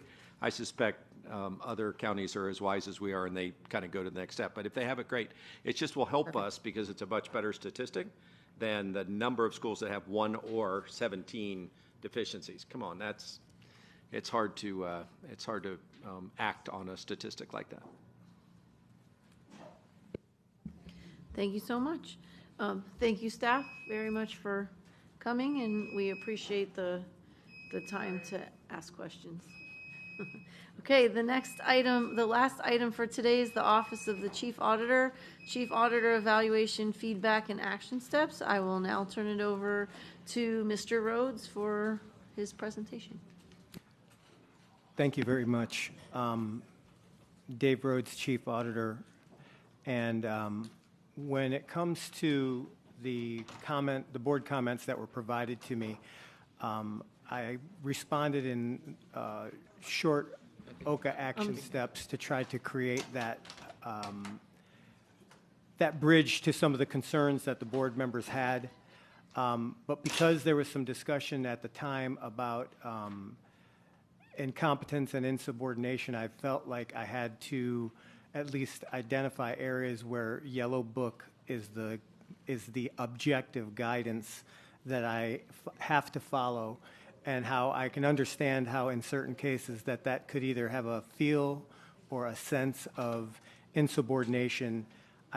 If you saw that as many times as I wrote it in there, and I'm sure you did, you'll have an idea of why I did that, because I'm trying here to work with the objective observations or subjective observations and compare that to the objective standards that I have to deal with. I do understand, regardless of all that the communication model is being requested to improve. The cooperation and collaboration. Do I even have that?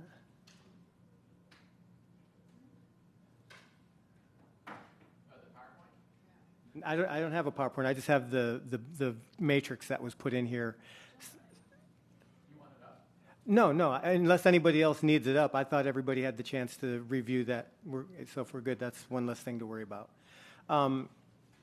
So there's a couple of things that I wanted to, thank you. A couple of things that I wanted to kind of focus on that came up a couple of times in here, and that was the AI and audits and the actual continuing professional education credits. They're not limited to AI. They're not limited to any one subject. There are many subjects that we look at when we do these trainings. Some have to do with auditing and accounting. Some of them have to do with behavioral. Some of them have to do with general professional development. And some of them have to do with having a better understanding of the standards that guide us. And so when looking at this and being asked to kind of expand the breadth of the things that we study when we have to collect 40 credits of continuing education per year, I just wanted to reinforce and provide the board with some information that identifies that we do get a varying degree of what it is that we're looking at. We have to put in 12 of the 40 have to be directly related to auditing and accounting, and then the remaining credits allow us to expand and explore areas that might be of great interest to us here in the district that will help us with our work, or areas that we might want to improve in and expand as we move out from there. So that's the part that has to do with AI and continuing education. The other thing is that I put some examples in here of instances in which there was collaboration and work together with staff to resolve larger district issues. One of them that we talked about were the COVID laptops. The other that didn't get mentioned in here, but that has happened since, has been that we've worked collaboratively together with the teaching and learning group that requested that we do everything possible to avoid any disruption in classrooms during testing, as well as to avoid any disruption in the week leading up to, during, and after school opens. And we've readjusted our schedules to make sure that we can accommodate that. And so those are some of the ways that I don't think that they rise to the level of both knowledge or understanding, but there's certainly a way that we're collaborating and cooperating with staff to make sure that we help improve overall operations, as well as, in this case, we may very well have been partially, however small, responsible for the improved grades that happened by avoiding those disruptions as we were requested. When we can, we will. If we can't, we'll make sure that we communicate that adequately and as in-depth as necessary. So with that in mind, I'm willing to accept and take any questions that you guys have, but that's just a general overview. Thank you. We have two public speakers, Dr. Natalie Lynch-Walsh. Good afternoon, Dr. Natalie Lynch-Walsh. So I'm Plantation, Florida, so I am here in support of the chief auditor. Just to review real quick how we got here. Within a week after me being removed as the chair of the audit committee, one of you brought an item to try to fire your chief auditor.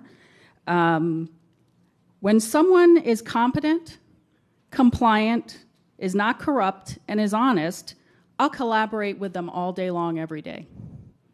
And that's why I'm standing here when I have other things to do, so I can bear witness to whatever might transpire next. These responses, I appreciate that Ms. Thompson, did an action plan as a way to pull out what the train wreck that was happening that day.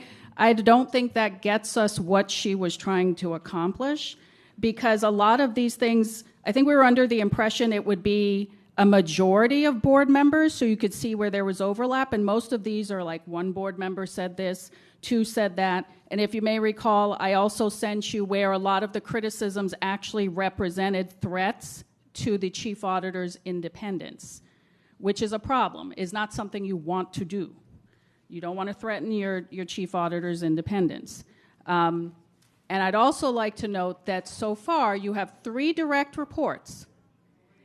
Your chief auditor's evaluation was put on full public display with a lot of misinformation and was all over the place. You have your other 2 direct reports. If I'm not mistaken, your general counsel's evaluation is happening right now with your superintendents right behind. And I do remember a comment being made at one of the prior meetings that they're looking forward to the other 2. I don't know what that means to you guys, but to me as a member of the public, I expect all your direct reports to be treated the same.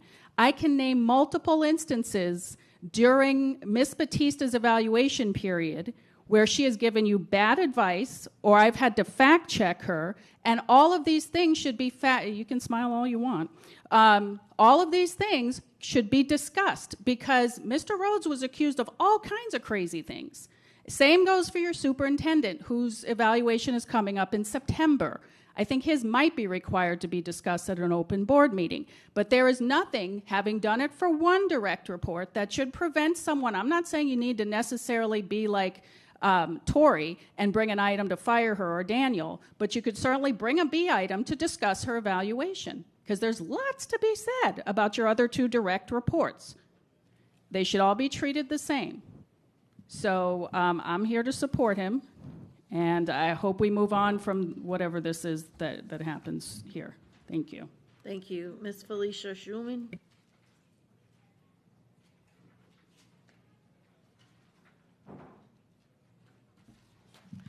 Good afternoon. Okay. Good afternoon, Madam Chair, Dr. Hepburn, and esteemed board leaders. As a community advocate, I want to speak about the recent evaluation of our chief auditor and why it matters to all of us. The audit office plays a crucial role in making sure our schools and district resources are managed with transparency and accountability. The evaluation shows there are areas where the chief auditor needs to improve engagement and communication with the board and the community. This is important because we deserve clear, timely information about how our schools are being overseen. I'm encouraged to see plans for new trainings in artificial intelligence and data analytics. These tools will help the audit team better identify risks and protect our schools and resources. We need audits that don't just check boxes, but really dig into the details to prevent problems before they happen.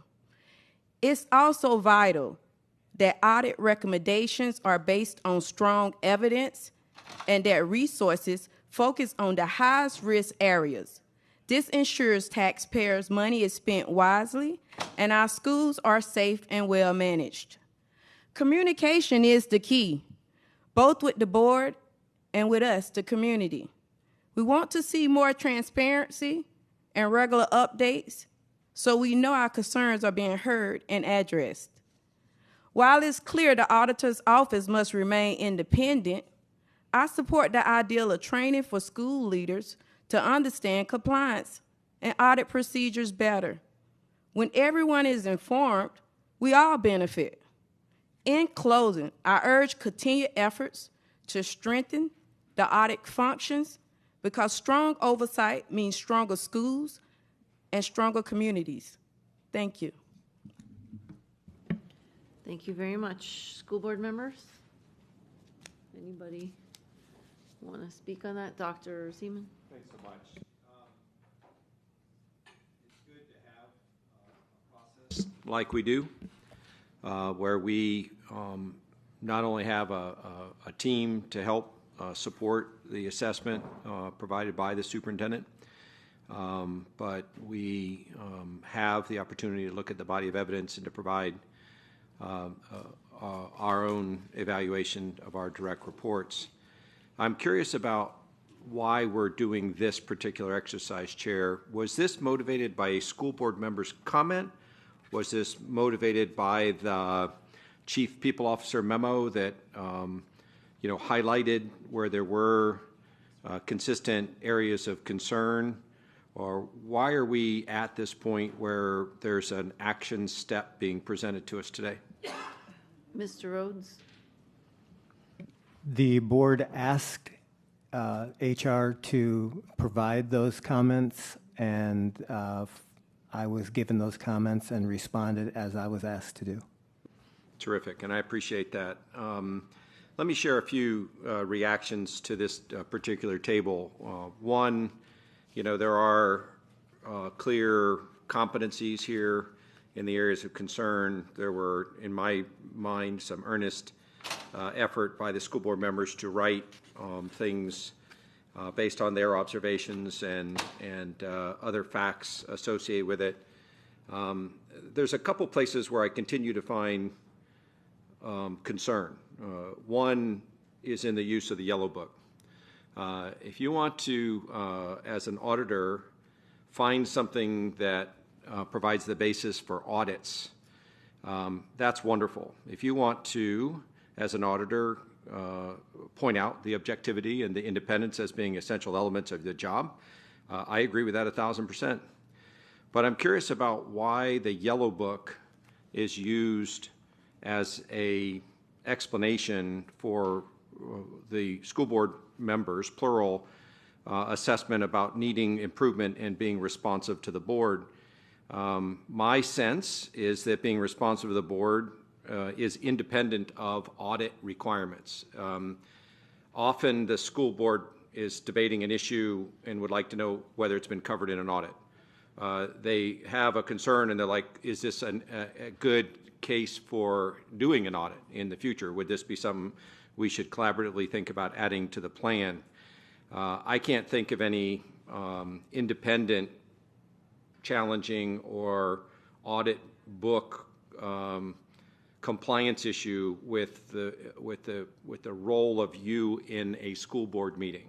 So when the school board's evaluation is the comment, lack of engagement and participation in school board meeting, more input during boards, or the board input is minimal and reactive, comms with the board needs to be improved, get it, right? But your answer is, I'll take steps to engage in thing, but ensuring full compliance with the Yellow Book. I don't understand why the audit standard is related to responsiveness to the board to which you report. Well, I can give you some examples. There could be a situation where, like earlier when we had the folks up here from safety and security, I have a safety and security audit that's on the audit plan. And I have observations and I have comments that could have been made, but may have provided a question as to both the objectivity and independence of the engagement when I undertake that. The Yellow Book tells me to stay away from those kinds of things so that I can maintain that objectivity and independence. That's one example.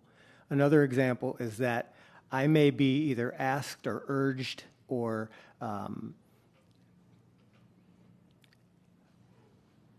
influenced or attempted to be influenced by a board member to take action that would be in direct conflict with the Yellow Book standards. So for example, let's say I was asked to go train staff. Yellow Book standards say to maintain my objectivity, staff trains staff, I assess staff on what they've been trained to do. So that's why I say that there's a difference in a subjective type of question or comment that's being made versus the objectivity that the Yellow Book brings back into that conversation. So if there's a situation where a comment is being made by a board member that the chief auditor needs to train staff, I would invoke the requirements of the Yellow Book standard to say that would necessarily compromise the objectivity that the Yellow Book standards require me to adhere to in government audits, and that's why Yellow Book is in this. I get it. I would suggest that you sit down with the people that shared these comments with you and see if they feel like their request for you to be more responsive to the board has anything to do with the details of independence or compliance with the Yellow Book, or whether it's something that's completely independent. So that might be a worthwhile exercise for you. My second point is about training. It's very clear from our findings and exceptions that there's a tremendous need for training in our schools and other places to make sure that we reduce the number of findings and exceptions, and overall just kind of build confidence with the community that we're allocating resources in a way and spending them in a manner which passes all kinds of standards. Would it have been possible, instead of saying, I can't train the superintendent's staff because of Yellow Book, would it have been possible to also say, but I can look at trends and audits, and I can identify problems that exist out there generally, and I can give you some requirements for training that you need to go develop the training around, but as your auditor, without violating Yellow Book, could you identify trends and findings and exceptions? Yeah, and there's a couple of ways that we do that consistently. One is by identifying the criteria, the guidance, the rules in the audits that we use when we cite areas in which those pieces of guidance were not complied with. That's one way that we're communicating that same information you were just talking about to not only the auditee, but to the audit committee, the board, and to the community at large. Another way is that when we are having these action and audits campaign that the Office of the Chief Auditor is doing, one of the things that we do is we make sure that we identify to the participants that this is not a training session. We want to make sure that they're clear that this is not a training session. If anything, this is an awareness session that will help you to understand being more aware of what your guidance is the opportunity for you to have a more sharp, compliant operation, where you would thereby also benefit from avoiding audit findings because of not being aware of that guidance. I think a lot of times people are not aware of guidance, or they're busy trying to keep a lot of plates spinning at the same time as well. I try to account for that, but I can't do anything that would otherwise avoid an audit finding if I found something that's a reportable finding. I can have the conversation with them and let them know this is how the rules were applied, this is where the rules come from, but there's only so much that you can do without stepping over into, say, in the future you might, that's a no-no. The recommendations and the way that the findings are laid out ultimately lead to that type of a comment that wasn't actually made. If they're looking at what it is that was found, what it is that could avoid that from happening again in the future, that's awareness that's happening real time and in action and audits, and it's one of the reasons I wanted to put that together. Is it violation of the Yellow Book for you to train BSC staff or school staff on the Yellow Book?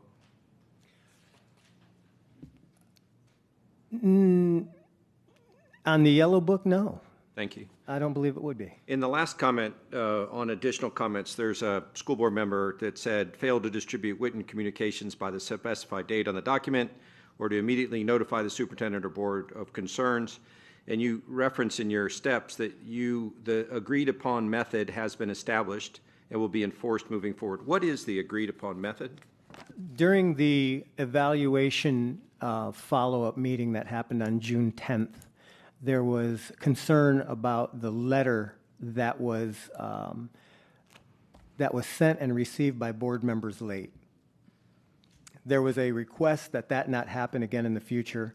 I agreed to that, and I will say one other thing in support of that and in defense of that.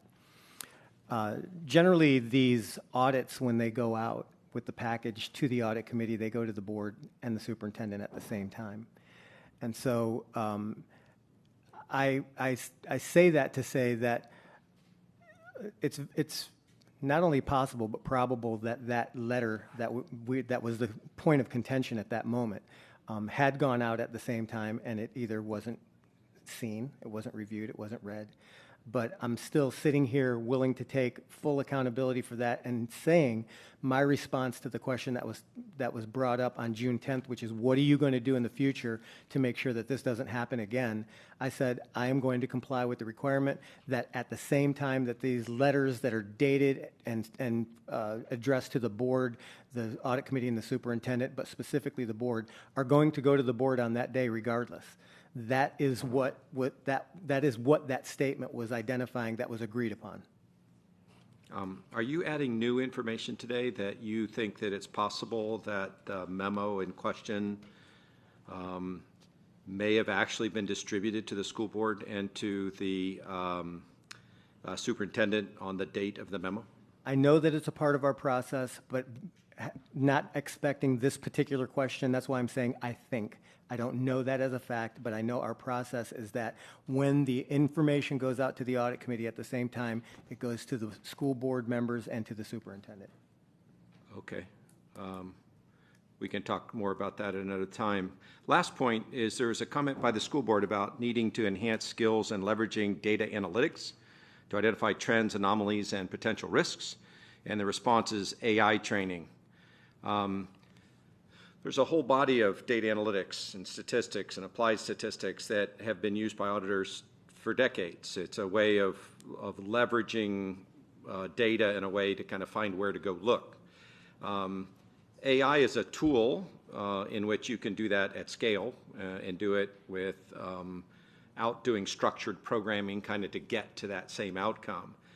But that's like a tool, and the comment is really about data analytics, about how do you create a sample, how do you have confidence intervals, how do you communicate to people when you've taken a sample that the findings don't just scale. You can't take a 10% sample and then just take the individual findings and multiply them by 10 and say, oh, if I found 4 out of 10 in this, there must have been 40. That kind of analytics, I suspect, might have been behind that. Is there anything besides AI that you would do to make sure that your staff leverages data analytics in order to identify trends, anomalies, and potential risks? Yeah, in fact, in response, in my self-appraisal, there were a couple of different exhibits that I included that showed trending as well as areas that were areas of continued concern with regard to audit areas.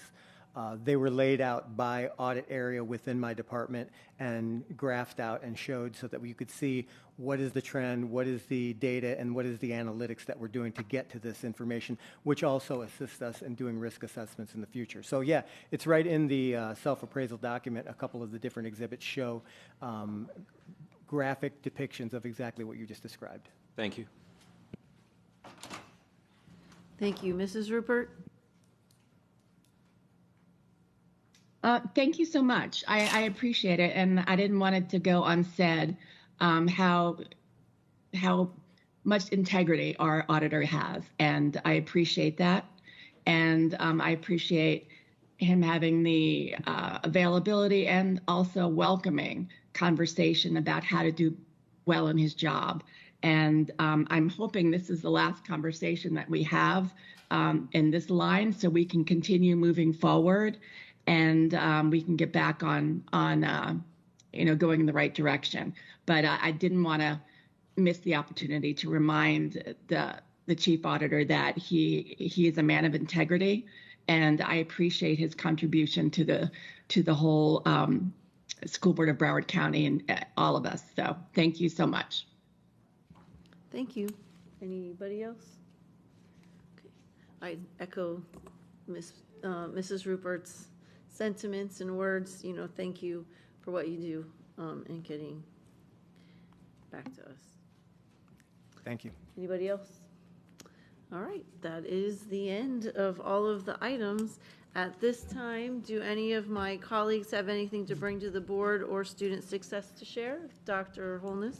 Thank you, Madam Chair. So, Madam Chair, I am so proud of wearing this A-rated pin, and I know it was given out during the superintendent state of the district. So, Dr. Hepburn, I just wanted to find out, because I'm sure that our staff, our teachers, and our district leadership will be happy in wearing this badge. So, is there what is the, I'm sorry? Go ahead. So I just want to find out, can you determine the cost in getting a lot of these and having our teachers, our wonderful staff who work so diligently to achieve this, that they too can wear this? Yes, absolutely. Mr. Sullivan's team in communication actually did the research and the purchase, so I'll make sure and pass the message along to see if they can get us the cost for all of our staff. Wonderful. Because I've had security acts for some. I've had many different staff members. I've had teachers that call me wanting to wear these. Yes, absolutely. So I think we all should proudly make this available. We'll look at a cost for every staff member for Broward County Public Schools. Very good. Yes. And lastly, Madam Chair, I just want to say, wish all of our schools across the district a successful year. I had an awesome day yesterday, and I could just see the joy on our parents, our students, our teachers, our staff, and how happy and proud they felt in coming back to Broward County Schools. Especially, I've seen the difference even more so this year, because we have done so much, we have achieved so much in a concerted way, with everyone on board, being an A district, seeing multiple schools improve and so on. So it was a great day, and it was wonderful to be a part of the tour. I personally went to around 7 schools, and I just want to, for my district, to welcome Principal Jennings for Banyan, and also to welcome Miss Williams for William Dandy, and to just thank all of the Broward Estates. I know we had multiple conversations about Broward Estates, and I went to MLK as well as Plantation, and those principals and staff and teachers and parents, it was just wonderful to see all of that in motion because of a decision we made as a board that did so well for that community. So thank you, Ms. Parent from MLK. Thank you, Ms. Bitter from Plantation, Dr. Cannon, and Ms. Freeman from Broward Estates, and all of the principals all across the district, and the teachers and staff. Thank you. Thank you. Mrs. Rupert? Thank you, Madam Chair. I wanted to thank the superintendent and staff and everybody for a wonderful welcome back yesterday and a great success at our first day of school. But I'd be remiss if I didn't appreciate the Lions Creek pickup route switch. It went off by the first day of school. Parents were excited, community members were excited, the children were excited, and I had one woman, I won't say who she is, who emailed me this morning and said that the first time in 10 years she was able to ride her bicycle in the community between the hours of 8 and 4 in the afternoon. So that's just a little tiny representation of the freedom now given to the community in northern Coconut Creek and all our students and families. So I appreciate that. It was a promise that we as a board agreed to, and I just want to thank our staff and the City of Coconut Creek staff for truly really bringing this about. So thank you, and I'm looking forward to having much more success this year. Thank you. Thank you, Ms. Thompson. Thank you, Chair. I just had a couple questions for the superintendent. When are we discussing during a workshop the district mental health analysis? I know that got sent to us.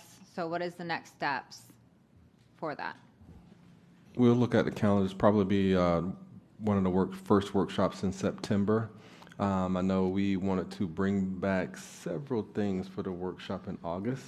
My mind's a little foggy, but I know they were important, and we didn't want to add additional things that have a lengthy conversation and be here for another 12 hours. So we'll probably bring it for the first. And one thing I wanted to do, I wanted them to meet with me first so we can go over the next steps based on their analysis before bringing it to the board. So most likely be in September. I personally love 12-hour meetings, so not really. The second thing I wanted to bring up, and I don't have the timeline, but it seems like there are times when the board is told that things will come back, and then they don't come back on that timeline, or something comes back that was not exactly what we talked about. So, for example, the facilities condition assessment, I remember distinctly being told it's going to come back, it's going to come back, it's going to come back in the summer. And then what we got in the summer was really just this is what it is, not necessarily this is the outcome of it. And I'm not suggesting that we rush it. I'm just suggesting that when a timeline changes like that, that we know, or there's a way to notify us. The other thing that, and I don't have the dates, but I believe we discussed it in the April meeting, is the RFP. That was supposed to come back, and we haven't heard anything about it since. So what is happening with that? Good question. I haven't had a chance to, just yesterday was the first day of school. I kept saying Monday. I forgot first day of school is Monday because Ms. Batista and I were supposed to sit down and have a conversation about the RFP and the potential of it coming back here for a workshop. So if you give me and Ms. Batista some time, of course it won't be coming back to a workshop. It's already hit the street and it's in a cone of silence right now. So we can clarify what we need to publicly tell the board and the public about the RFP not coming back to a workshop. Okay, I feel like it's very important that when the board is told that it's going to come back, if it's not, and obviously you guys knew it wasn't since you released it, like if that's not in our purview, this is my first time doing something like that. So if that's not supposed to be in our purview, then we should have been told at that meeting when we talked about it for 3-4 hours. Agreed. I think there's probably some confusion and interpretation by some team members. As superintendent, I fully take responsibility for that. I just want to make sure that the communication that we do send the public is accurate and legally sufficient of what I can tell the public at this time, since it is in the cone of silence. So I take full responsibility for it not coming back. We went and reviewed the tape, and it was asked, can it come back? And the answer was yes. And so I think some interpretation along the path up to dropping it on the street for bids and all of that, there were some muddy waters there. And I just want to meet with Ms. Batista about what can we tell the public legally and all this other things, since it is in the cone of silence before we discuss or whatever we're going to tell the public. But I take full responsibility for that. So. And that makes sense. Is there a way that like we can kind of keep track of like, or does staff have like a running document where it's like, okay, so board said bring this policy back, and then this is like the queue of what needs to come back, and then this is the calendar when it does, or something, so that we can better not just keep up for personally, and then hold staff accountable in super respectful ways, but like that way I'm not like, oh, we were supposed to talk about this, and then on the days it's like, no, we're talking about it today. So we do, we have different layers. Myself, I collect follow-ups, ask, tasks that we have to complete based on board meeting and listen to the feedback. Mr. Hill also collects information, his team, and then we compare and contrast that information that he collects, that I collect, and other team members collect. If there is some level of uncertainty, we'll even go back to the video, and then it's put into our planner system for follow-ups or whatever the case may be. One of the things we've diagnosed is that the planner system that we use is probably not the best system for us to make sure that we're getting all of our follow-ups. And we just had this discussion probably 2 weeks ago, because we're finding some gaps here and there for some follow-ups and information that need to come back to the board. But we need to find a better suite or a better system to make sure that we don't let anything get past us. And so we have layers of people collecting information, and we'll go back to the video if necessary, just to clarify what the board ask was. And I'm not saying you guys aren't doing a good job within your like unit. I'm saying that it would be nice if the board also knew what was happening. Yeah, like, absolutely. so if there's a way, like, we don't have to touch it. In fact, don't give us access to like change things, but at least like see it and be like, oh, don't, like, staff didn't forget, like this is coming back. We or will somehow incorporate us. Yeah, absolutely. Like, what's happening. We will work with your assistants if that's possible to figure out a good system where they're informed about what's a task from a board meeting or a workshop, or what's a follow-up from a board meeting or a workshop. The email follow-ups are easy because you submit that through email, but it's the discussion during board meetings where sometimes things go through a gap if we don't consolidate and things like that. So we'll work with your assistants and find out what's the best system. Okay. Yep. Thank you. Thank you. Mr. Severe? Thank you, Madam Chair. And for the record, I went to Dr. Hepburn's State of the District address, and I didn't even get a lapel pin. So whatever you need to work on that, I would like one, because I see all my colleagues wearing them. Adam, send it at the end, sir. It's based on your high school grades, buddy. Oh, okay. So then, I still want my C one then. We got you. Oh, see that? Okay. That was the criteria. I also want to acknowledge and give a shout out to District 6 and some of the amazing schools that I got to visit yesterday on the first day. Dr. Holness beat me by 1. I only got to 6. Looks like he got to 7. But truly an amazing experience getting to be with the kids and the faculty and the staff, and getting to see all the smiling faces.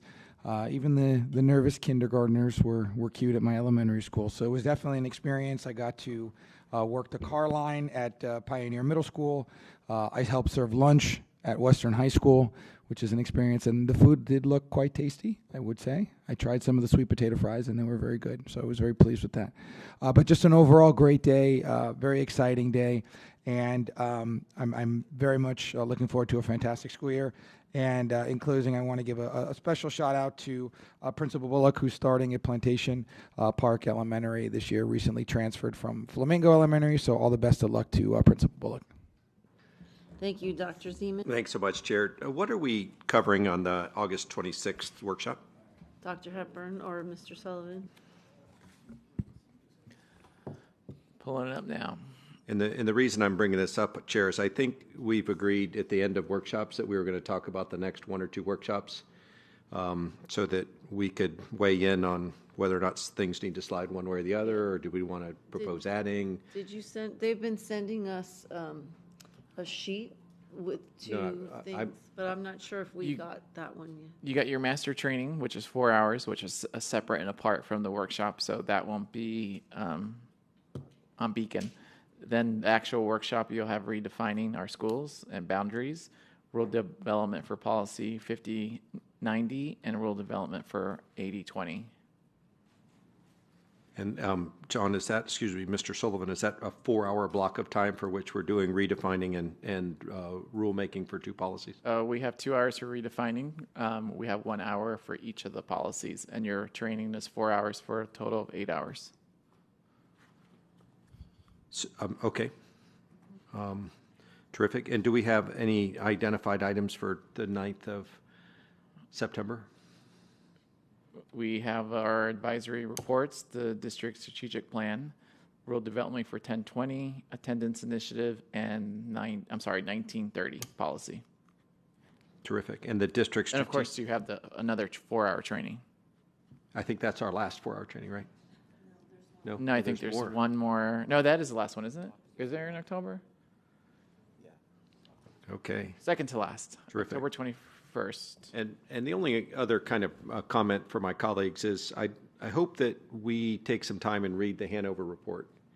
You know, we hired a group that is really, really thoughtful about, like, why do people go to this school or that school or private schools or home schools or move out of the county?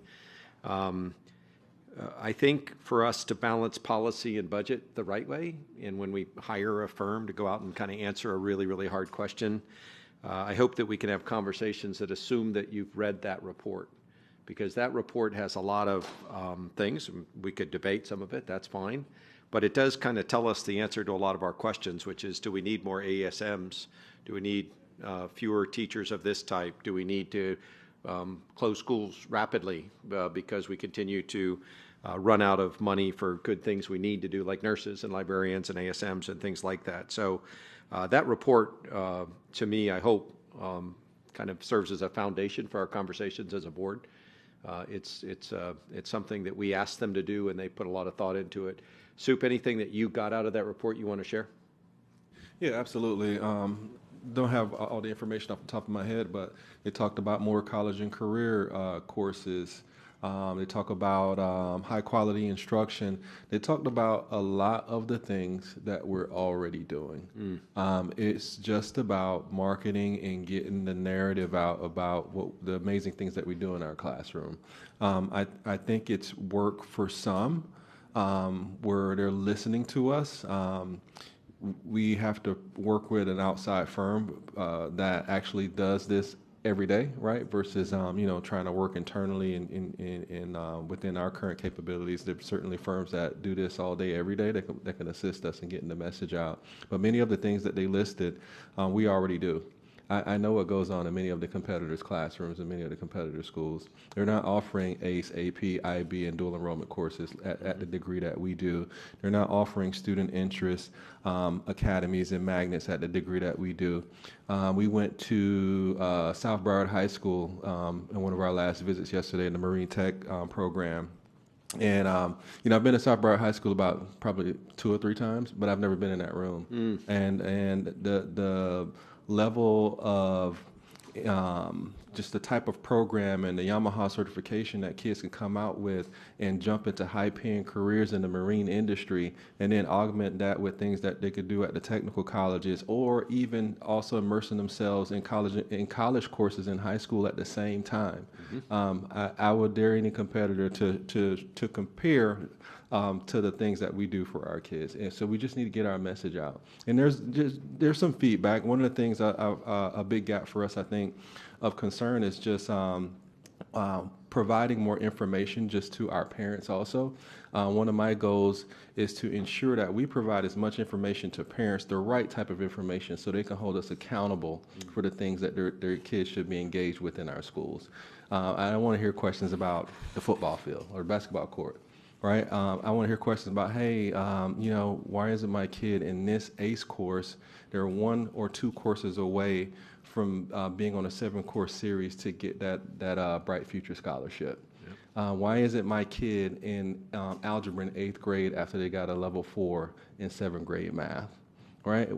Think about when we equip parents with the right information so they can ask the right questions so they can hold us accountable better. And that's the goal. That's the goal. I was fascinated by the concept that we don't do well, which is parents of 3 and 4-year-olds make lifelong decisions for their kids on where they send them to kindergarten. And we don't have access necessarily to 3 and 4-year-olds, or as many of them, except for places where we have nurseries or some other kind of odd measure. But every once in a while you run into something like, well, that's outside of our normal purview, but how do we make it part of our purview? How do we figure out how to get to daycare centers and to homeschool parents and make sure they at least tour our schools? Because 3 and 4-year-old parents of 3 and 4-year-olds are making decisions whether they go to kindergarten, and since school is a sticky decision, often that kindergarten determines where they go to high school. And so some of the stuff I found fascinating in that whole band of research. So I appreciate it, and give it a big double thumbs up for me if anybody has free time to read. Thank you, and I'll finish this up, I guess. Just great first day. Thank you to the teachers, the students, the staff. It was obvious that they were very excited to be in school. What a great day at Dr. Martin Luther King Jr. Elementary School to see first the student, well, I guess we went in the AI, and the students were working on AI in the media center and doing some animation kind of things, and then to go into a classroom and have a debate student stand up on the first day of school and just talk about how important kindness was with such great public speaking skills on day one. We just kind of pulled her out of the chair and said, hey, you're in debate, let us see what you can do, was awesome.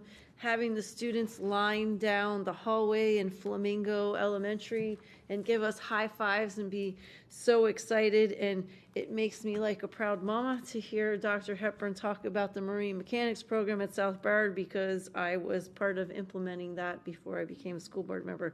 So great things are happening in our schools, and really excited to start a new school year and know that we're going to do great things.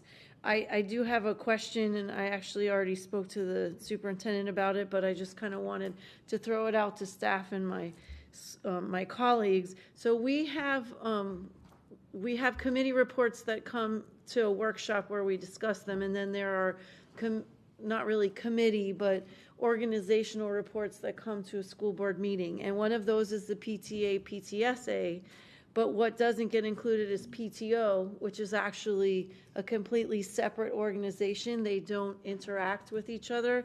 And I think we're missing a large group of people, because there's a lot of schools that have moved to PTO because it's less restrictive than PTAs are. So I would like to be able to add to our reports, and I don't know what the process of that is, but to allow someone who could represent the district for PTOs, and I guess this is for Mr. Sullivan, but I don't know how the PTA, like there's one for the district. Do PTOs have that, or how would we go about including them so we don't miss out on that piece? I'm not familiar if they have one for the entire county, but adding them, I think would be under your purview. And how would we, I think it's something we have to look at, like maybe we reach out to the PTOs and ask them to select someone to come and give a report, or even if they just, like the PTA does often send us something, but there's a whole We need some research. People. Yeah, so if you could look into that and maybe just, even as a memo, get back and say how we would be able to include the PTOs. Yes, ma'am. Thank you so much. Anybody else? All right, well, the scheduled order of business for the school board workshop of the School Board of Broward County, Florida has been completed. Seeing no obligation, I now adjourn the meeting, and remember, next week we have a regular school board meeting. Thank you so much. Have a great week. Can't be more than